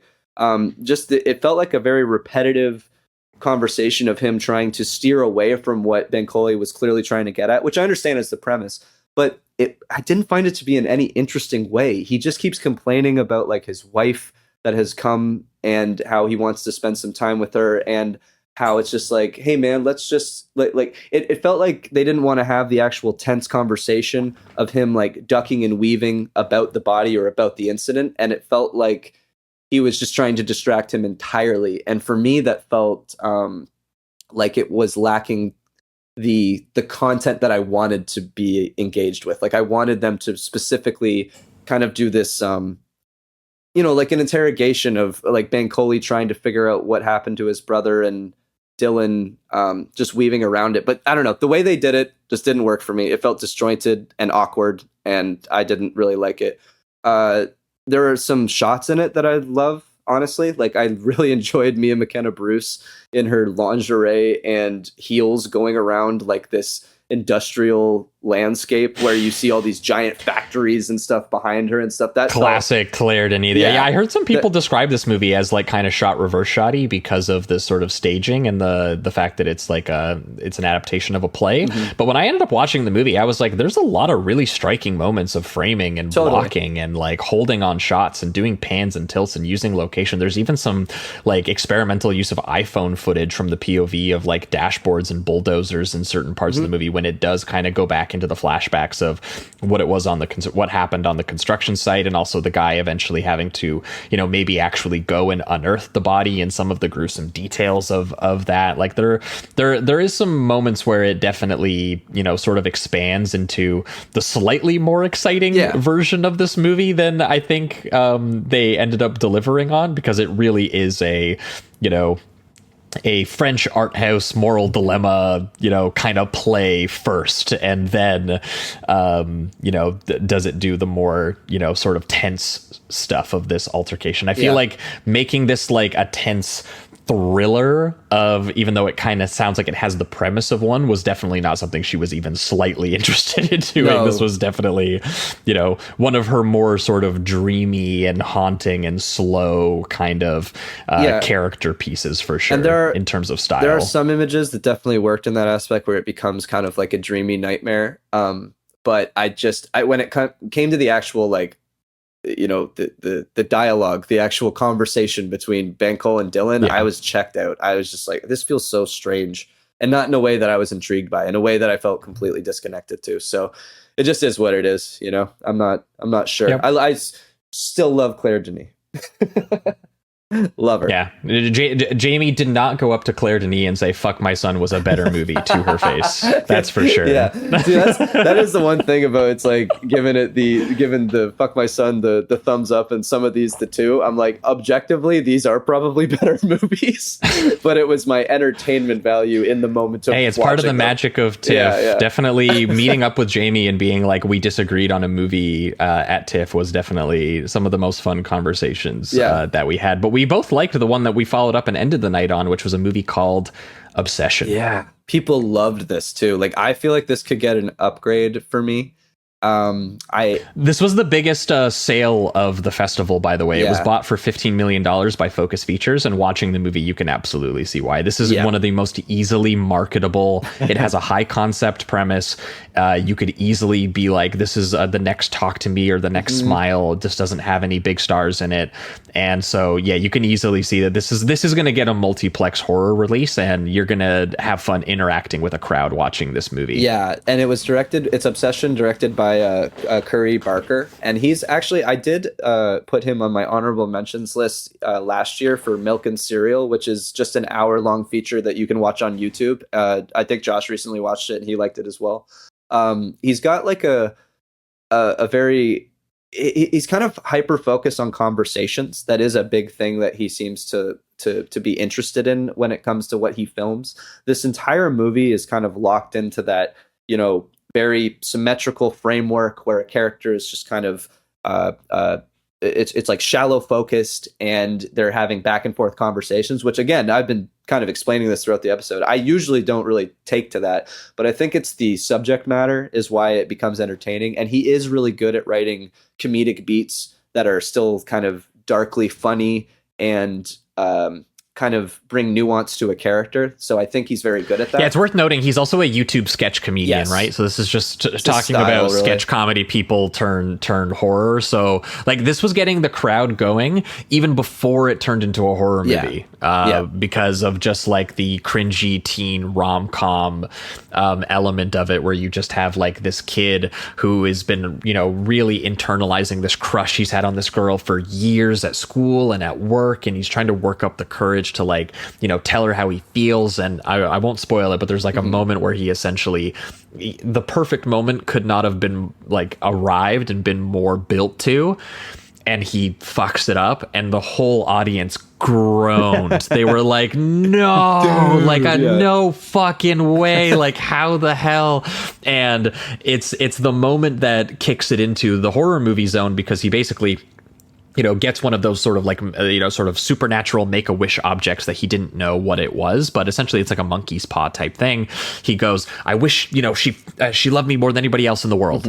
And from there, it turns into a sort of gory possession movie that I think is pretty comparable, I think, to what the Philippou sort of YouTube brothers are kind of doing there, where it does take on this quality of, existentially, what does it mean for this woman to have taken a backseat in her own body to like a possessed wish, making her, you know, essentially obsessed with this guy to the point where, oh, he's going to regret the fact that she's in love with him, and taking that to some gory horror extremes. Yes. And I have to give a big shout out to, I don't know how to say her first name necessarily, but it's either Indy or Inda Navarrete, and she plays the she's really good girlfriend, and just the uncanny performance is truly something you have to watch. It's going to be one of my favorite performances of the year without a doubt, just because of how unbelievably the switch ups that she does is truly incredible. And strangely, they feel it's really scary psycho girlfriend like type performance, but again taken to like really, really horror movie intense levels, to the point where, you know, everyone was just laughing in discomfort and then being absolutely, you know, creeped horrified. out by. Yeah, it's great. And I will say the one thing that was kind of holding us back, or at least me back, and I think Josh agrees, is Barker has a very specific style, which is that like shallow focus, darkly lit kind of thing that doesn't stray from that, and to the point where very gray, very obvious, you know, sort of like jump scare sound design choices, and you can tell that that's also going to rock a multiplex audience. So like you know why he went for those choices. But yeah, it was definitely like a YouTuber's copying the trends of what looks like a professional modern horror film in the kind of Blumhouse era. Yeah, and with I would say slightly less style too, because the thing that he's good at is kind of getting people in the frame and using that darkness, but he doesn't stray away from a lot of that. Like he doesn't really have a lot of just room shots that kind of set something up. It's very much the same framing over and over again, and I think that's supposed to create like a claustrophobic sense as the girl gets more and more obsessed. I think that works. It's just that when it never strays from it, I get a little bit like, I'll do something else with the camera, you know? But regardless, I was so entertained, and I'm really looking forward to showing this to people. So maybe it'll get the upgrade, honestly. Yeah, I definitely had a good time with it as it went on, and really does follow, you know, the rom-com idea of like, you know, trying to kind of force the girl to be interested in you, or making a sort of petty wish like that and being like, oh, the most extreme monkey's paw regret situation that you get to. And I will say that it follows its through to like a logical conclusion kind of ending that I thought was pretty effective. Yeah. And it does get a little bit complicated with his character too, just kind of as things are unveiled to him, he's making decisions that you're like, oh, okay, you're actually kind of fucked up yourself. So I did like that too. Yeah. It definitely does not let him off the hook for the choice that he makes, which is something that is, good considering how much it does mine the psycho girlfriend for like comedy, like a little bit of comedy. Totally. And I feel like there would be some people who would be like, hey, that's not cool, but it's so punishing on the guy character for the decisions that he makes. It's an ever. It's great. Can't wait to watch it again. Yeah, that was definitely a fun midnight experience for that one. You could always tell the midnight movies that really worked and were going to get the people's choice, because even the press crowd watching the midnight movies were getting really riled up by the movie, and that was a good example of that, which we followed up in the next morning with the opposite vibe. The new film by Nic Pizzolatto. Kind of. Yeah, the writer of the first season of True Detective and sort of a crime author who is making his directorial debut. I was kind of excited because we are both huge fans of True Detective season 1. Honestly, I even like True Detective season 2 as well, which he wrote. I haven't seen that yet. That's the one that has Vince Vaughn in it, which had the sort of connective tissue here of Easy's Waltz was the movie that we watched, which is him reuniting with Vince Vaughn and having him play a Las Vegas crooner, a singer who plays kind of small clubs and is kind of in his sort of he's past his glory days, and he wants to return back to when the Las Vegas Strip used to have these really beautiful Frank Sinatra like style singers up there and entertaining everyone, having a great time. Al Pacino plays the owner, or at least the promoter for the Win, who ends up sort of seeing one of his shows and being interested in hiring him. And Simon Rex is playing his brother and also his manager, who books his venues for him. And also Kate Mara is in it briefly. Shania Twain is in it very briefly. Kobe Smulders. There's a weird fucking cast for this movie. Yeah, it definitely is. And this movie was bizarre. I wasn't sure exactly what to make of it, because it's so sincere and it's so I guess kind of derivative, but also weirdly specific to like a milieu that like no one would care all that much about. And it's like clearly such a vanity project for Vince Vaughn to sing. He sings so much in this movie, and he sings so many songs, and he sings the whole songs. And most of the movie is characters gazing at him lovingly, being like, what an amazing singer. And the whole arc of him is being an underappreciated singer who ends up getting the job at the Win. And I have to say, I don't know. I mean, Jamie is the actual singer amongst us, so maybe he can say, I didn't think that Vince Vaughn was that particularly good of a singer. Like, I was charmed by him as like an old man singer. Like, if I saw that at like a Vegas restaurant, I'd have a great time. Yeah. But he wasn't like a barn burning, go viral, get the Win job kind of singer. And so the plot of the movie became really bizarre to me, where I was like, everyone is watching this and being like, this is the best singer I've ever fucking heard. He's beautiful. We're tearing up. Yeah, sure. I do think that Vince Vaughn is good as a singer. But I get what you're saying. I think what it was doing too was like Al Pacino's character is kind of reminiscing about the crooning days and kind of like, I'm going to bring it back. It's whether or not the Vaughn act will convince you that would be the one to do it. And I can admit that it's probably a little bit contrived in that sense. For me, I gotta be honest, I think I was just loving hanging out with my old boys, just like Vince Vaughn, Al Pacino, kind of doing this very derivative for sure, but kind of classic. Al Pacino's in way more of this movie than he is in Dead Man's Wire too. He's like practically a co-lead in this movie. Yeah, so and he's playing like just like an old mean Las Vegas owner gangster kind of thing, where he's just threatening people and just being like giving like old man wisdom and life advice to them, but right before he kicks their ass with his bodyguards. So he's like, remember the good old days, Easy. I love you, Easy, but I don't love your brother. I don't love your brother, Easy. Yeah, exactly. Your brother's no good. We gotta kick him out of town. Yeah, and I will admit, I think out of all of the characterizations, I think Simon Rex's is the most confused, just because it felt like there was moments almost missing to understand certain decisions that he was making. And so I think there's a whole traumatic background where they were like abused kids and his singing like helped them cope with it or something. There's a lot of like macho crime author detail to this movie, but the movie is also weirdly kind of light. And kind of a little frivolous at times, and I was very like kind of discombobulated by this movie. Totally. It sounds like a lot of other people were too, but I will say I had a pretty good time watching it. Like, it was strange. Yeah, I think that's what it was. I was into Vince Vaughn singing. I think I've heard him sing like a couple times, but nothing as, like this is the whole movie in a sense. And so for him to do certain numbers, I agree, probably should have been cut down just for the sense of pacing.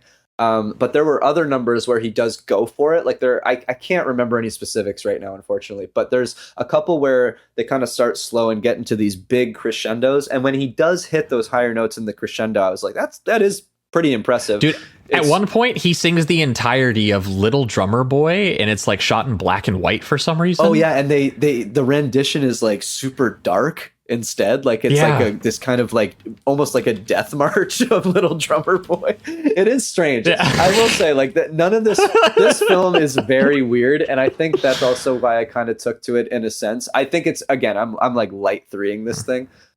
Because I think the characterization is all pretty derivative and some of it is a bit confused. But I did have fun with watching Vince Vaughn be this kind of sincere singer that just lets everything kind of wash over him, and that's part of his arc. I liked watching Al Pacino play gangster and just saying things like, one of my favorite parts is just him going, "Tip of the iceberg," to the bodyguard, and then the bodyguard just punches the guy in the stomach, and that's it. I just this thought that he had like a code for certain moves that the bodyguards are going to do. Well, yeah, I don't know. Al Pacino's practically playing it like he's like a Scorsese like crime boss or something like that, but that's not. It's just not the vibe of the rest of the movie. It does have a confused vibe. I think I just like the rest out with of it is like homies. Old divorced man drama. Yeah. Kind of totally. Reliving the glory days of Vegas singing. Totally. So I can get this not working, but at one point Vince Vaughn beats up some like young people who make fun of him and saying he's Gen X because they called him OK Boomer. I loved that joke though. I really did. That got a whole crowd theater laugh though, so I gotta give him the credit where it's due. It's such a strange movie. I would recommend it just for the strangeness. Yeah, I think that's it. I don't think it's gonna work for everybody or even work for most people, but I think it's like this unique little thing that you get to watch Vince Vaughn be a crooning singer and Al Pacino play a gangster in Las Vegas, and there's something there that was enough for me to have fun. So, but it's messy, I'll admit that.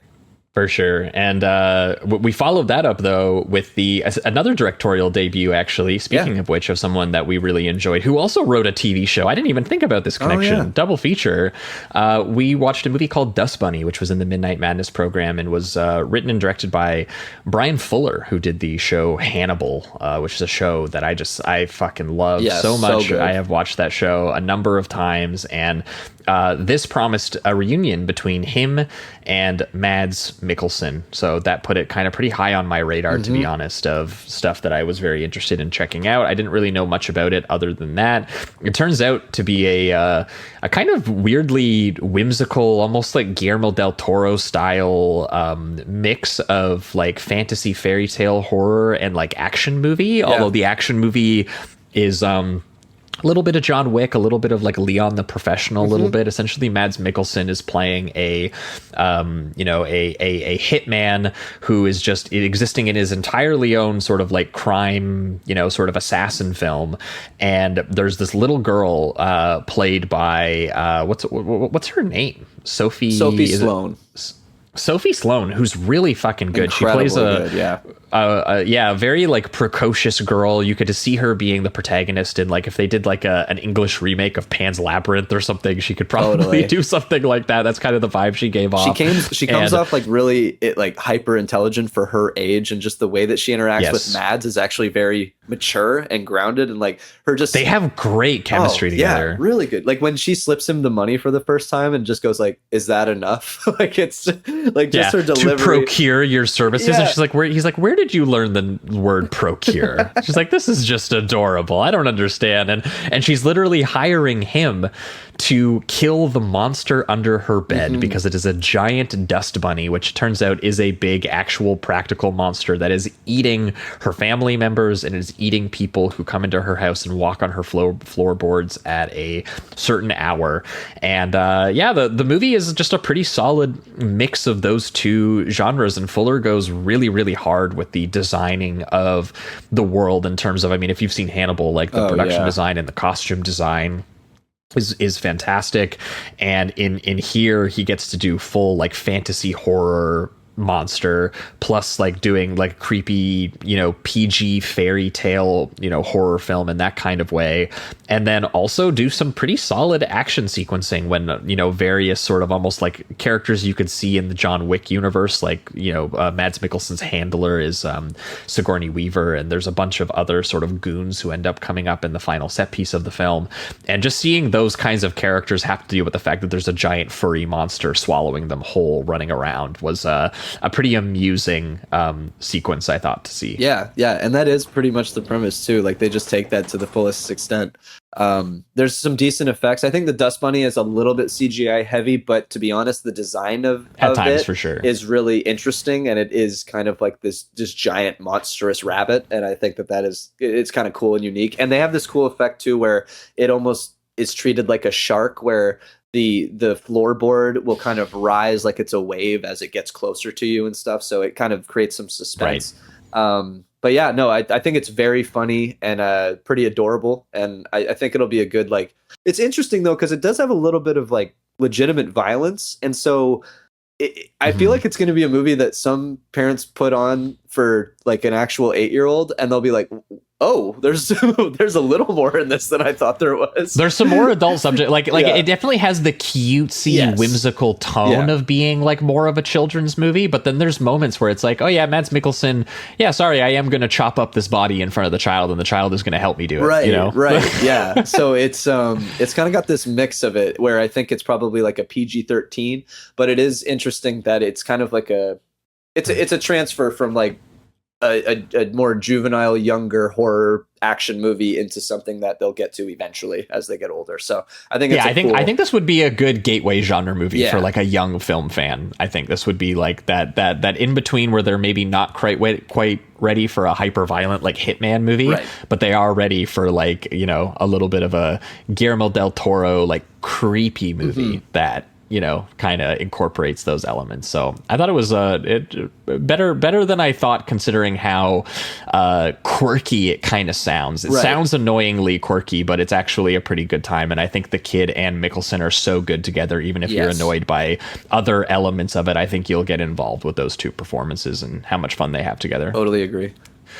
We definitely liked that more than we liked the following two films we wrapped up our day with, which was one, a Canadian film, it brings me no pleasure to say, sucked fucking ass, called Little Lorraine, which I feel really bad about because I should have kind of probably known, because I don't know. It's bad in the ways that only Canadian movies, like specifically Canadian movies, can be bad. It's just like it's an example of what one of our more expensive Canadian movies look, because it's what they assume old people want to watch on like a Canadian specific streaming platform. This is who it feels like it's made for, which is strange. I'm like, I would hope that they would just try to make a legitimate film, and I don't.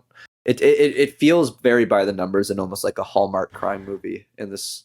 It is. That's what sucks, is that it's adapting actually, or at least telling the story of an incredible piece of like Canadian crime history about an 80s mine explosion in Cape Breton, Nova Scotia, that did actually result in essentially a number of the workers having to resort to drug trafficking in order to pay their bills. And so a coastal fishing town essentially became a pretty big hub for cocaine smuggling. And it's a really cool story, and you could see someone making a really interesting film out of it, just because of like the idea of like you have these like union workers who got really fucking screwed over for their dangerous work, and they go, well, who fucking cares? Let's get into more dangerous work because it's functionally the same thing. Let's fucking do it. There's a fantastic idea there for someone who wants to make a movie that isn't a fucking Hallmark movie, but that's exactly what this is. And there's a couple, bigger actors speaking, I guess, like Canada wise, I guess you could say. Like the main guy is Stephen Amell, who is people might know him from the CW. He was the Green Arrow on that Arrow show. Sean Astin.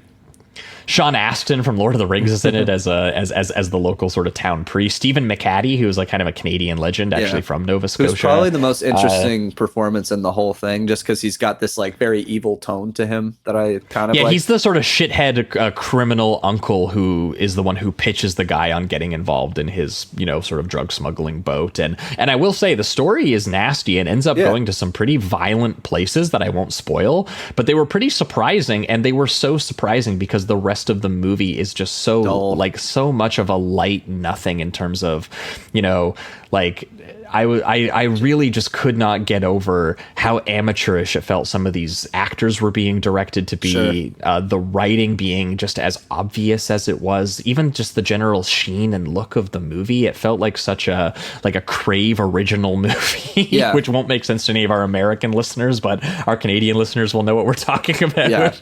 It does have, it's a very cheap look where every bit of color seems kind of like dried out, and the lighting almost never changes. Like there's no sense of mood or atmosphere in any sense. Like it is pretty just by the numbers. Like we're just going to tell this story as plainly as we can. It looked like they went with the first take on every single actor's time doing their scene. Like it didn't look like they, really lived in the performances or anything. I don't know. I felt it was a pretty brutal watch, to be honest, that I don't want to linger on too much because it just kind of feels mean because it's a small Canadian movie. But you know what? We saw smaller Canadian movies that were better. Yeah, that's the thing. We'll be talking about 1 and 2 movies time here. So it can be done. It's true. That's the thing. I don't know. It just didn't work, and it is a shame that it is a very interesting part of Canadian history that just is not realized really whatsoever. I didn't absolutely hate it, but I will say it almost got there. Even the things that save it are very light. So yeah, I can understand anyone not taking to this whatsoever. Yeah. And I was hoping things were going to get a little bit better with the movie that we ended our day on that day, which was Guillermo Del Toro's Frankenstein. It's funny, I was just saying positive things next to the name Guillermo Del Toro while talking about Dust Bunny. And Frankenstein, maybe we're the crazy ones. People are really liking Frankenstein leaving the festival, so you might really like Frankenstein. We were not fans, and we were not fans for different reasons. I think partially because I was kind of coming at it from like a sort of book reader's perspective and being one of those annoying nerds that is like, why did you make that choice, Guillermo? That's, and sort of psychoanalyzing why he would do those things. And I think for me, it's his new style that he's been doing since kind of Shape of Water, but specifically it's Nightmare Alley, where it's very like wide shot floating camera, almost like we're going to capture people's dialogue as a play rather than a like something that has more framing within it or edits within those shots. And I don't know, I find it just to be passive. I find myself to be unengaged after a certain point. Some scenes really work with it, and then other scenes I just find they feel repetitive almost, even if maybe they are talking about something that's slightly different in its thematics. It's just like, I don't know. I feel like I'm a fly on the wall with this new floating style, and it's whether or not what the conversation they're having is interesting to me, whether I'm going to really pay attention to it. It doesn't force me to engage myself in a way, if that makes sense. Yeah, I mean, Nightmare Alley was the first time I really took note of it when I was talking about the kind of like floating wide angle, shallow focus, like digital steady cam sort of slickness that it feels like he's always been incredibly famous for doing these gorgeous gothic horror sort of production design and costume design things. And it does feel like to show those off even further that he like built them all for real.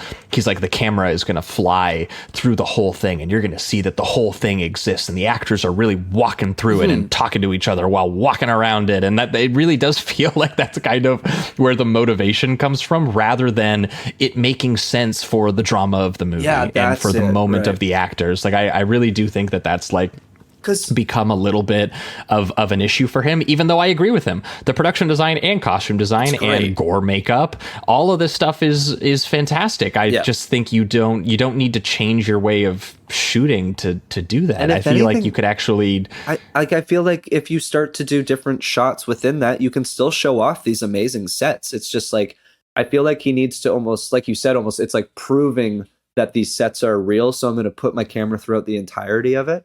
And I wouldn't mind that if you did it in like the first 5 minutes of the scene, but it's every single scene from start to finish, and I just feel like nothing else happens. And it's also coincided, it's worth noting, with his movies now being like 2.5 hours long. So I think that that's part of it as well, is that it feels just even more strenuous at that particular length. And I think both Nightmare Alley and this film have suffered from it. I ended up liking Nightmare Alley a little bit more, I think, just because I liked some of the choices he made in adaptation of that character, and some of the ways he applied his sensibility of making that story a little bit like gorier and a little bit more gothic horror-y even. And in this case, I had some closeness to the material where I definitely kind of went, it's interesting. He is, I think, technically making one of the most faithful adaptations, or at least he's trying to. And I think that was why it kind of particularly annoyed me about this, is because the changes he does make throughout those things. Because he does some of the big stuff. If you're familiar with the story of Frankenstein, he does the Arctic Chase prologue stuff, even though he does throw his own sort of like monster ownage action stuff into it. Frankenstein going fucking Rogue One on the fucking people on the boat and shit like that. It's pretty funny, but actually. It is kind of funny, yeah. Just to open it's tonally just strange. And but then he does what I think he does quite well, is he replicates the structure. He does the really, really long buildup of, Dr. Frankenstein, played by Oscar Isaac, who I think is pretty good in the movie.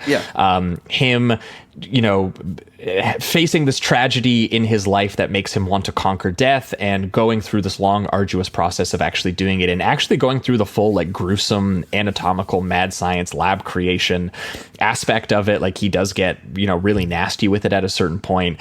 And then at a certain element of it where he broaches sort of the creature's side of events, he does do the full flip that happens in the book, where you get the creature telling you his tale and doing all the stuff to do with the blind man and all the stuff that is really meant to make you reconsider your position on the monster, because you kind of, all you hear in the book in the first half of it is you hear about all of, the doctor sees him, goes, oh my God, what a horrific, deformed, unnatural thing I've made. And by casting it out, all he hears about is corpses piling up and being like, oh my God, this thing is fucking killing people. I've created a fucking sadist freak.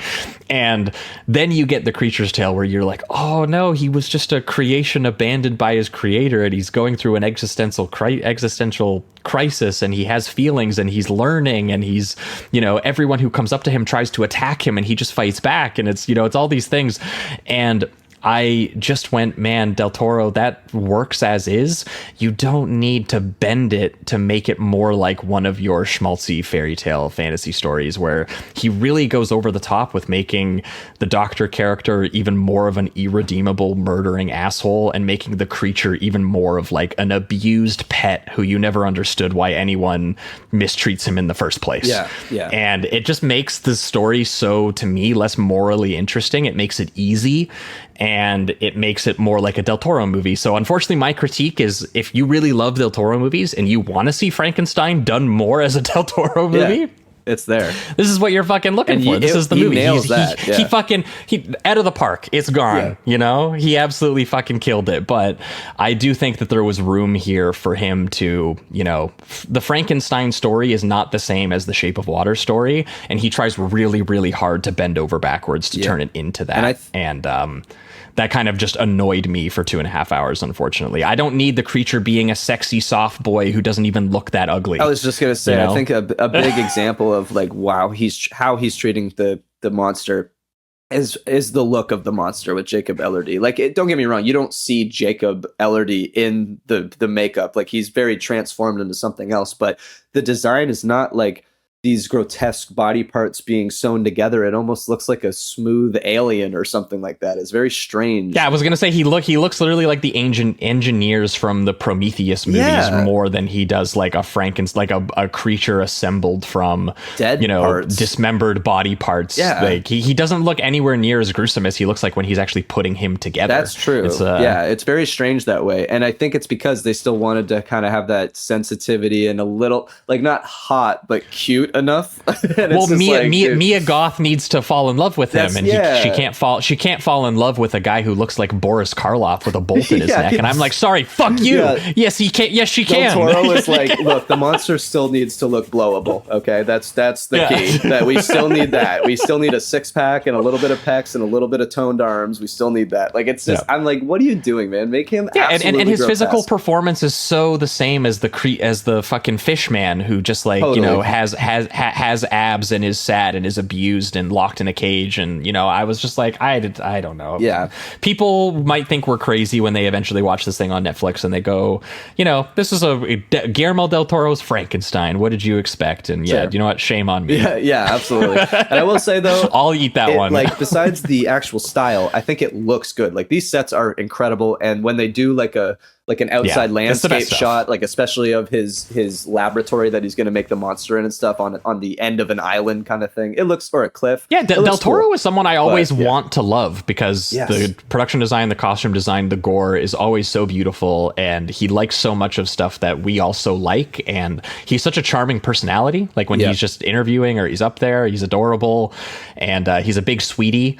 There's just sometimes I go, he's too much of a sweetie, man. Yeah, like a little bit. You love. How many times can the real monster be bigoted capitalist mankind and the actual monster only be a misunderstood dog who's been abused? Who you like how kiss. Like he has children's movie morality, and I think the Mary Shelley Frankenstein story is a lot more interesting than children's movie morality, man. That's just my take on it. Yeah, no. My 2 cents. Yeah, no, I agree. And I haven't read the book, but when you told me those little details, I was like, oh, I much prefer that version of what you just told me.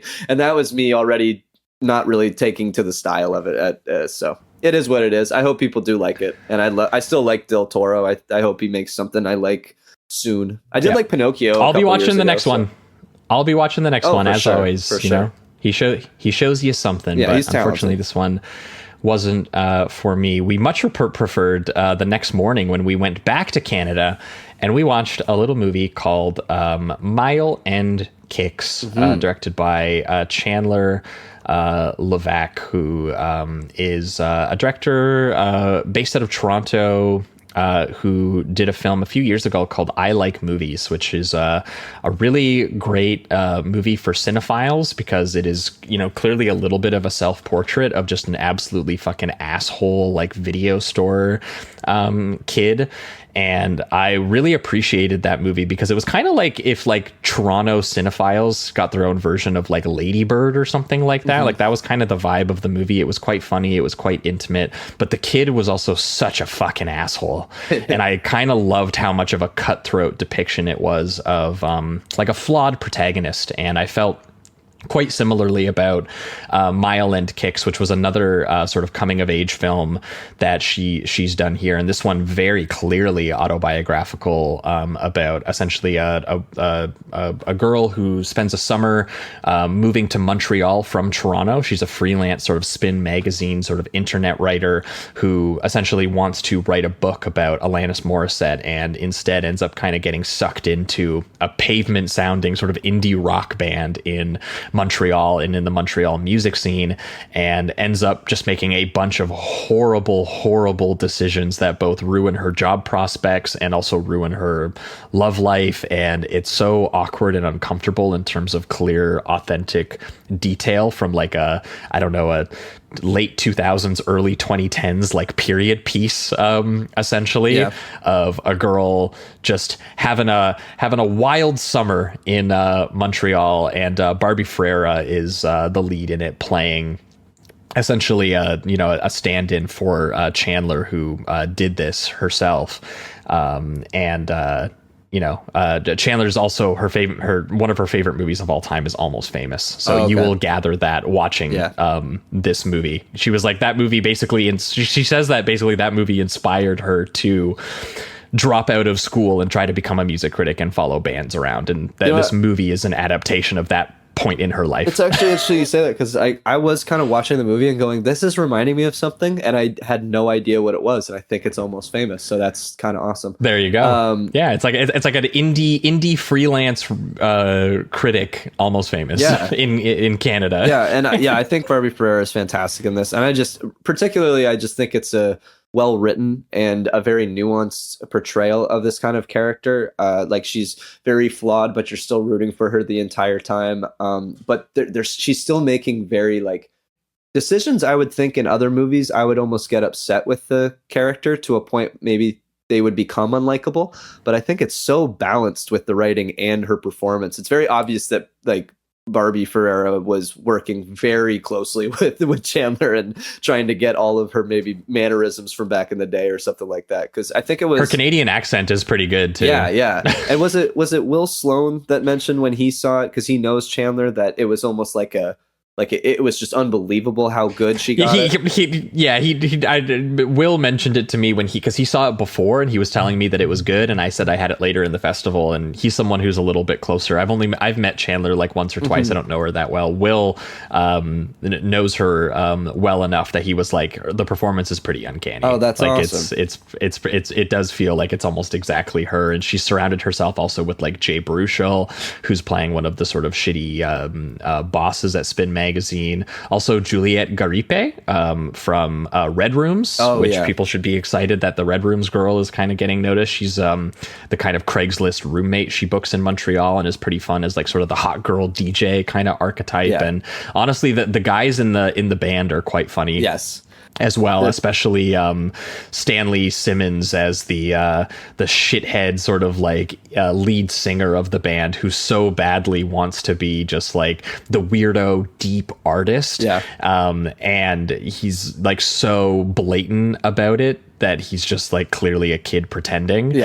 And Barbie Ferreira just absolutely falls for it because he has a great voice, and she's just in love with the idea he's of, like a true artist, a purist, and all that kind of stuff. Exactly. Yeah, he's funny. He has a particularly funny scene where he's like trying to tell her that he's uncomfortable with having sex, but clearly wants to still, in this like kind of like the male brain going like, well, I could still have sex, but at the same time he's telling her he doesn't want to, while like awkwardly grabbing her boob, and the way that Barbie reacts to it and like is kind of looking at him confused. Her facial expressions fantastic. Of confusion as he's trying to basically say why he won't have sex with her while also groping her in bed is very funny. It's very, very funny. And I just think every character has like these unique quirks to them that are like pretty much all explored in some way. Obviously Ferreira's character is the most like the one with the magnifying glass on her, but I think everybody has a great part in this. Even Jay Baruchel is like the dickhead boss. He's pretty good too. So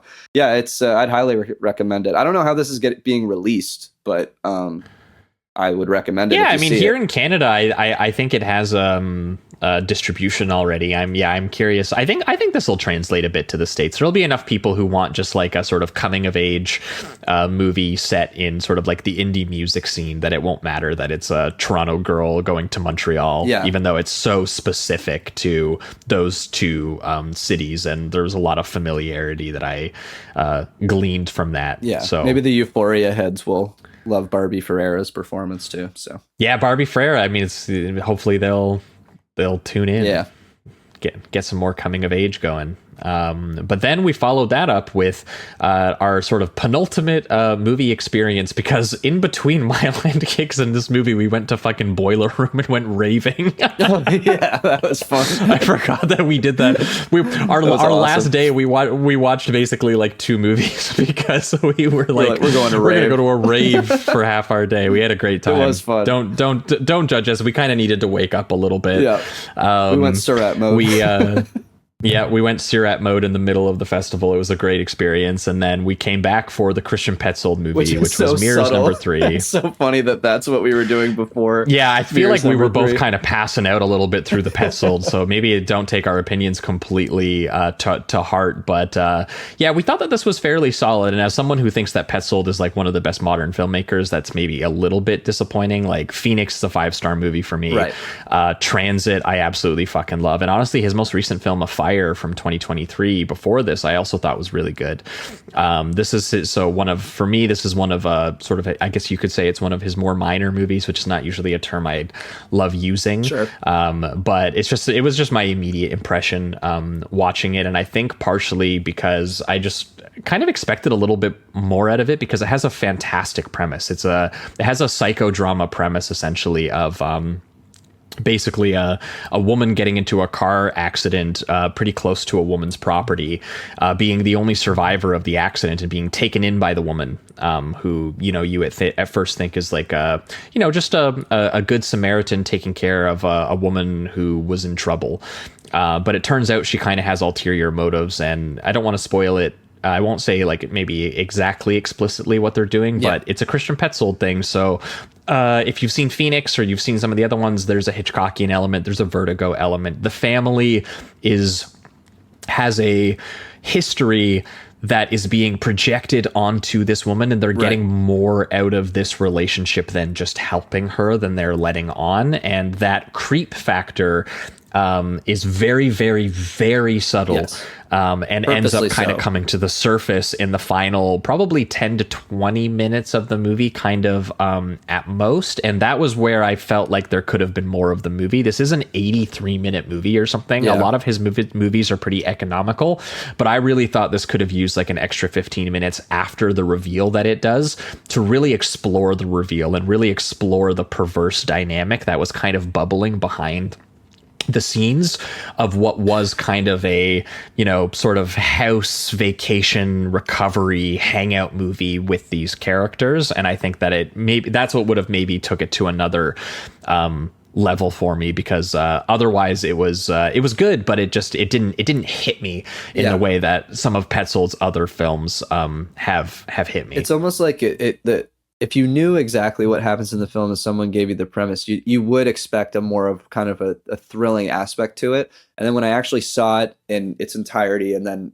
like after it ended, I realized I didn't feel that thrill, and I didn't feel really, I mean, I felt a little creeped out because it is still what it is, but I felt more just sadness for like just what took place and why they felt, which like is deliberate. He definitely makes more sad dramas than he does make thrillers. Like, it's absolutely his thing, but it's just, I even feel his sad dramas kind of gut punch you a little bit more with the emotion of them and the melodrama of them. Like Phoenix, I will say, builds to, one of the all-time great like realization moments for a character to have on screen, and for you to just be so overwhelmed by what it is that character is realizing, because he's very, very subtly given you all the information you need through the whole movie. And so he's doing something similar here. He just doesn't, I think, hit that big moment where the characters actually hardly interact with each other after the reveal takes place. Which to me is just a little strange. I really felt they could have, done something there. But all the early goings though, like all the mood of like looking at this empty, quiet, sad household and kind of figuring out through tiny little details that they're recreating these little routines with this woman, and it's making their lives better in kind of a therapeutic way. And you pick up on that before you find out what the reveal is. And I do think that stuff is all really good still. So totally agree. I had a good time with it. Yeah, I totally agree. I'm going to look out for more of his films, like especially Phoenix. So Yeah. And so with that film, we thought our festival was over. That was the second last day, September 13th. Normally, I take the very last day of the festival entirely off because I go back to my office job on Monday. I would like a day to recover. We had planned for it. But there's one story and one movie we've been very cagey about, we've been building to this whole time. And it's because it was one of, if it wasn't the most anticipated, it was at least the second most anticipated. It was up there with the Park Chan-wook as the movie we wanted to see the most. We both rewatched the entire show. But there's a Toronto-based comedy web series called Nirvana the Band, The Show. Jamie and I you watched it in high school too, right? Yeah, or I think I was introduced to it in college. Okay. Yeah. So we both watched it at least like when it was when it was like being spread around as like a really funny web series. And it's a fantastic web series. It's by Matt Johnson and Jay McCarroll. Matt Johnson, people will probably know as like a comedian and a writer and director who has kind of exploded in Canada over the last 10 years. He did the Dirties, he did Operation Avalanche, and just 2 years ago he did Blackberry, which was one of the more mainstream sort of Canadian movies. People were like calling it like the Canadian Social Network of a failed Canadian product. And it was Matt Johnson has really kind of taken off since then. But in the web series, he was just a fucking dork in a fedora making a very funny web series with his best friend Jay. And the premise of it, for anyone who is unfamiliar, is that literally these are like two bozo childhood friends and roommates who essentially do a series of convoluted and moronic attempts to book a show at a venue called the Rivoli on Queen Street, which there's a very funny element to this where there was a party between all the Canadian distributors that I went to. It was one of the few parties I went to during all of TIFF, and it was at the fucking Rivoli, and I was fucking stewing that we weren't going to get to fucking watch this movie while we were doing it, because it was the opening night Midnight Madness movie. We emailed the publicist. We couldn't get a fucking ticket. Toronto podcasters could not get into the fucking Toronto movie. There was another public screening we couldn't make. I sat in line for 2 hours trying to rush it. Jamie tried to rush one of the other public screenings. The press and industry screening was at the same time as the Park Chan-wook, so unfortunately we decided we wanted to see the Park Chan-wook a little bit more. And then they added the Park Chan-wook second screening the next day, speaking of wrapping around to that story. So then we realized we probably could have done both. And so we were either way incredibly disappointed when we hit the 13th, and we said, you know what, it's not happening. We're not seeing this movie. All the screenings are over. Yeah, we just accepted it. And on my last day, on the 14th, I woke up, I like fucking showered, and I uploaded the podcast. I put up some of the last reviews I was doing, and my heart sank a little bit. I was like, damn, that kind of sucks. And then one of our buddies, shout out to Mark Weingust, Nirvana the Band, The Show, the movie, which is the legacy sequel to the web series, ended up winning the People's Choice Award for Midnight Madness. So they added a screening of it like they do with all the other People's Choice winners, so that people who missed it get a one last chance to see it. And our buddy got us tickets to it. So we ended up being the last screening of the entire festival. Jamie and I got in. It was a packed house. And I thought this legacy sequel to this fucking stupid web series about two best friends in Toronto just being absolute morons was maybe the best movie of the festival. Actually, I do think it was the best movie of the festival. Yeah. You fived it, right? I fucking loved this movie. I did. It was a rare film festival 5 on the spot. I laughed through the entire movie. Yeah. There was a part where Jamie literally like nearly leapt out of his seat and had his head between his legs because of just the insanity of what we were watching and like the unbelievability of it. I even like in that moment, I'm not going to spoil any of this because you guys have to see this for just blank. It's unbelievably funny. But I turned to Josh and I was just like, I think this is something, it'll make sense in the context of it. But he's like, I think that might be what I think it is. And then it turns out to be, and it still shocked me. It was like the way that they just edit it together, and the kind of like how quick it all happens is just like it's truly shocking and hilarious. Yeah, I mean, it was just really magical to see that, like, they did this web series in like 2008, I think, and like they're coming back to it this many years later, and they just still have the magic of the original show, which was that they did this very sort of anarchic and spontaneous and very absurd sense of style. Like, it was shot on these kind of crummy and crude sort of like do-it-yourself sort of home movie cameras. It had a sort of mockumentary component that was big on like in just comedy in around that time, like whether it was like sitcom comedy or sketch comedy. Like, mockumentary was such a big format. And then but they were also getting in pretty early on that like prank hidden camera, like fiction or reality, like Nathan Fielder, and, you know, I guess you could say like what the Jackass guys would sometimes do when they would do their shit in public. Like, they also had like that component to it where they were like, we're gonna book this show despite not having a band, despite not having any songs, despite calling ourselves Nirvana and not realizing that there is another band called fucking Nirvana, which is maybe one of the funniest gags of the series, is that they realize they're like, oh shit, we can't call ourselves Nirvana. There's already a band called the band.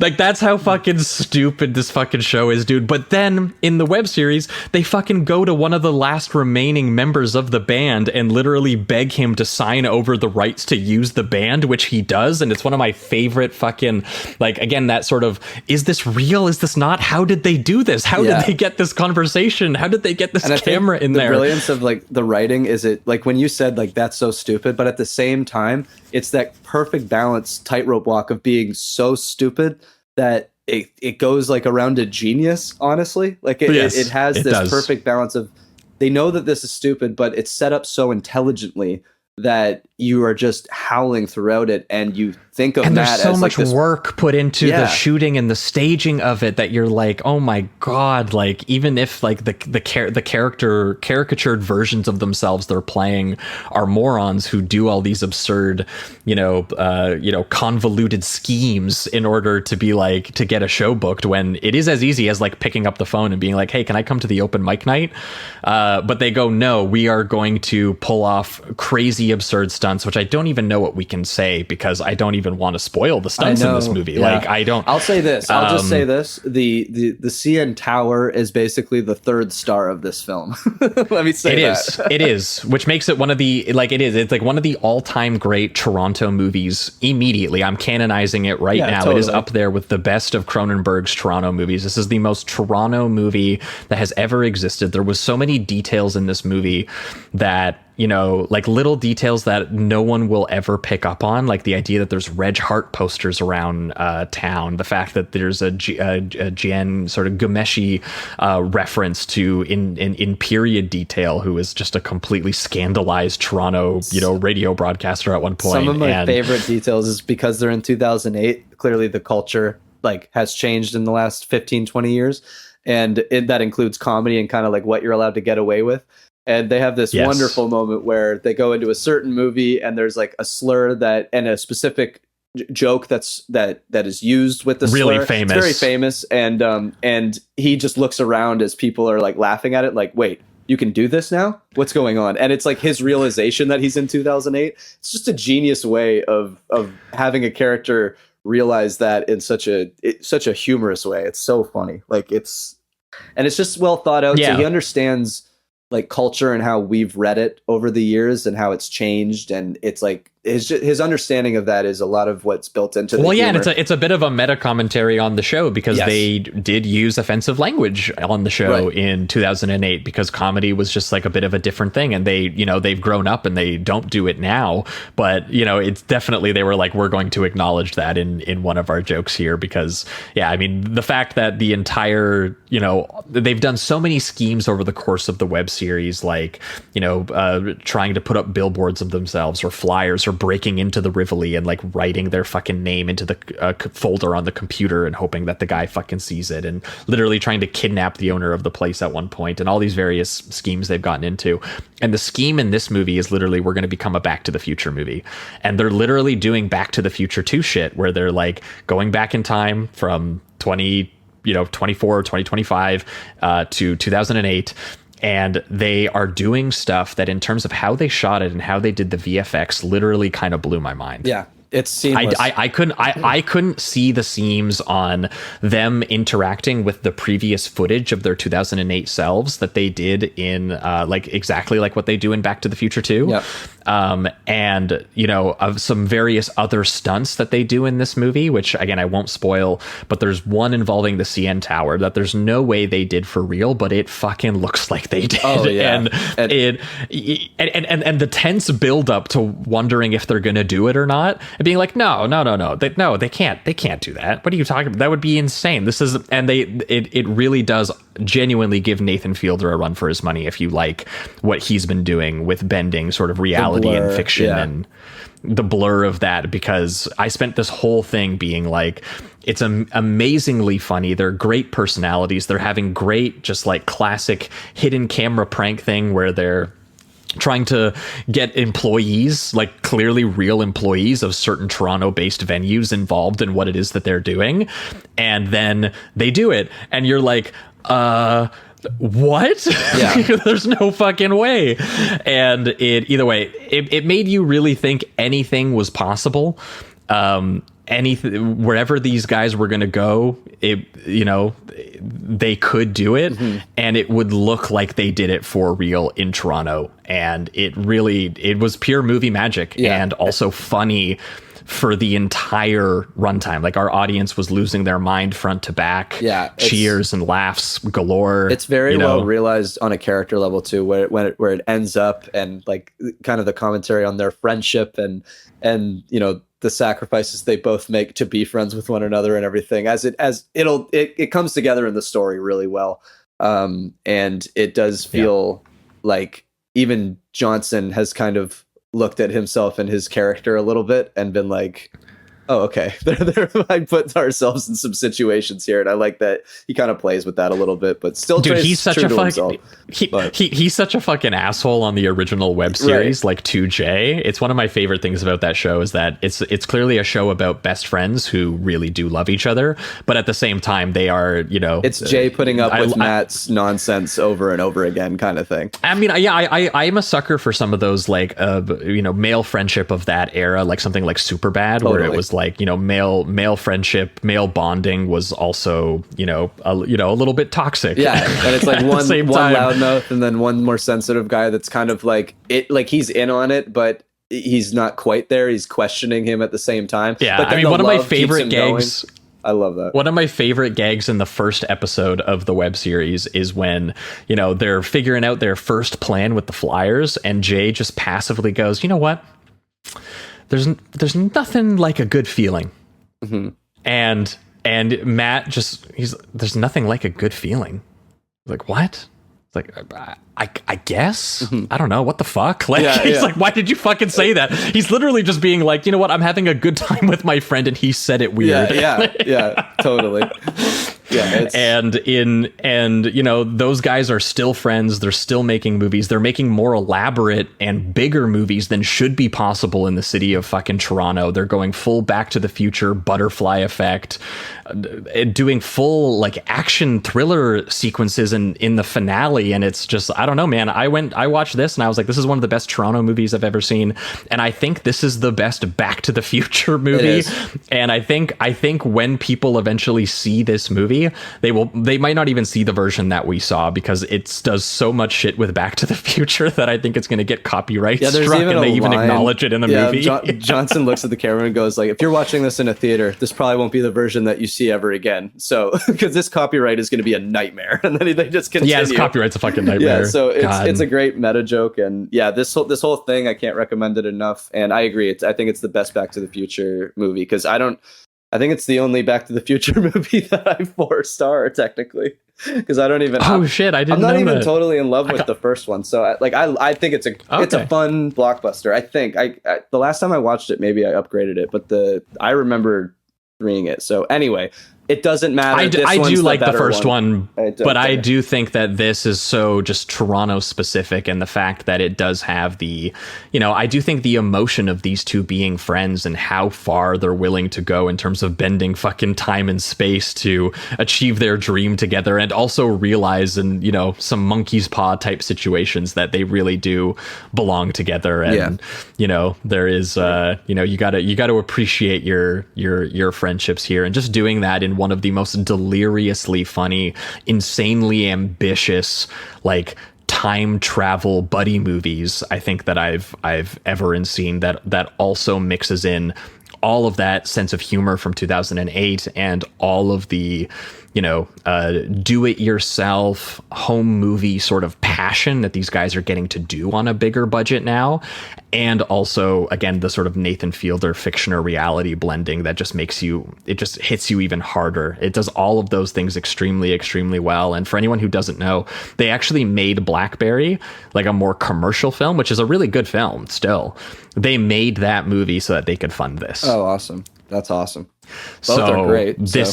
This is like the pure do-it-yourself passion project that these guys have been building to for a number of years. And yeah, I thought it was a perfect way to end the Toronto International Film Festival. Was with one of the best Toronto movies that has come out in decades. Yeah, totally. It was well worth the battle to get the tickets. So very happy about it. Yes. Can't recommend it enough. Yes. Can't wait for it to come out. Yeah, and that wrapped up our Toronto International Film Festival, and should wrap up this fucking episode, because we once again went way longer than we should have. Now, to be fair, I believe in total we actually did end up seeing 7 more movies this year at least. Yeah, actually maybe more than that. It might have been 12 more movies. Yeah, we went nuts. I'm double checking my mouth now. We went nuts. But thanks so much if you made it this far. Yeah. Hope you enjoyed re-experiencing TIFF through our eyes and all the movies we watched day by day. yeah. It's always a trip. I mean, this is only my second year, but I love it. I'm very grateful that we get the opportunity to do it. And yeah, 5 movies a day is something else, but you know what? We do it for you. That's right. Soldiers. And we appreciate that you guys listening to us is how we were able to even get TIFF to even think about possibly putting us on the list. Yes, and thank you, that guys. people would be interested in our show. And you guys made this episode last year one of our most listened to episodes we've ever done. And so TIFF was immediately like, yeah, come on back, come do it again. And we're gonna keep having, I think, some great experiences with them and with all of our buddies who come up and visit us. And it's just a big old great party we get to have with everyone, but at the same time we clock in and take it seriously. Yes. Oh, do we ever? You got it if you're doing 5 a day. But anyway, thank you. And then you're coming home and recording fucking 5-hour episodes about it. It's for fucking sure. But thanks so much for listening to the show. Once again, we are getting delirious here. We probably should just wrap it up. But yeah, thanks so much. Again, we are going to be back in 1 week's time, where we're going to be back over on the Patreon feed doing your guys' patron voted episode. That was episode 400, and you guys said for episode 400 we want you guys to finally talk about Akira Kurosawa. We're going to be talking about the Bad Sleep Well, as well as High and Low, which is personally is one of the all-time, like my all-time favorite Kurosawa movies, and obviously was recently remade loosely by Spike Lee with Highest to Lowest, which we haven't had a chance to watch yet because of TIFF, but I'm sure we will get around to once we do this episode. And so you guys clearly wanted that was in the news enough, you wanted us to talk about it, so let's do it. And then in 2 weeks time, it is the first episode of fucking Spooktober already. Finally, we're going all horror all the time. And I don't know exactly what this episode is going to be yet. I have heard, because it's a guest is still deciding on it, I have heard that it could be Stephen King themed, because we will never run out of Stephen King horror movies to talk about. But this guest also is an author, and I think has a particular affinity for King. So that could be what we end up doing in 2 weeks time. And we got some big horror movies coming up later. Look forward to it. I mean, it's not going to be a spoiler to say that we're going to be talking about the original Frankenstein. Oh yeah. At some point during that month. So look forward to that, and look forward to the rest of the Spooktober watching, which even outside of the show I like to do anyway. So I will be doing that as well. But yeah, thanks so much for listening, and keep it sleazy. Keep it sleazy, everybody.